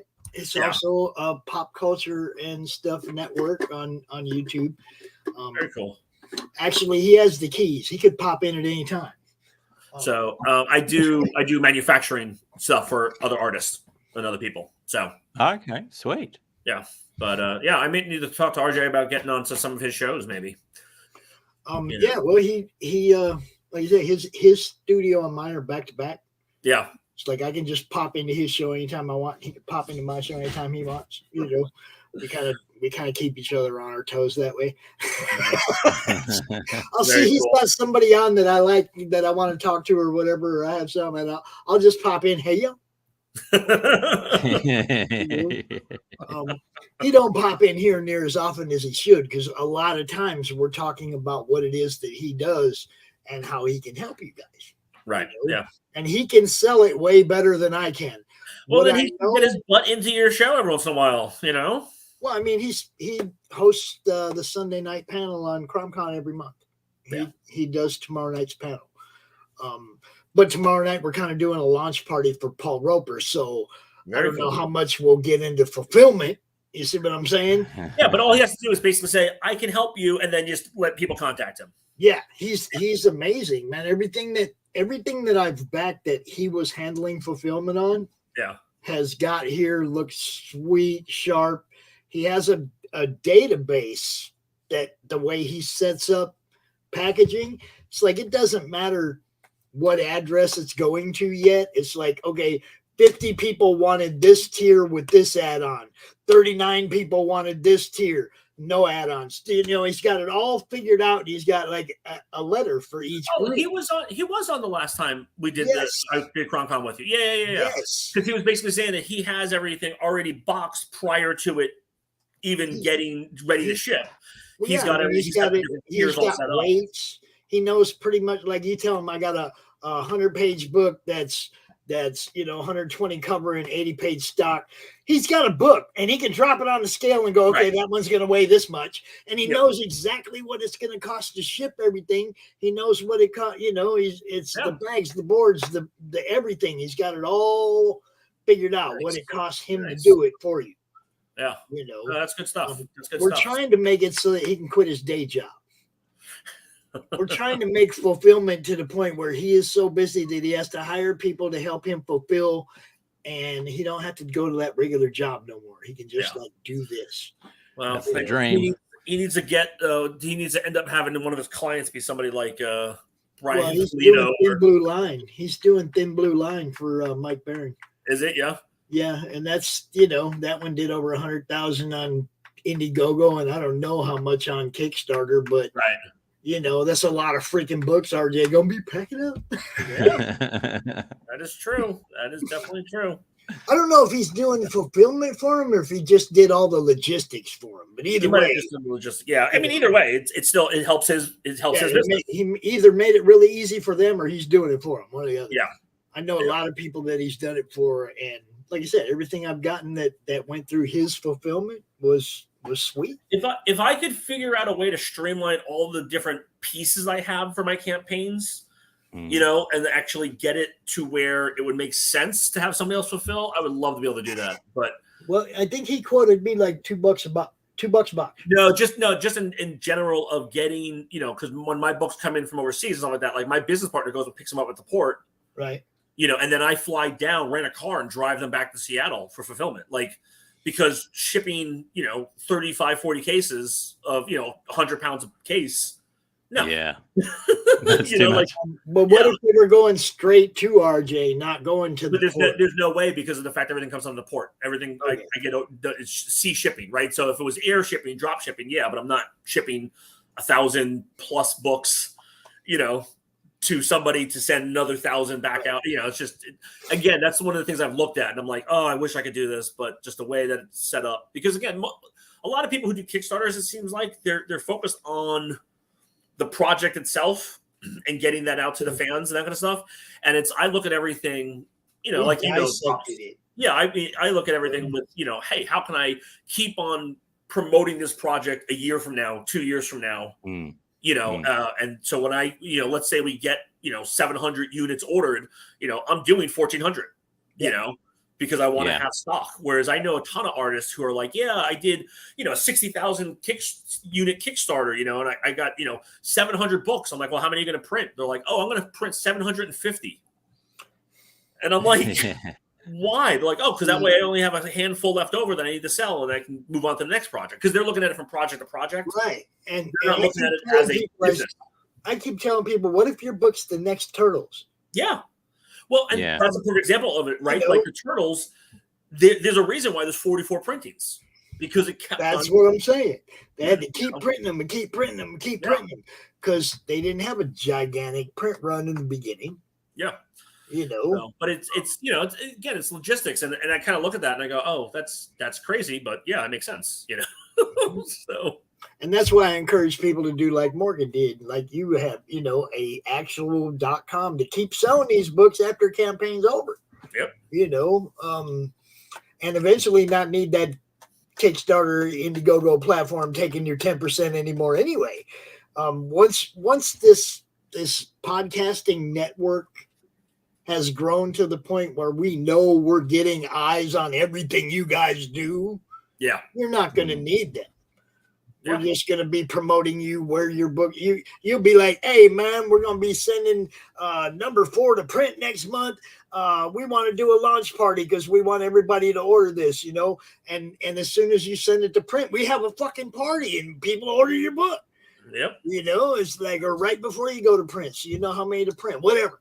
You know, it's like we have a party and we tell people where they can get your book, just like we do now for Indiegogo or Kickstarter. Right. Just take out those guys and just go directly with the website. 10%'s cool when it's only, you know, $2,000 they're taking 10% of. When you make 10 grand and they want 1,000, yeah, that was. They don't do $1,000 worth of work for you. I don't care how many books. Yeah, that was the painful thing, Pops. After this last campaign, when we just crushed it and destroyed. By the time, as Bill puts it, we did the space math. You know, I was like, wow, that was great. That's awesome. Wow, that's great. Wow, that's a lot of money you're taking. Where's that going? Yes. Why is it over there? And now you have that fan base, 400 people. Yeah. No, I mean, again, I was super happy. Even with the big chunk they took, I was still happy with the way it went. But what I'm saying is we can still reach all them people. Yeah, absolutely. You have the mailing address. You can go, hey, man, we're going to be on Pop's channel launching the next book, blah, blah, blah, on this date. We promote it the same way. Oh, you come out, you launch the book, people buy the book off your .com instead of off. Yep. So, no, I get that. I totally hear it, and I love that idea. I want everybody to get to that point. I understand you might need crowdfunding the first time. I do. Yeah. I do. I don't have the money to print books. Okay, I get it. But once you have that 300-400 backer fan base rolling, dude, it's time to quit giving Indiegogo and Kickstarter your freaking money, man. I mean, the fan base is there rolling. You got the mailing, you got the email list, you got all that stuff they helped you build. Thank you, Kickstarter. Thank you, Indiegogo. But it's not worth $1,000 on any campaign. Yeah, every time. See? They went overboard with that 10% crap, man. I mean, there's also how do you go with the, because the interesting thing about Kickstarter is you get a bunch of backers and you get some big backers on the big tiers and everything, and then it comes to close the campaign, you think, great, this is awesome, it looks fantastic. 15% the payment hasn't gone through, they've just gone. And it's such a weird business model because you just don't get that when someone comes in and buys a thing from you. Well, and I guess that's the main difference between Indiegogo. Yeah, exactly. When you order that, they take your money right now. And as a guy who doesn't have a fluid income, is like mine is, sometimes I got money, sometimes I don't. I hate backing a Kickstarter 3 weeks or like launch day. I help somebody launch their campaign, right? And I want to back their book, but I don't know if I'm gonna have any money next month. Right. Yeah. I don't know. And a lot of times it'll be like, man, I'm sorry, but So Morgan, the way I found that's worked well for me is right before the campaign ends, right? Like a day or two before the campaign ends, that's when I'll do an update. And for the project, and just remind everybody, hey, the campaign's closing. If that money thing with Kickstarter bugs you, you do wait till the last couple days. Right, yeah. And then they're going to take your money within a day or two. It's like, it's not going to be 3 weeks, 4 weeks, forgot about it, or I'm just broke now. Yeah, no. And then they do, again, like, with Kickstarter, they give you the week time frame to fix, and I reach out to the people whose payments failed. And there was one guy who was like, oh yeah, he's like, I'm totally sorry about that. He's like, there's nothing I can do until the 12th, which was like right before the cutoff date. Mm-hmm. He was like, I can only do that. He goes, it's the best I can do. I'm like, all right. I mean, like, either way, even if your payment fails, like, I still appreciate your support, spreading the news and that kind of stuff.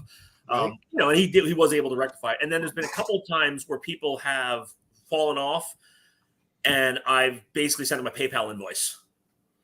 Yeah, this is the first campaign I've done where I've had a few people after the campaign come and say, "Oh, dude, I missed it," and same thing. Because if you haven't gone to the printer yet, great, I'll just add you on.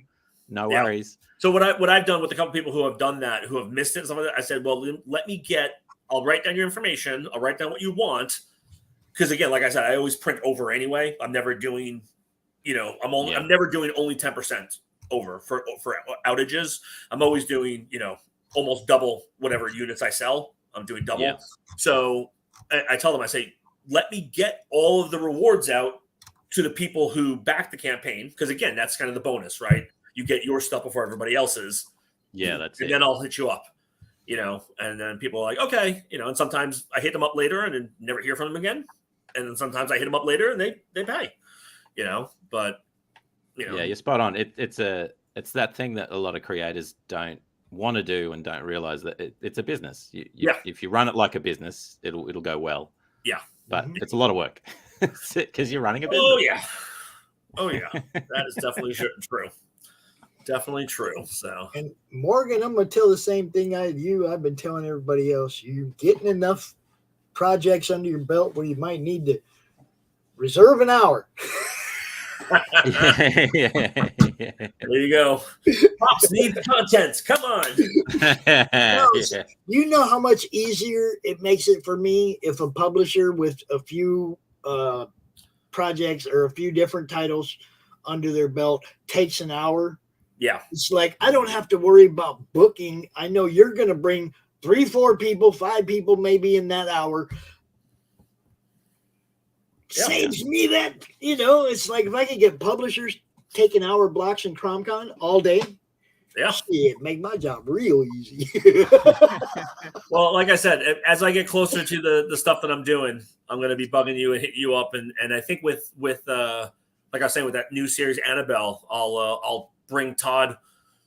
I'll have Todd digitally tag along so he can pop up and talk about it, because again, like you said, the creators always know more and they're always, more passionate about the projects than anybody else. Yep.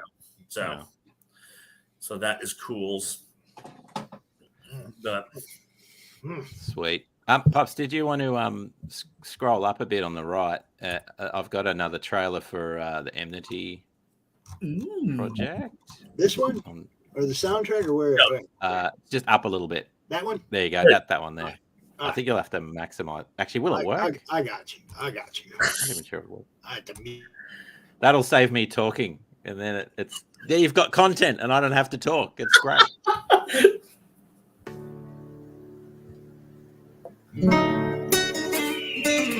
I never knew my father. Heard a lot about him, though. But I never actually laid eyes on the old boy.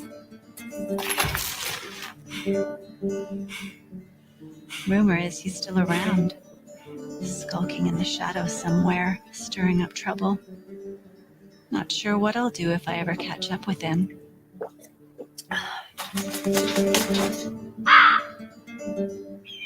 Hello, little friend. What are you up to this fine morning?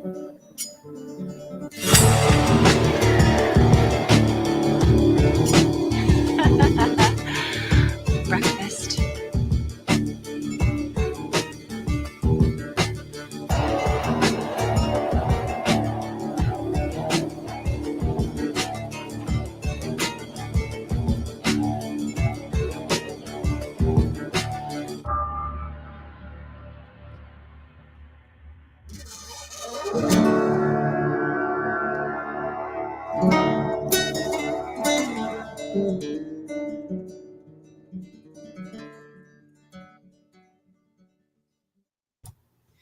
All right, that spiky cod piece was a little scary. That was pretty awesome.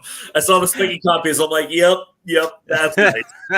I'll just say that was an artist's choice. I didn't write in the script, please put spiky codpiece as large Who as took possible. that from Batman Who Laughs and stuck it on his crotch? That's what I want. That's awesome. Yeah. That's awesome. So when is that? Is that live now on Kickstarter, or is that coming?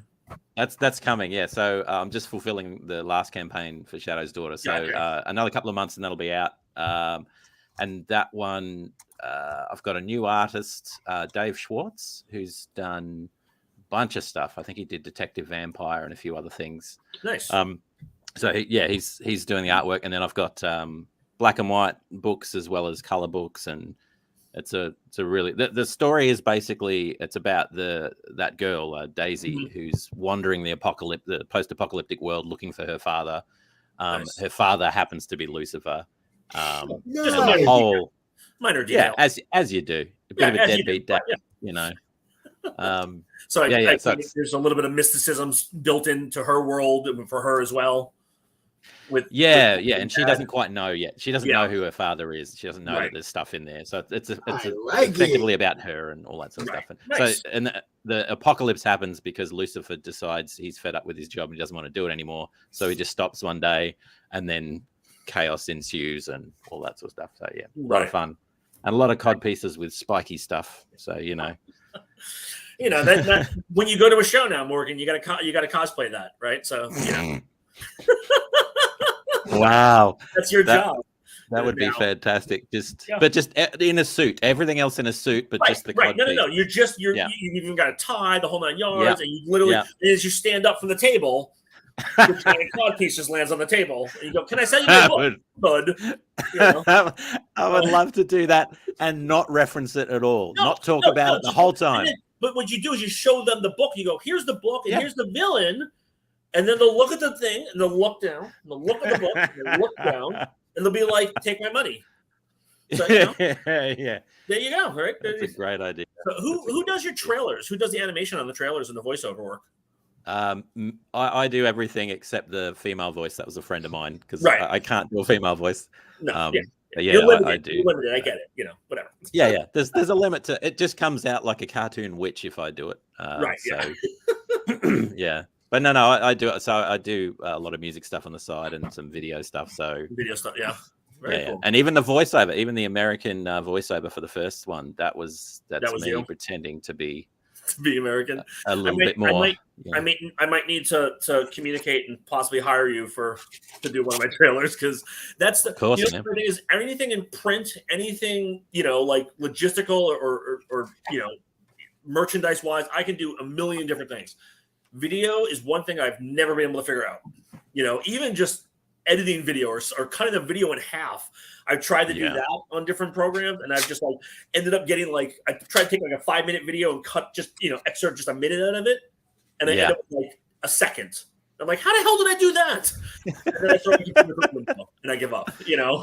Yeah, well, hit me up, man. It's what I do all the time. So it's easy to do when you got the gear and everything. So right, when you know what you're doing, it's easy to do. Yeah, you don't know what you're doing. But it's exactly right. That first period where you every time you get a new piece of software and you have to learn the whole thing, it's horrible. And then the funny thing is, I've been doing printing for years, and I can do it, and I know, I can look at a digital file and see how it's going to print and see what the problem area is going to be. And I'm working with a different artistic team that, I'm facilitating their printing for their job, for their Kickstarter campaign, that kind of stuff. And he's running into different issues, and he's like, hey, I don't like this, and this is happening. This is the problem. And I'm like, okay, do this. And he's just like, oh, and I'm like, wow. Yeah, it doesn't even it's second nature, because I've been doing automatic. It for a long time. Yeah. Yeah. But for him, that's the stuff I struggle with. That stuff. So I struggle with when I'm dealing directly with a printer, and they're talking to me about your black isn't the right black, and it needs to be a slight blue, right? Or all that. Yep. It's like, what are you saying? Just make the book. I just sent you the artwork. Make the thing that I can touch with my hands. That's it. Yeah, it's like another world. You make the pretty physical. Do it now. That's right. Yeah, that's right. Make the picture talky talk thing happen. Yeah. So maybe we can do a little bit of thing, because for sure. I've been doing pre-press. I'm one of the very, very, very fortunate people that I learned how to do all the comic book pre-press from Kevin Tinsley, who's the one who set up the digital pre-press for Marvel Comics back in the early 90s. So I learned everything from him, and I'm super thankful that, and I'm still learning stuff as I go, but the basics I learned from him, and I'm like, okay, yeah, this now makes sense. And that's one of the reasons why books that I did even 20 years ago, you open them up and you're like, oh, this looks exactly like books now, Yeah, because of certain stuff that never goes away. So Pops, if you pop open those Java books and you throw it next to one of the newer Image books, it's going to look, on par with it, because he taught me how to do that stuff the right way, the first way. Yep. So that's great, man. You should you should set up classes or something. Set up a little workshop. The funny thing is, so I'll go to shows and I'll talk to my neighbors at conventions, and I've been doing it for such a long time. They're like, you should do a podcast, or you should really do classes. You should do, and I'm like, yeah, but the problem is I talk out of my ass half the time and I don't remember what I say. So literally trying to do that in a contained space, I think would be a disaster. But it's and it's also again the energy of stuff. I'll do how to break into comic books panel at different shows, or what how to build your portfolio for independent publishers, and literally my outline for the panel, for the hour-long panel, is 7 lines. Yeah. It's just no structure. It's all in your head. It's all stuck in there. Yeah. It's it's I would literally need someone there to write everything down as I'm babbling to go that's a great idea, Yeah, and again, a lot of work as well to put that into a format that. I get it, man. I get it. I totally get it. So, but Pops, you looks like you're the creature of the night all of a sudden. You're super dark. What? I don't know. It's 4 o'clock. I don't think it's like overcast out there or anything. It's just a normal day. Well, a normal day in Seattle is overcast, so yeah, no. Yeah. You are cursed with that kind of stuff. I know. Can't win. So, but I am actually going to have to bounce out of here myself. So I'm going to have to just leave you two to communicate and hold hands and dance together. Yeah, I'm waiting for Max. I don't know where Mary Machine Gun is, but well, he probably did the same thing I did.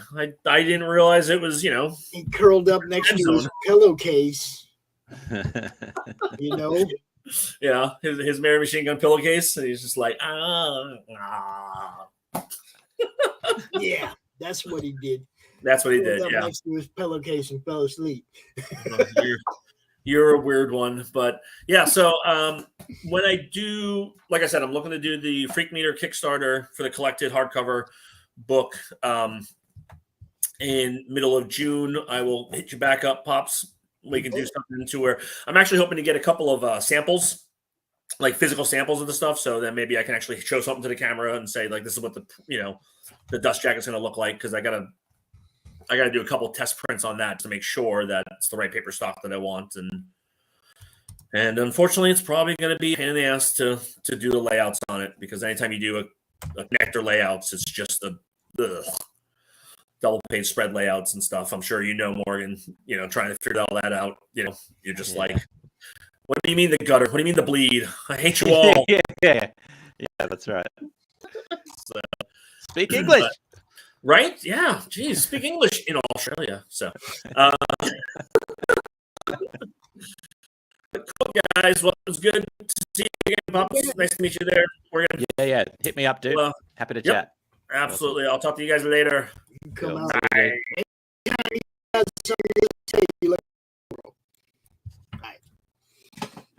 Love that dude. Yeah, man. I could pick his brain and get all that good stuff about printing and stuff, because it can be a nightmare if you don't know what you're doing, and I don't know what I'm doing. That's why one of the first things I said when they were trying to talk me into doing the Cromniverse was, I ain't doing that. I ain't running no campaign. I don't know nothing about none of that. You got to get somebody to run that campaign for me. Got to have RJ handle fulfillment, so I ain't got to worry about that. I just didn't want to do. I don't want to do what you guys do. Yeah. I want to do what I do. Yeah. You know what I mean? I want to talk about comics. That's what I do. Okay, somebody made this cool ass little green troll that's part of our logo, and he's kind of taken on a life of his own and all that, but that still doesn't make me a comic writer or comic creator or comic artist. I talk about comics. That's what I do. Yeah, and you got to do what you love, man, because if you don't, it just gets boring. It's just work. It just gets boring and tedious, and if you don't love it would be stressful. I knew it, if everything had gone freaking perfect, it would have been, I'd have been stressed out the whole time. I was stressed out the whole time. Yeah. I'm not built for that shit, man. I talk about, I want to, that's why I work so hard to get all you guys funded, because I don't want none of you to feel that kind of disappointment. Does that make sense? Yeah, it's a tricky one, eh? Way back in the beginning, I was doing a closeout stream with Michael Oden, and he missed his funding goal by $90. And we were both devastated. I felt so bad for dude, and I know dude felt bad, but he went out of his way and went and printed them and fulfilled anyway. He told everybody, just throw me your money anyway. We're still going to get this book out, and he did, which gave him a lot of confidence going forward, I'm sure, knowing that he, could still make that happen, even though that, it was that close and that depressing. It was a drag. We're out there just like trying to get, come on, man, one more backer, man, one more backer, and this is funded. It sucked. Yeah. So I don't want anybody to go through that. Yeah, it's not a fun experience. Well, I mean, okay, so I all my stuff's been funded, but that's because I'm in the kind of privileged position where I use the music to pay for the artwork anyway, so I can have a very, very low amount that I need to get. So I'm always going to get funded because that's that thing as well. I don't want people to feel like this isn't going to happen. You know, I want them to know up front, yeah, you back this, you're going to get the book. Because that's what I want everybody to know about that book that we had. It's like we didn't give up. It's almost everything was done. You know, we didn't fund because we had a overestimated the projection. That's all. You know, we lower the funding goal, we do it again, it'll be fine. I'm not really worried about it, but it was depressing all the same. It is. It's a kick in the teeth. Yeah, it was depressing all the same, but I'm not really worried about it. I just realized where our mistake was, and that was overestimating how many books we needed to print. You know, we didn't have that many. We didn't have near that many backers, so we never got close. You know, so you learn from trial and error, right? Yeah, and that's the thing with those campaigns. Most things in life you have to try a few times before you start getting it right. But with those, it's like you trial, and then if you don't hit it, you're gutted because it feels horrible. But it's exactly the same as anything else. You're not going to know first time round exactly. Have I told you the story? The first campaign I ran, I had no idea what I was doing. The book size that I went to was 14 by 11 inches, like oversized books, because I didn't know the proper size of comics. So they were printed too big. They were on thicker paper, which is great if you want that.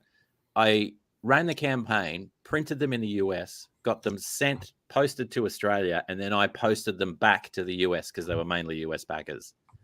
So I completely lost money on the whole campaign. It was kind of a pointless exercise, but, you know, that's how you learn. That's, you know, maybe next time I'll talk to someone before giving the postage service so much money. Yeah, it's man, that's the dilemma everybody's facing, no matter where they're at, with trying to get their books everywhere. You know, if you're trying to offer international shipping, no matter where you're at, it's unpredictable. It's nothing you can't count on the price they quoted you today because tomorrow could be different. Yeah. You know, taxes, governments can add fees. It's like there's no predictable pattern. There's no I'm guaranteed it's going to cost me this much to ship you this book. Yeah. It's not even guaranteed here in the US, for Christ's sake. They change the postage prices all the time. You know, so I mean, makes it hard. They need to get that Star Trek transporter technology up and running so we can just beam it to people instead of relying on. Man, that would be sweet, wouldn't it? Yeah. Sweet. Well, I'm going to have to bail soon, dude. Okay. But yeah. Great chatting with you as always. You bet. Y'all go check out morganquaid.com. There's obviously plenty to choose from. John, I don't know when my 4 o'clock is. If you want to move up 15 minutes, just come on out, bro. You got the link. We do this. We just do this. We keep right on rolling. But yeah, Shadow's Daughter. How many is there? 6 of those? There's 9 now. 9. Okay, yeah. So, 6, a lot of content over here at morganquaid.com. What is Idle Thuggery? Why don't I know anything about that one? Have we not talked about that? I don't think we've talked about that one. That's one that I'm currently resizing it. That was one of the early ones that I did that was the wrong dimension. So I'm resizing. I'm kind of halfway through. It's basically a superhero story, but told from a perspective of a henchman for an arch villain. So a dude that just is, down on his luck, doesn't have a job, and then he meets this kind of villain or this henchman that works for an arch villain, and the guy says, "Hey man, you want a job? I'll give you a job." So he gives him a job. So he just starts working for an arch villain and sort of climbing up the ranks because everyone above him dies. So he's a self-made man. He's a self-made man. All he has to do is not die, and he will, he'll go well. There you go. It's a good way to get promoted. I love those kind of stories, man. I love the mobster, the gang related, I love that. So keep it up. Keep it up. Thanks, man. You got a lot of good stuff going on here, man. If you guys aren't paying attention, go check out morganquaid.com. Thanks, dude. You bet. Awesome. We're going to be joined here in just a minute by John Hervey, and we're going to be talking about, Magna and Posse. Jeez, I try to remember all these books, man. It's crazy. Thanks for coming out, Morgan. I will get with you later in the week about the graphics for those other two themes. Appreciate you, bro. You're great, man. Oh, good, man. Cheers. Thanks, dude. Have a good one. Take it easy. So yeah, if you missed those trailers of his earlier in the game, man, we'll show you this one.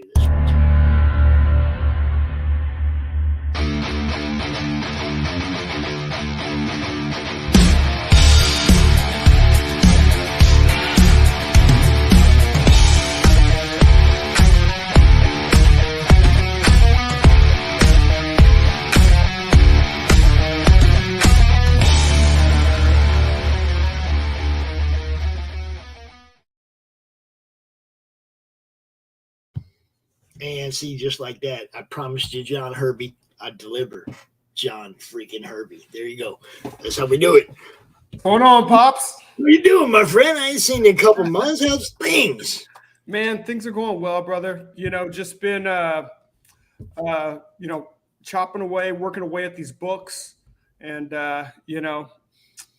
just trying to enjoy myself in the process, and just. Taking care of other things family-wise, but it's been good, Pops. It's been good, man. How about you?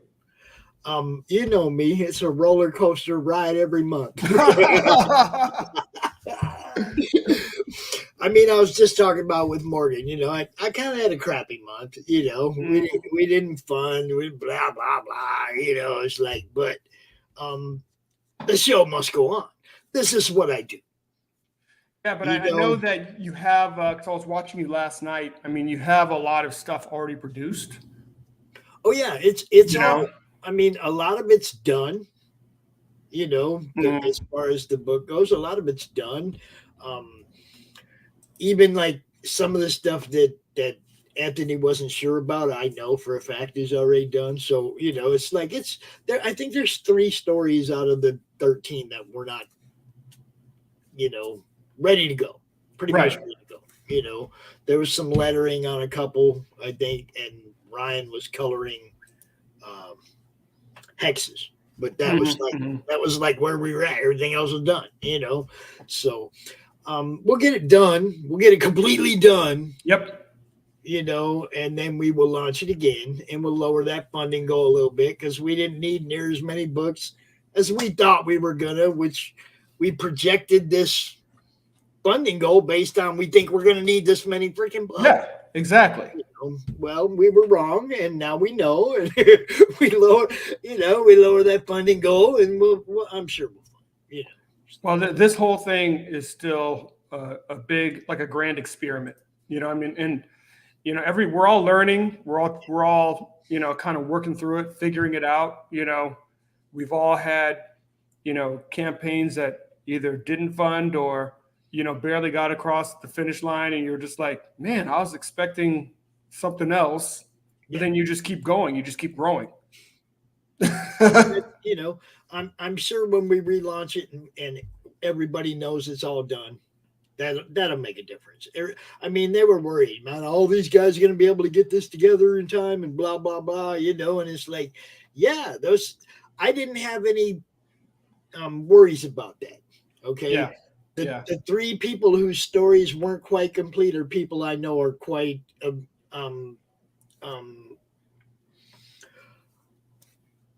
God, what's the word I'm looking for? They're quite able to pop off the 3 or 4 pages they needed to finish real quick and get it done. Right. It wasn't like we weren't talking about huge stories. We're talking about 4 to 10 pages. Right. I wasn't worried. But obviously I need to make sure it's done before I launch it again. And that works because we had a couple other things that came up that we could have added to the campaign that we couldn't add to the campaign because they came up kind of late. But now when we relaunch, we got other things that we can throw up in here that are really cool. Exactly. Eric Huckfuls did a little 3D CRoM. One of those little ones, like the kind you paint, the little. Yeah. Dude, he was badass. I was like, but by the time we, actually got a visual of it, we were like three quarters of the way through the campaign. It was kind of hard to figure out a way to incorporate it. But now we can from the beginning. Kind of late. Yeah, no, that's understandable. We have fun. It's that one was supposed to be fun, but it was a learning experience. The next one will be fun. But you know what? I mean, it's like one of the things I've been seeing. I mean, this is my 5th campaign, and you got to strike that balance. Of course, you want to be able to move books, but you got to enjoy the community. You got to enjoy the process. Last thing we want to do is turn all of this, into drudgery. And the thing that I realized too is, man, you gotta just start from where you're at, because it's easy to look at other folks and be like, man, look at what they're doing. Look at the number of backers they have. Look at the, and you can easily psych yourself out or not even appreciate what you do have. So that's the big challenge. It's kind of like you feel like. You almost feel like everybody's on display. It's almost like you're in school and everybody's grades are on the, on the door. You know what I mean? It's also not like popularity contest. It's not like that. It's a little bit of a popularity contest too, because the main criticism that our book took was that they weren't sure it was going to be done on time. Yeah. Okay, and it should have been done before I launched. And some of those same people promoting the heck out of a book that ain't 50% done and acting like everything's cool over there. Yeah. And they're first timer and they've never done nothing. And it's like, it is a bit of a popularity contest. And having your books completely done, that's not a guarantee. I mean, that was the route that I took, was having my books done ahead of time. But that's not a guarantee that you're going to get backers. You still have to, and you've done a great job of this. You get in the community, you let people see who you are, let people see what you're about, let people see what you're doing. But see, I never tried to be what you guys are, dude. I want to do what I do. I just want to talk. Even the project that I was a part of, all I wanted to do was talk about the different people involved in it, get eyes on what they do. That was why we brought their IPs into it. I didn't just ask, hey, man, do a CRoM story. Right. Bring your IP here and do a crossover so we can get eyes on your IPs. I was still in promotion mode the whole time. All I wanted to do was promote people. I wasn't in creator mode because I'm not a creator. I didn't write none of these stories. Yeah. You see, I did the page layout for page 1. That's it. You're like, that's my contribution. That's what I get. Well, I mean, his origin. Yeah. Okay. I'm the only one that could portray that in the way it happened. Right. Because it's his actual origin. It is right there on the front page. Edwin, the guy who did that logo right above us. Yeah. God, I can't even do this. Yeah. Like the, that logo right there. Yeah, that logo right there. Okay, that one. Yeah, that one. Now, gotcha. We had a logo contest in the Madness. Mm-hmm. And that one won. Yeah. That's how CRoM was born. It didn't happen. We didn't create this character. None of that. He took life out of that picture that you see right there. Other people started drawing him. We had, fan art took off. It just became, finally it was like Brian said, Pops, you got to do something with all this. Yeah. No, I don't. No, I don't. Because I'm not a writer and I'm not an artist. And all I'm going to do is promote it. So if you want to run the campaign and you can get RJ to fulfill the campaign so that all I have to do is promote the campaign, then I'm golden. But as soon as I started feeling the pressure and the stress of it, because I wanted it to succeed so bad. Yeah. For everybody involved, 25 people involved. Yeah, that's you a know, lot. I want everybody to, feel good about being involved in this, right? So yeah, we'll do it again. Let's talk about what you got going on, because it's highly more successful. Oh man, it's moving. I'm grateful that it's moving. Do you want to share a screen with us? What do you want to do? Here, let me drop me a link so I can share it. Yeah, let me do that. Here, I got you right now. I'll shoot it to you right, and I should have shot it to you earlier. Shot it to you right there. And for all y'all that don't know, John been coming to CRoM CoN for quite a while. Yeah. I've been coming to CRoM CoN for a long time. I mean, I was at some of the first ones. So I don't think I was at the very first one, but I was pretty early.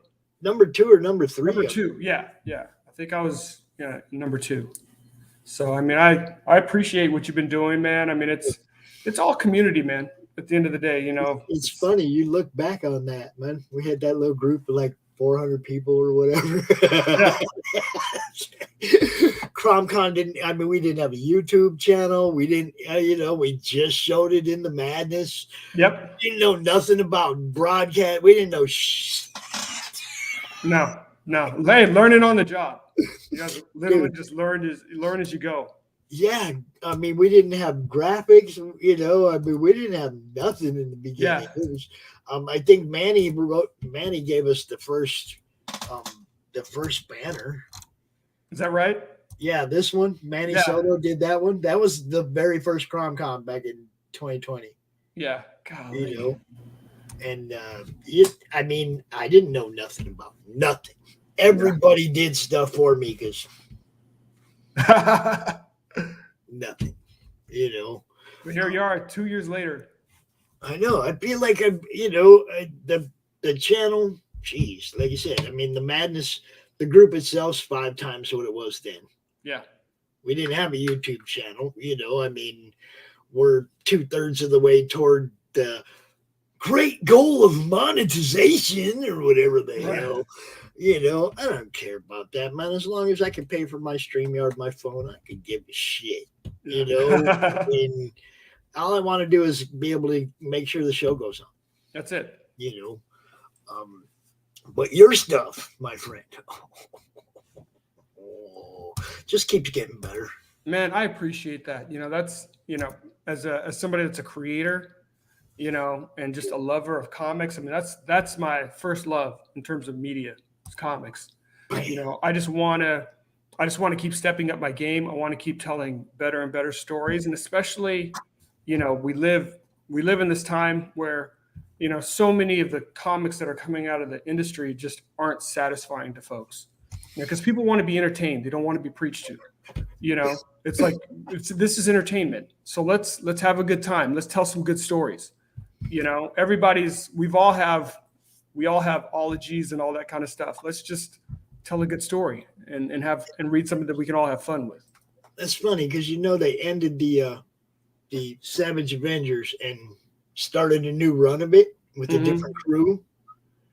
And I seen that. I told my friend Brad, get me one of those.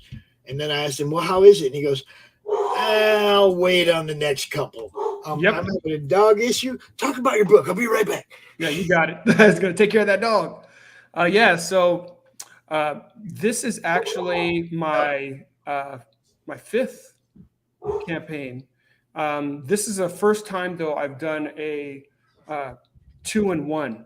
So there's actually 2 properties that are in this one campaign. One is Magna, and the other one is the Posse. 2 campaigns ago was my first Magna campaign. That was Volume 1, and that consisted of one 76-page graphic novel, and that was the first story arc, or the first half of this last Pantheon story arc. So this campaign is bringing the second volume. So that's brand new. The second volume is brand new. of Magna, The Last Pantheon, and the first volume of The Posse, which is also new. So all three of these graphic novels are 76 pages in length. So you get a lot of good meat. It's a lot of good content. If you get volumes 1 and volumes 2 of Magna, The Last Pantheon, then you get the complete Magna, The Last Pantheon story arc. So if you haven't gotten Magna 1, you definitely want to get 1 and 2. And the way these comics are written, you'll get the first half of the Posse Fugitive story arc. So fundamentally, for those that have read my books previously, I started off with Black Tiger. And Black Tiger, I completed in one large graphic novel, which is 172 pages. And so these I broke up into 2 pieces. So if you do get Magna volumes 1 and 2, you'll have that equivalent, of over 150 pages of comic book goodness there. So get volumes 1 and 2 of Magna, and then for the Posse, it's the first half of the story arc. And now that Pops is back, I'll tell you a little bit about what the stories entail. So for those of you that have not picked up volume 1 of Magna, it's a story of a young woman, and this is a little bit of a period piece. It happens in 1942.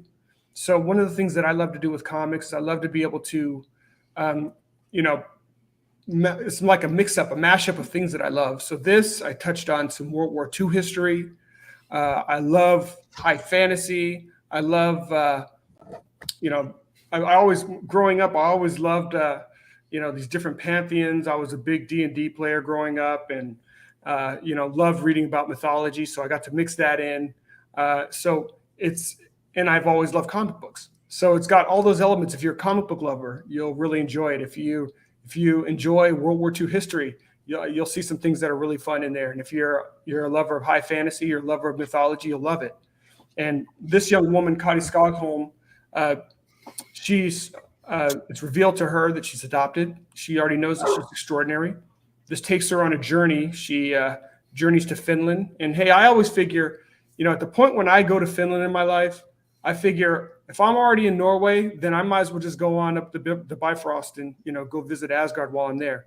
So you know what? She has the right stuff. She's got the ability to do that. So she does that, and she finds herself in league with a group, kind of a disheveled group of the last pantheon members of the earth. So some are Egyptian, some are Norse, some are Olympian, some are Chinese, and they band together for survival. She finds herself in the midst of their battle for survival. So as the story unfolds, it's a lot of fun storytelling, a lot of fun action. You start to learn more about her, who she is. You start to learn about why the pantheon why these different pantheons are being wiped out, and then ultimately who the ultimate antagonist is in that story. So that's a fun one. And all these books, so everything, including Black Tiger, Magna, the Posse, they are all in the same universe. So if you look at the Posse, and if you have and you have Black Tiger, you'll actually start to read some cross-referencing in terms of like some of the characters, not the main characters, but some of the background characters, because some things are starting to be revealed in the world about how metahumans came about. So for the Posse, this takes place in modern day, but it's a story.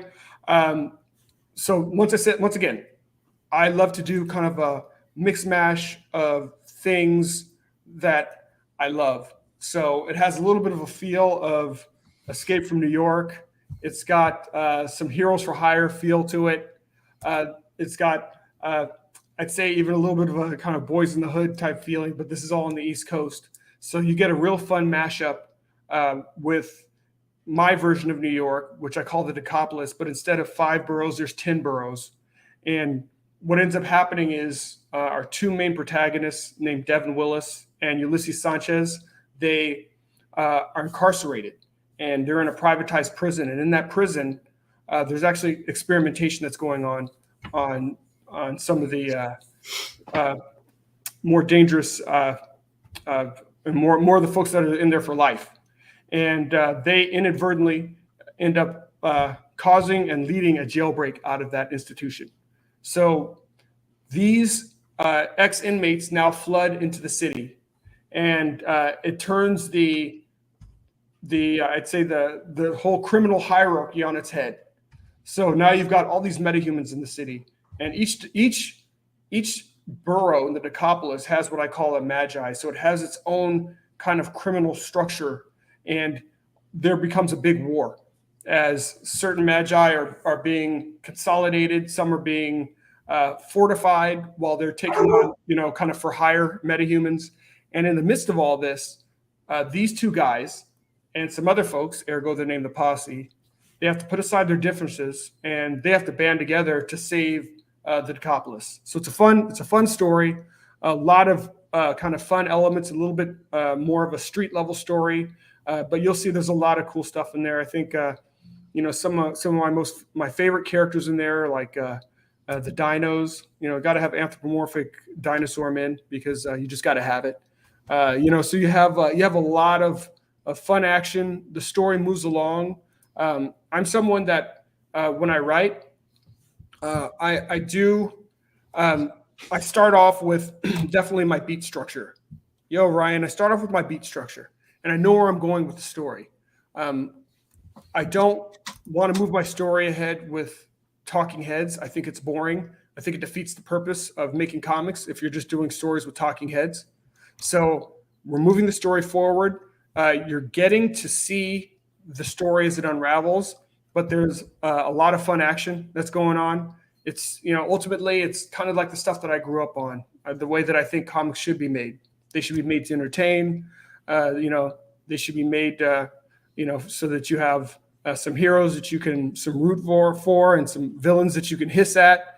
And sometimes, you realize the villains may not be as bad as you think and the heroes may not be as good as you think.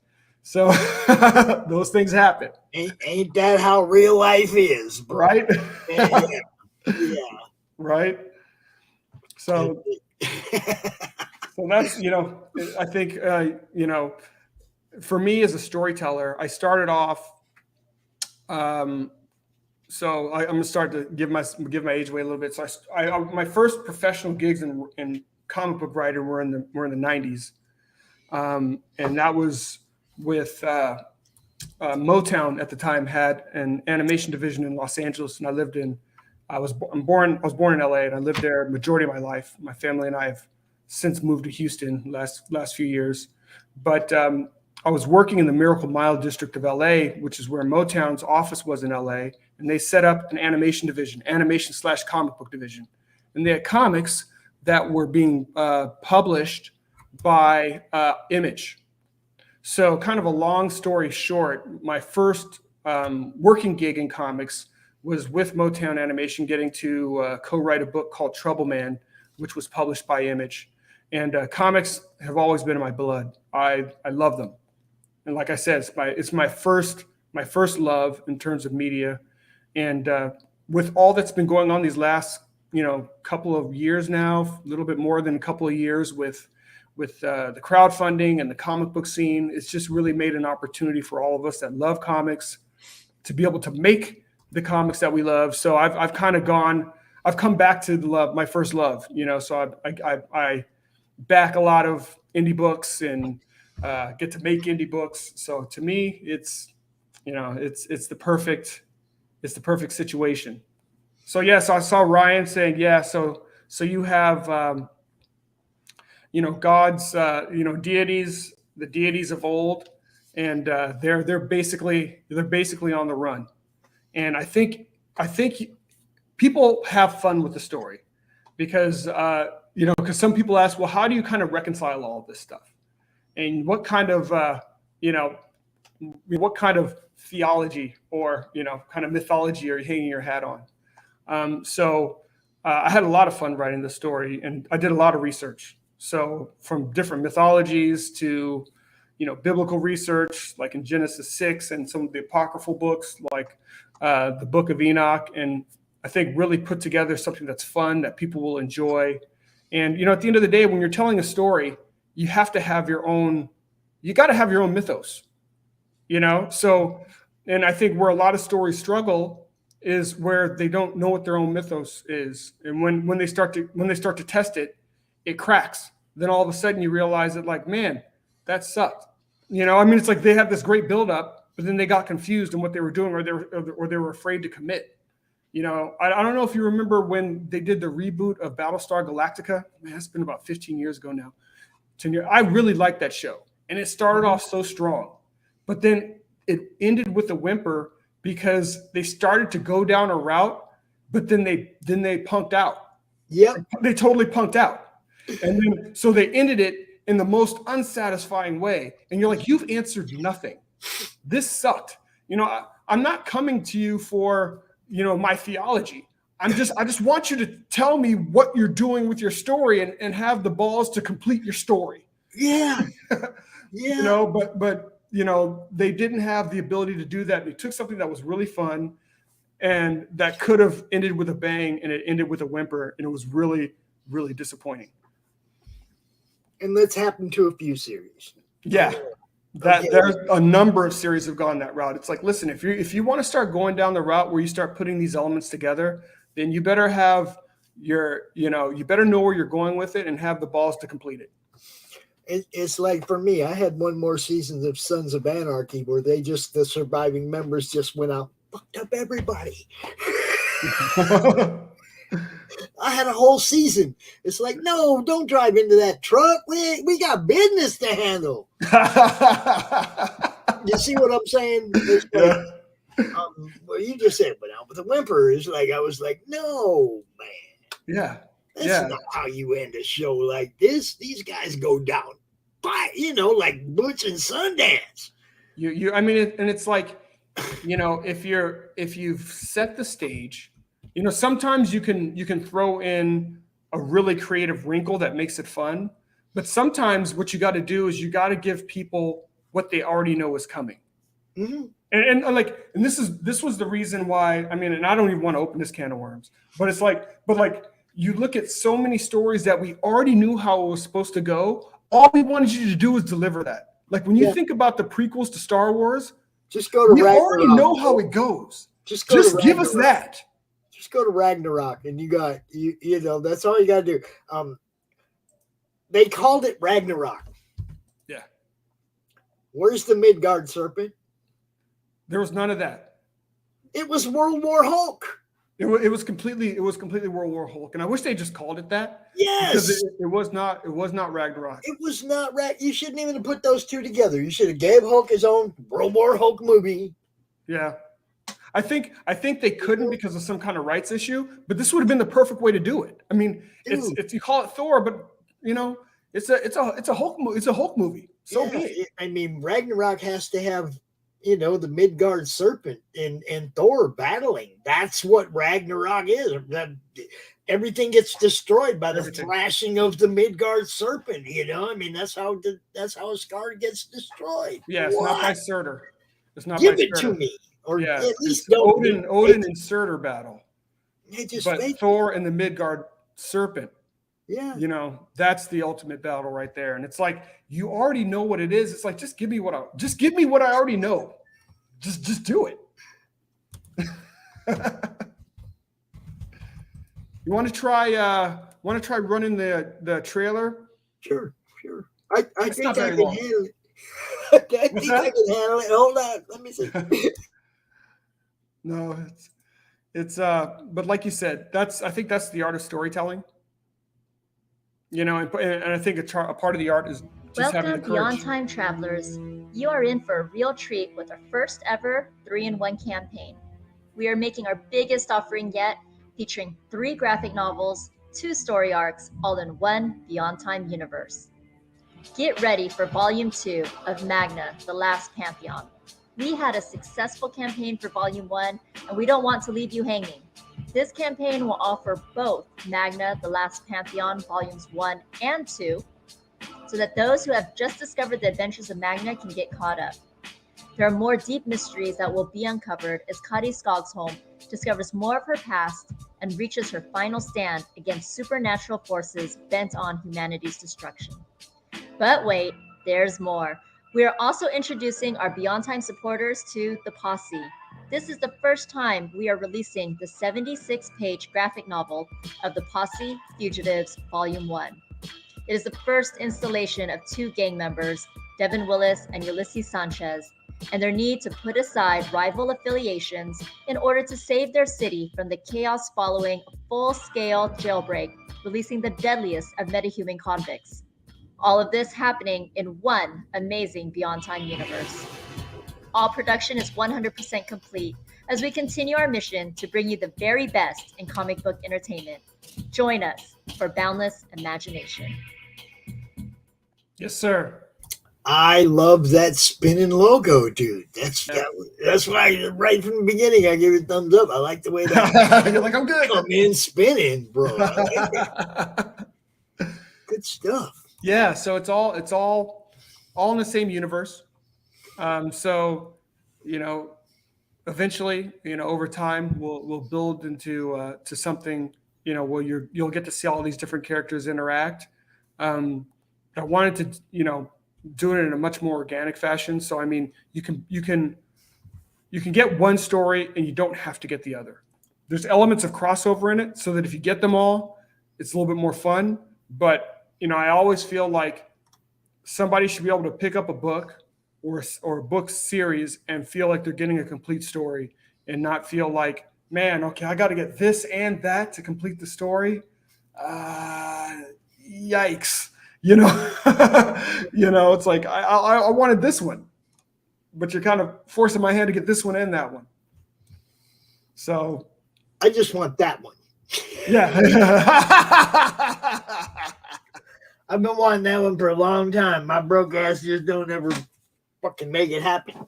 So I'm glad you put it on these limited prints. So for volume 1, we have a limited number of the first prints left. So for that first one, there's 17 left, and that's all that I have, other than the ones I'm keeping. There's 16 left of that one where she's picking up the tank. And that one was kind of an ode to Alex Ross Wonder Woman, that kind of splash page that he made. And then there's still 50 of those left. So if you're somebody that loves first printings, make sure the way you get your books, make sure you grab one and go into the first printing tier and then add other things on subsequently. Yeah. I don't even care which cover at this point, as long as I get one of them. I mean, at some point, things will work out where I'll be like, money money in hand. Bills are paid. Okay, first money. Bills are paid. 25 left over. Oh shit, John. Let's go. Exactly. What I'm saying is like, but I always have to make sure the show goes on first. No, I understand. That's priority. The first 25 of the month goes to StreamYard. The next 35 goes to the phone, and after that, then I can back books. Right. You see what I'm saying? It's like, but the show don't go on, then I can't do anything. No, you got to take care of that first and foremost, Pops. So I mean, like, here's an example. So like this is a copy of I have the different. So this is that third volume 1 cover. So I mean, it's like you can see that you're getting 76. I like that cover a lot because all the guys looking down on her. Oh man, I call that cover the Behold the Pantheon cover, because like when you look at it, they're all kind of thumbing their nose down at her. Yeah, and you can only imagine the facial expression she has, just like, oh my goodness, what have I got myself into? Yeah, see, I mean, I like the way they're looking down their nose at her, like, who the hell you? Exactly. And then this one, of course, everybody likes this. She's saving the victim by lifting the tank. Yeah, she's showing that she's got some muscles there, So she's more than just your ordinary farm girl. And then the last one, I love this cover as well. So I'm making, folks have to choose this. So kind of as a, this having different flavors, so all these images are representative of things that happen in the book. So none of the images are fake outs, so people can feel good about that. But yeah, I'm excited about this campaign. No, it's all good, Pops. I'm excited. I showed the werewolf. The freaking dogs went crazy, man. You see that? It's because I showed this character. That's why the dogs are going nuts because the dogs want this cover. That's what's happening. You know, it only makes sense. So that's my bad. That's my bad for showing that cover and getting the dogs going crazy. You know. So yeah, no, Pops is in there with the howling animals. But yeah, if you look at the images, you get to really see how high quality the interior artwork is. These books were done by, hey, what's up, Sam? Hey, how's it going, man? Good, man. Good. Just wrapping up talking about my campaign, but man, I'll tell you, Magna, man, that's badass. I Yes. love the detail on the werewolves on this. Absolutely gorgeous. Oh, thank you, man. I really appreciate that. Yeah, I mean, I'm gonna go grab the link again and tweet it out a little bit because see if that helps a little bit because you really should be a couple thousand higher by now. I think this book deserves at least a few thousand more. You know what I'm saying? Man, I appreciate that. I really do appreciate It's that. a beautiful book. I've got it saved for me. I need to get my pledge in. So I'm one of the guys who saved the campaign for later. My bad. No, hey, that's all good. I appreciate that. And, man, I understand. These are crazy times too. I mean, just with the prices of everything, the price of gas, so my wife and I, we have 3 kids. So it's like our kids are pretty habitual about what they eat. So it's like we pretty much we get the same things from the grocery store. And like our bill has like freaking doubled. And we're buying the same stuff. Yeah. So I hear you, man. Yeah, I got a buddy of mine who keeps chickens. He lives inside the city limits in Lexington. He keeps chickens in his backyard. Got a big hen house, and like everyone's hitting him up for eggs right now. Heck yeah, man! Because don't they make an egg a day? Each chicken? I think it's a little more than that. But the other thing too is he caught some guy trying to steal his chickens last night. Holy smokes! Yeah. See, no, it's getting serious. It's getting real. It's like, come on, don't steal the guy's chickens. I know. Give me a break. Golly. I didn't mean to interrupt. My buddy Max was going to come on with you, and we haven't been able to get a hold of him. So I think he's fallen asleep. Yeah, maybe he had a really big lunch, and he just. I'm hoping he just fell asleep. He was scheduled to be here at 4:00, and he probably did just fall asleep. I know he's been doing a lot of writing. He's been doing a lot of promos for Mary Machine Gun, so he's been pretty tied up. Real happy about his pillowcase. He's real happy about it. Mary Machine Gun seems to be doing well. Yeah, he's past $4,000 at the That's awesome. Just into his day 6, so he's not even a weekend. Yeah. So I mean, he's good for him. That's the way to do it. And book 1 was good, and book 2. Oh look, it's fucking. Are your ears burning? There he is. What's up, Max? So about an hour late. Yeah. I love Max. So when you were I was on a show that Max was on earlier in the week. Yep. So I hopped on. Then I got into the chat and Larry's show, and Max didn't know who the hell I was. I was like, hey man, I was on a show with you. And he was kind of like, huh?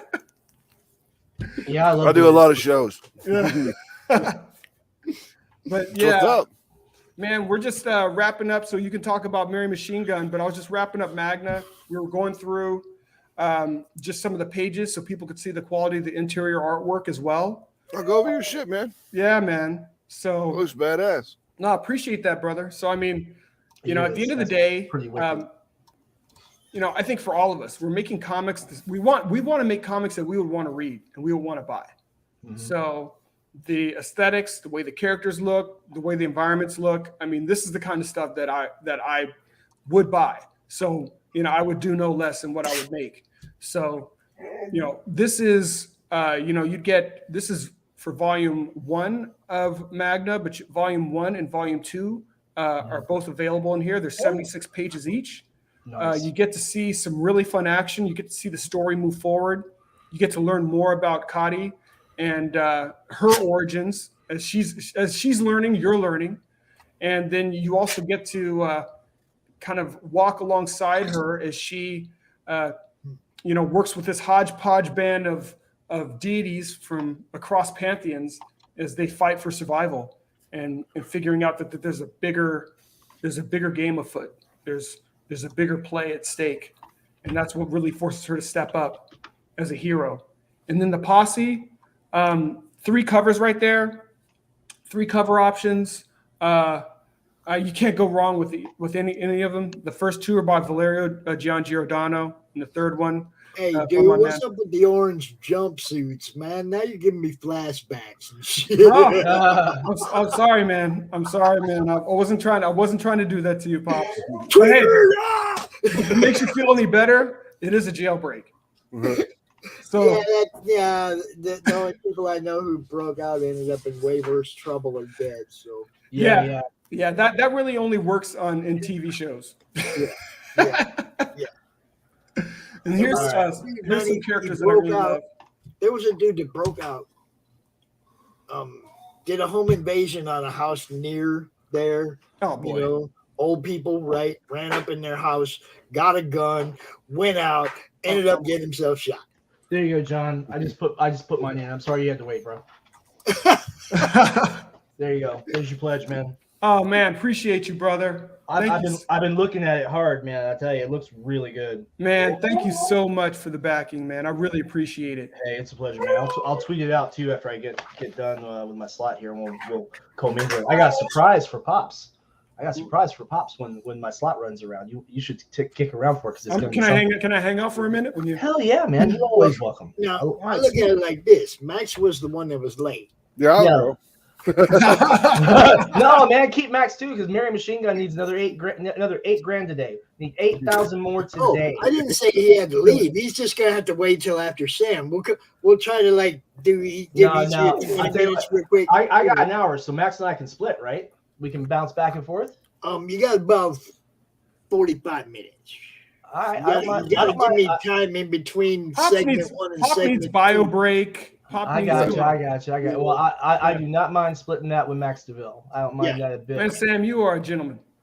I try to do my best for everybody, and I've got a real fondness for Max's work, and he's a nice guy too. Thank you. No, he's a good dude. Max is a good dude. I like hanging out with him. Yeah. So if you scroll up a little bit, Pops, there's some merch there that I really love. So there's t-shirts and reversible beanies. The beanies look badass. Where did you find to get the beanies made, man? That's killer. Okay, Shay. So let me tell you, dude. Shay is the queen of merch. Uh-huh. So like for me, I know good merch when I see it, but when I try to design stuff, I don't do a good job with it. So like I tried to put shirts together and all this kind of it just wasn't like that spectacular. Man, she was able to take. There we go. Booyah. Holla. That's what I'm talking about. That's what I'm talking about. That's the first Reign of Ages t-shirt that we made. My whole thing is, why would you make a heroine that looks anything but like that? That's all I want to know. That's all I want. That's all I want. Good job. Well done. Thanks, man. I work with good people, so that makes me happy. that brings me a lot of joy. So so there's t-shirts there.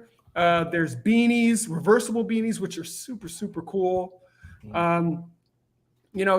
Check out the campaign and even like Sam was doing also the tweeting out, the sharing. Yeah. The sharing is so huge. I know sometimes it's like people like, oh, I don't have the finances, but it's like, you know what? Just like Pop does. I mean, when you share stuff and you get it in front of other people, it makes a world of difference. And I'm picky about what I pledge for too. Yeah. Because I've got a lot of kids, so money stays tight. I hear you. A lot of kids. So do your lot of kids make my 3 kids sound like very few kids? My friends say I have more kids than Mexico. That's awesome. You know why? Huh? You know why? What? Well, because when you come to my house, there's one, and there's one, and there's one. And there's one, and there's one. There's a lot of kids, man. That's awesome. It's a lot of kids. One of my friends, like just with a straight face, somebody's like, "Oh, they're talking about kids." He's like, "Oh yeah, I got 1 million kids." Yeah, like, oh, I've lost count. I love it. There's one. I got a buddy of mine who lives here in Kentucky, and he's been married 8 times. 8 times, and he has 16 kids now. Goodness gracious, 16. So he's got a football team with substitutions. Yeah, and he's got of those 16 kids, he has 2 boys. He has 14 girls and 2 boys. Wow. Yep. Wow. Yep. Wow. Yep. Oh my goodness.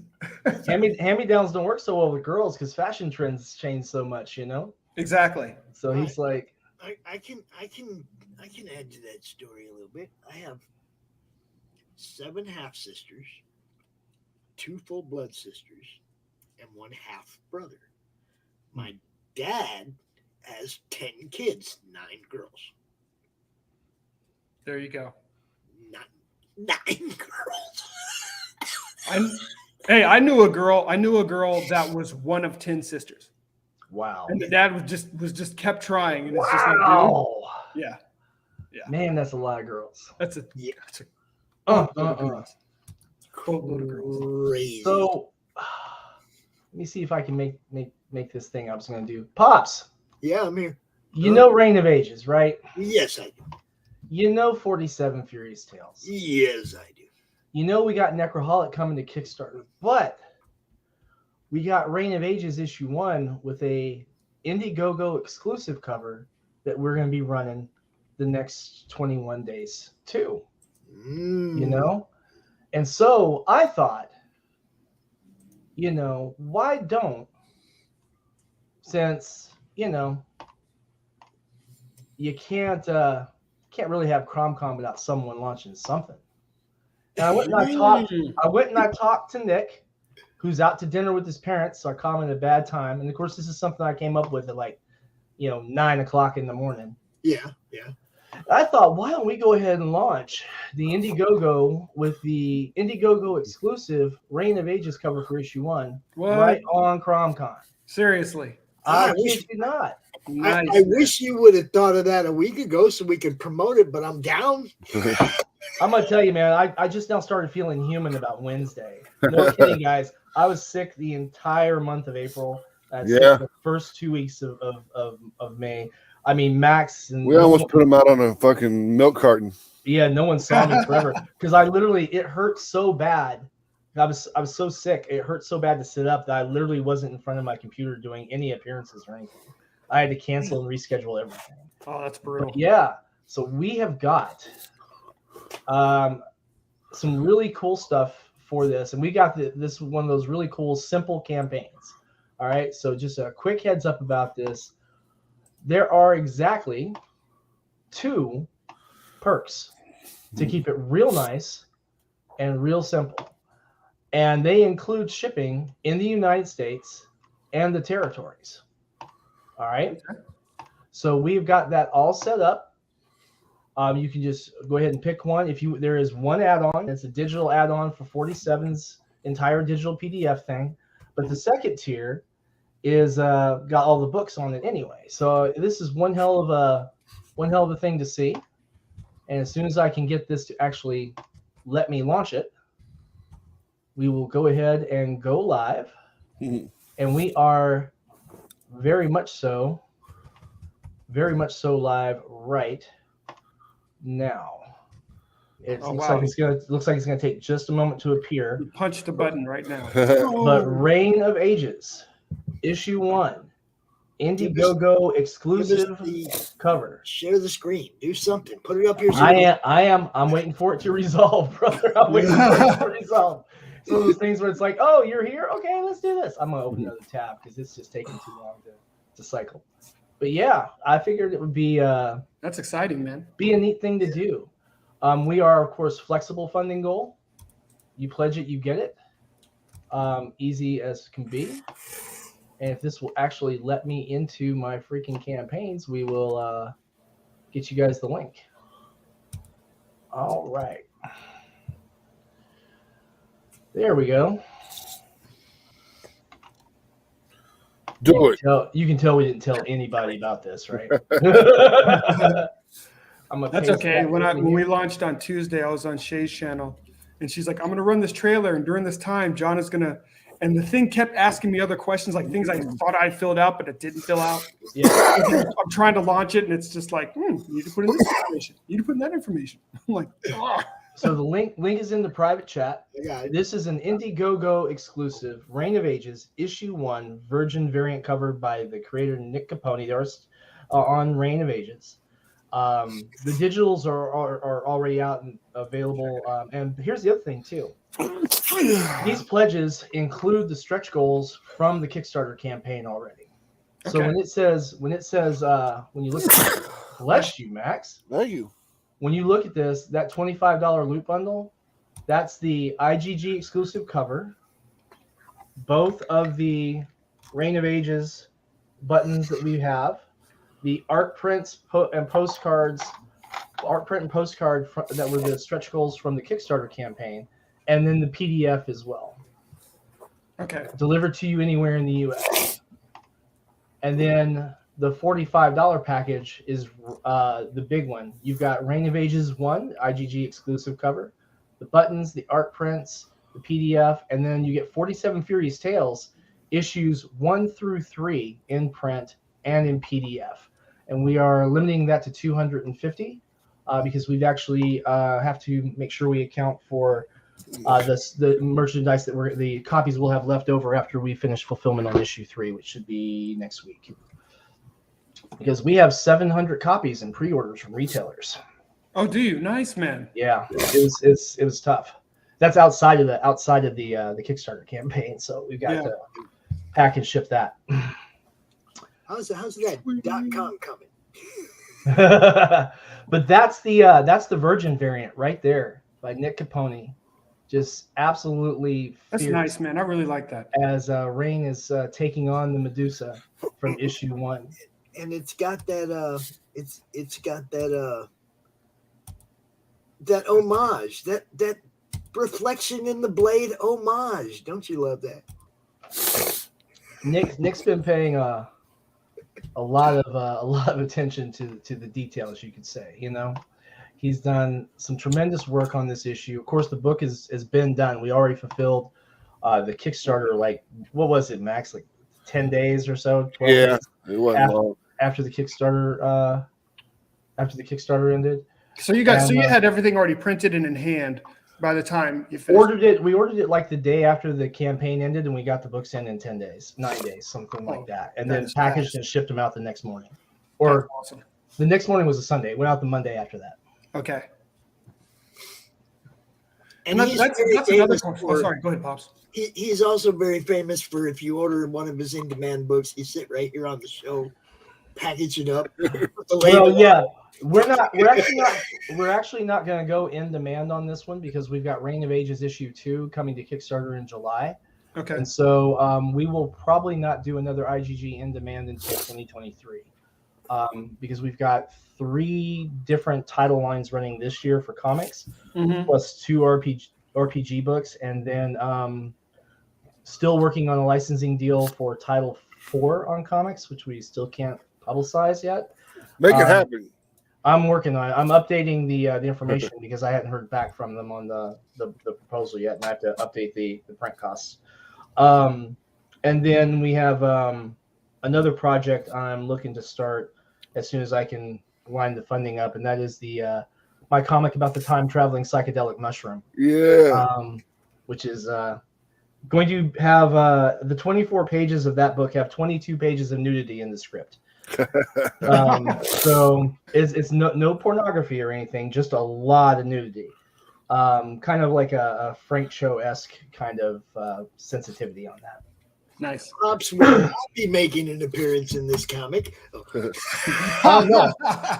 I'm in this comic, in full dangling fury, but just kidding, guys, just kidding. No, we've got hot women, a hot MC, I guess I should say, who is bringing all of our love of comics right up to the forefront. It's going to be one hell of a thing. Nice, man. Most excellent. Yeah. So earlier, my blood pressure or my blood sugar crashed, and I started shaking and getting all sweaty. And so I had to eat a whole bunch of sugar, like chocolate bars and stuff like that. And I had to lay down. and I heard Pops calling me on the Facebook.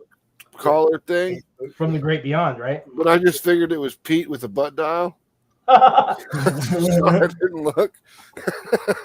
Yeah. Yeah, you were in like some like sugar, lack of sugar induced coma. Mm-hmm. Man, take care of yourself, brother. Yeah, I don't know what happened. I was just driving the kid home from swimming lessons, and I was like in the car, and I started sweating profusely. And then I started feeling all shaky and weak, and I'm like, "What the hell's going on?" That's not a good sign, brother. No, I know. Time to talk to the doctor again, man. Yeah. You'll be falling out on me, Max. Yeah, no. I've already had one stroke. I don't need another one. Yeah, don't do another one. We definitely don't want that again. That's a big no. All right. Reign of Ages. Yep. Ain't she cute? It's Ferret, baby. Put that in there by Nick Capone. What we need, what you get. You give us money, we give you cool shit. That's what it is. How many pages is the issue? That was 28 because it's got three bonus pages in the back. Let's do this. We'll cheat. Oh no, it's not 28. It's 32. I knew I was missed it somewhere. So we had a total of 29 sequential art pages, and then we did as bonus pages. We did the other covers from issue 1 in the back section of the book, so you could see the raw, uncolored versions of them. Gotcha. Okay, that's cool. Yep. And like all of our other books, they stand up on their own. Nice. That's what happens when you have 110-pound cover weight, you know? Yeah, man. It's like that was one of the things I used to like to do. Is I hate pulling the books out, but when I do, I stand them up on the desk. Mm-hmm. You've got Rain. Yeah, I do. Yeah. I got 47. I got What'd Rain. you think? Dude, I loved it. I told you. Yeah, but I say that so you can tell everyone else to. Right, seriously. It was one of those where, oh, you left us hanging there, you dick. I think that was what I said. Something like that. It's like, now we're stuck, and it's like, come on, man. No, he left us in a perfect cliffhanger spot. So, but it was kind of, ooh, that hurts. You gonna do that to me, man? The giant nipple cake. That's where it's at. How long do I gotta wait to get rid of this kick in the stomach? How long? I've got people asking me questions already about this campaign. Love it. Yes, guys, go ahead and send your questions to me, and I'll go ahead and answer. Go ahead and pledge, and we'll make sure you get your book. Let's go ahead and get funded today. That'd be good. Yeah. We are $500 to reach goal, but we are flexible. It's not like, but we're flexible, so we're fulfilling no matter what. Yeah, and it's like you're gonna get your book. You guys know we went through this with 47. It was like he came out here on Indiegogo, and before you know it, he was shipping them on the show. Yeah, out the door they were going. That's efficiency. Yeah, it was great. So if you like this, if you like the way it looks, and obviously, like I said, now we're not shipping these live as they come in like we did the other, because we're gonna only print enough for filming on this, copies for Nick, and I think I'm getting like 5 of them, and that's it. So it's literally going to be limited just to that Indiegogo crowd. It's going to be the smallest press run of issue 1, period. Smallest press run ever. It's probably going to be probably going to be one of the smallest press runs I've ever done. Truthfully, I mean, even if we get like 100 or 200 backers or whatever, that's still a lot smaller than my usual press runs. Yeah. So. Yeah, he's usually sitting there with a couple thousand books behind him. Boxes. I'm actually been working through them a lot. I don't know if you can tell, but like we've sold a little more than half of the issue 1 second cover, so we should have about 1,400. So we're about 1,600 copies of that sold so far. Okay. And then that's all that's left of the 4,500 we did for issue 2. So we're about 2,000 down on that. And then issue 3 isn't here yet. Yeah. So 47 Furious Tales. They're going out the door, yo. I've only got one box left of Reign of Ages, if that tells you anything. And Reign of Ages is going out the door. Yep. You know what's up. There's our dude. There's our dude. It's Armand Nassim. Yeah. Armand Nassim. What's up? How you doing? Armand, spread the word about the Indiegogo, man. Let's get this thing done and get this brand new, beautiful ass cover out into the world. Yeah, everybody share this out. The link right there. But yeah, I mean, the fun part is like you literally have like the Kickstarter stretch goals already built into it. So we had a $7,000 stretch goal that we actually didn't quite reach. But we went ahead and fulfilled all the Kickstarter goals as if we had, because we knew we were going to do an Indiegogo. And so we just counted it towards it. And so you've got stuff like the art print, and then the Farrah Fawcett homage postcard, and then we added these because we actually just got them made. Wait a minute, let me see. These were done by Yosam, who's a friend of Nick's, and then Nick colored them. Nice, and man. These are actually, there we go, a little more than 2 inches big, across. Kind of big for the hat, huh?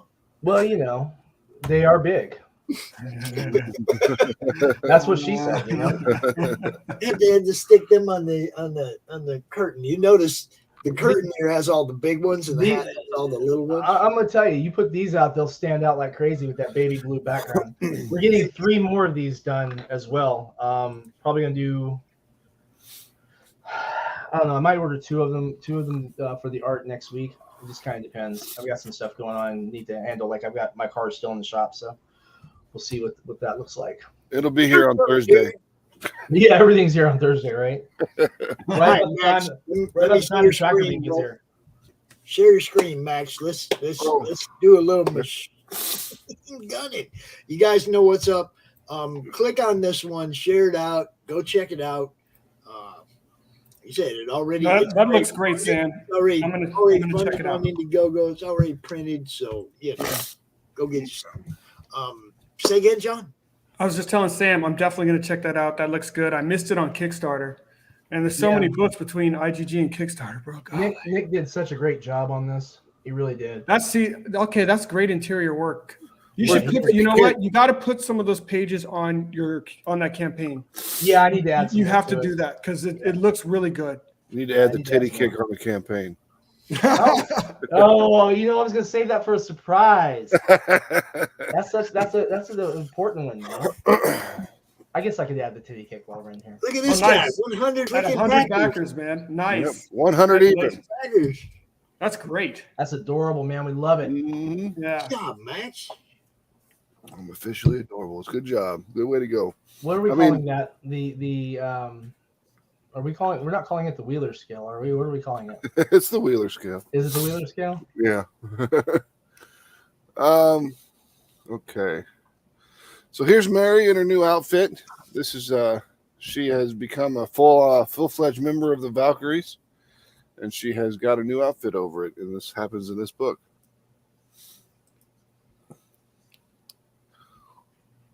That is nice. We want to see the pages. Everyone wants to see the pages. Show us the pages, Max. So we'll show the pages. This is Mary is healing from her previous encounter with Charlotte, and of course, she's hiding with this Valkyrie. Where would a Valkyrie hide but in a cave in Norway?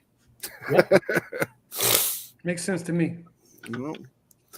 So she's there basically telling Mary that she needs to rest and heal, and Mary's like, I'm putting you in danger from being here. She's like, don't worry, you're safe here. And she's like, where's Charlotte? She's like, just lay down and don't worry about it. Then we cut to Charlotte, who is leaping onto this balcony to take out these 2 werewolves. She says, silver daggers, mostly or highly effective against werewolves, and you get to get up close and personal. Sorry, my brain's not working this morning or this afternoon.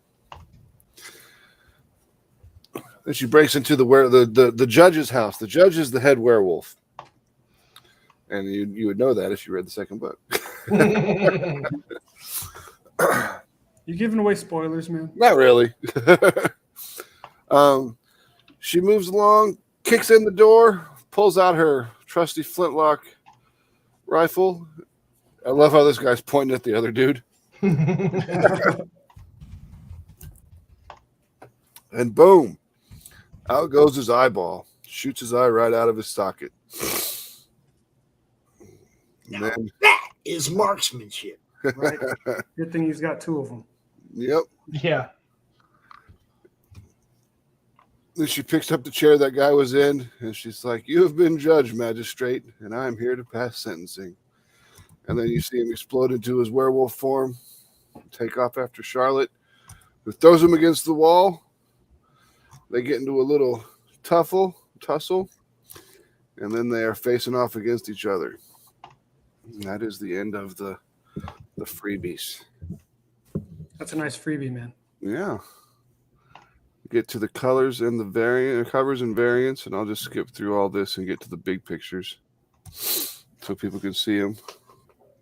This is standard cover A by Fern Cord. He's the interior artist. We always give the interior artist the first cover, the standard cover A, so you know what you're getting. This is Mary and Carol hanging out in the frozen north. Then we've got Charlotte by Maria Benez, which is fantastic. She always brings the fire. And then we've got all these candles back here where Fern did the colors, and he is just a master of tertiary coloring. And he's got all these reflections off of the body and everything from all the different light sources, which is just amazing. Fran Cord, our inker, does this one. Mary looking fierce as hell, stabbing the frozen lake up in the great north with the magic around the sword, and then the magic in the Aurora Borealis just looks awesome. The way they merge together is just fantastic. Yeah, great job. Then Mary in her classic uniform by Justin Hunt with the explosion behind her, which always looks super cool. Gotta love that one. That's good stuff. Greg Bo Watson brings Mary in that J. Scott Campbell Disney princess look. Yep. That's exactly what I thought when I saw that. Yep, which I really like. What's not to like? Can't get better than that. Courtney Rose's cover, you can always tell because she draws her women thick and she puts on the thick eyeliner. Yeah, you always recognize the hips she does. Yep. She's got that down. She's got that down pat. And I like that cover a lot for some reason. Why? Good cover. This one is by Joel Souza. He brings that Bruce Timm vibe to it all. And I really like that Batman the Animated Series vibe that he's brought to it. Looks really good. And then we bring Mariah Benez back for the Not Safe for Work cover. But not only is Mariah Benez doing a Not Safe for Work cover, Mariah Benez doesn't do Not Safe for Work material. And she definitely doesn't do Not Safe for Work covers. But we talked her into doing this one. Just because she loves the character. And that's how you do it. Yep. And since we have reached $4,000, we have released all of these prints. This is Mary's print number 1. It comes with, when you order the Naughty cover, you get these prints with it. You get Mary by the confessional. Mary by the thing, I can't remember what it's called, so I'm a bad Catholic. I should remember that. Some sort of alcove. Mary on the rooftop. I love the color of her skin in the mirror, in the moonlight. Looks really cool. That is cool. And then Mary and Carol hanging out in the hot springs in Norway. It is hot in the hot springs. Yes, it is. This is very similar to the Mary machine gun that I have behind me, but it's Charlotte instead. We were also re-releasing the Mary machine gun that's behind me because it was pretty popular, so we're releasing it again for those people that want to get it. We've got the Mary machine gun body pillow. Well, it's a pillowcase. You got to put your own pillow inside of it. Gotcha. But that's super cool. That'll be fun to have. you could have your name put into the book. You get to be the journalist that writes about Charlotte slaying the judge. I'm not going to put any crazy names in there, so it is subject to approval. Then we've got Team Mary and Team Charlotte. It's just a quick little way we put together. We have these sketch cards with everybody, or with Mary and Charlotte on them, and we wanted to have a tricky way to give them away, so we created Team Mary and Team Charlotte. Nice. You buy one, you get the standard cover, plus you get one of these cards at random. I can't ask people to request which one they want because they just end up having people fighting over what they're getting.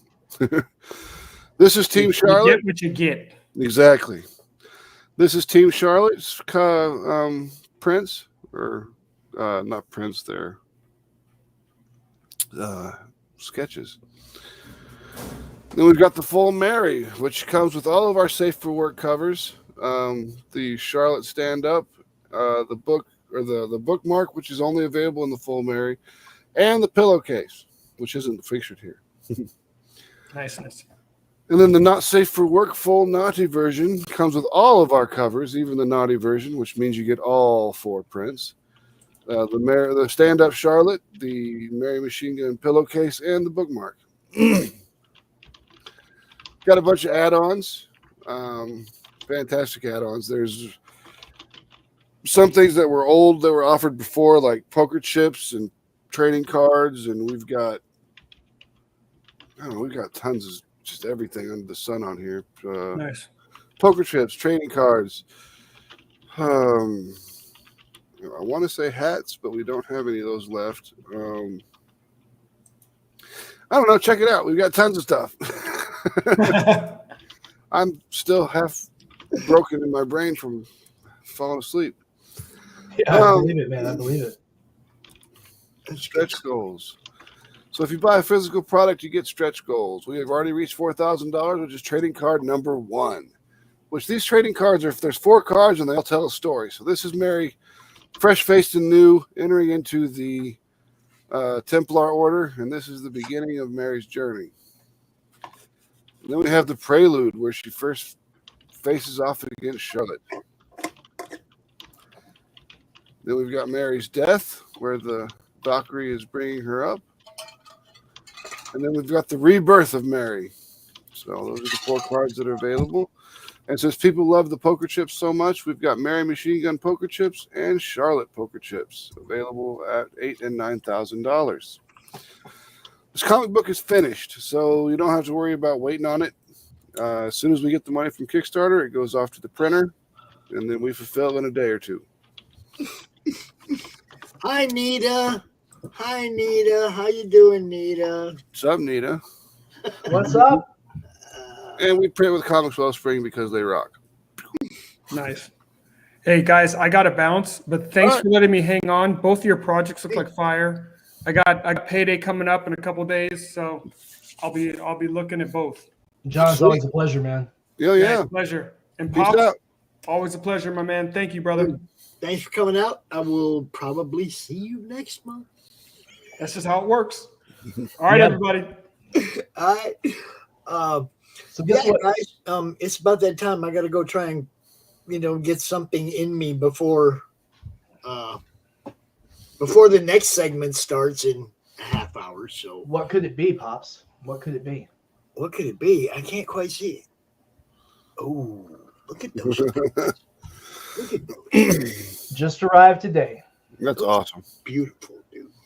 Now they're still in the shrink Still wrap. wrapped up. Yeah, I can see that. And then Yeah. That's good stuff. Dude. Isn't that hot? Yeah, hell yeah. That's gorgeous, man. I tell you. That's Paul Walcott, who did the dark one, which is the variant for issue 2.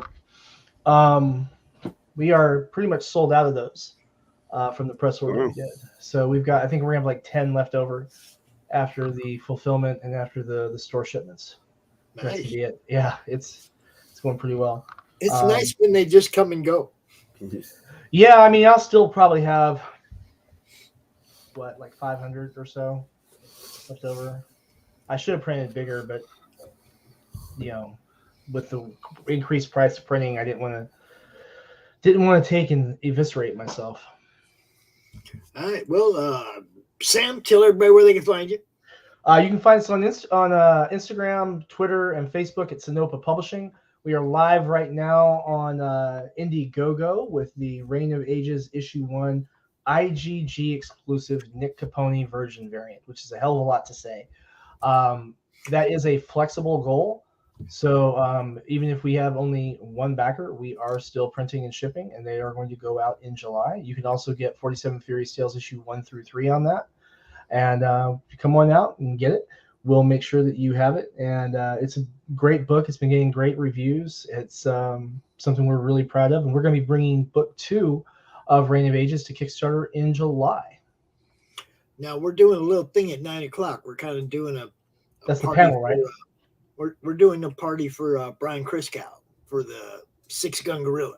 Oh, gotcha. I don't know if we're for sure closing it or not, but we're going to party about it anyway. So if you want to come back out later after the kids are down, you're more than welcome. Yeah, let me know if you've got room. Just shoot me a message. Oh, I'm sure. And the other thing I want to say is I've read issues 1 and 2 of Mary Machine Gun. I've seen some of the pages that Max has teased out for issue 3.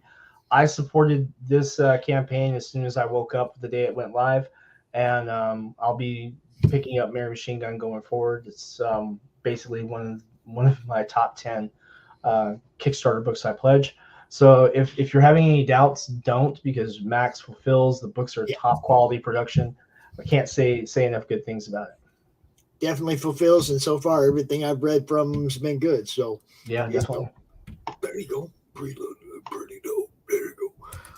So Max went to go to the bathroom instead of being here to tell everybody where they can find him. But you can find him at Atrocity Press, Max Devill, pretty much everywhere. He's in the Madness. As you can see, there's 100 backers so far, $4,589. Go pop this thing up over $5,000 real quick. Ding, ding, ding, ding, ding, ding, ding. Yep. It needs to be over $5,000 today, guys. Come on. Yeah. Come on out and just push it over. You're going to find there's some fantastic stuff on that, some great add-ons. I'm going to sit here and shill Max's book until he gets back, I guess. So this is definitely one of those things where you have to appreciate there's a lot of beautiful imagery in here, beautiful women, and lots of guns and swordplay and stuff throughout this series. Like swordplay, swords, axes, depends on what you're talking about and which panel, but you get the idea. Just some really, really great unfettered violence. as we used to say back in the day, good old fashioned American street violence. And hot babes and violence. And hot babes, yeah. Something else to show you. Oh. These art prints came in today too. Oh, look at that. Isn't that pretty? Yeah, hell yeah. Alexia Veldhausen, brother. You know what's up. And we're going to do issue 4 later this year. Cool. And we're going to fund it on the first campaign. First day. First campaign, first day. Yep. Definitely. Yep. Max, I got to go, bro. He's over here stealing my bio break. Look at this motherfucker.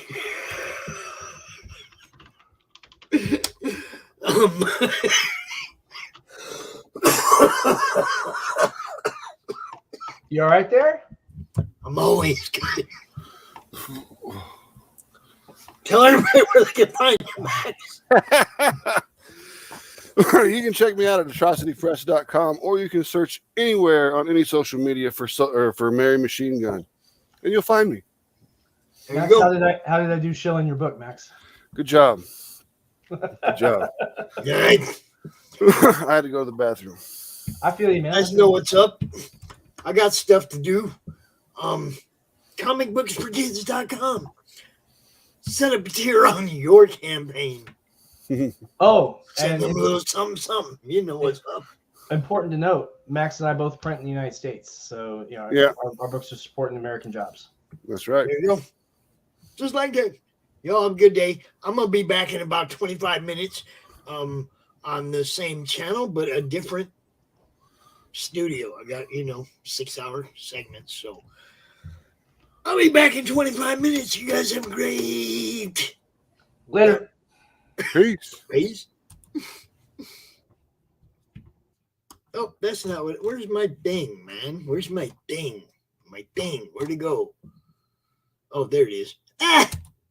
Comic Books for Kids provides comic books to kids in hospitals and cancer centers across the U.S. It's a place where we can all work together to make sure every child has a comic book. 100% of all proceeds go towards the kids. It's about making a difference, and while they're in the hospital, allowing them to fly like a superhero, battle dragons, or rescue teddy bears. We are in every state in the country and now support over 160 hospitals. Every month, we add more. Visit cb4k.org.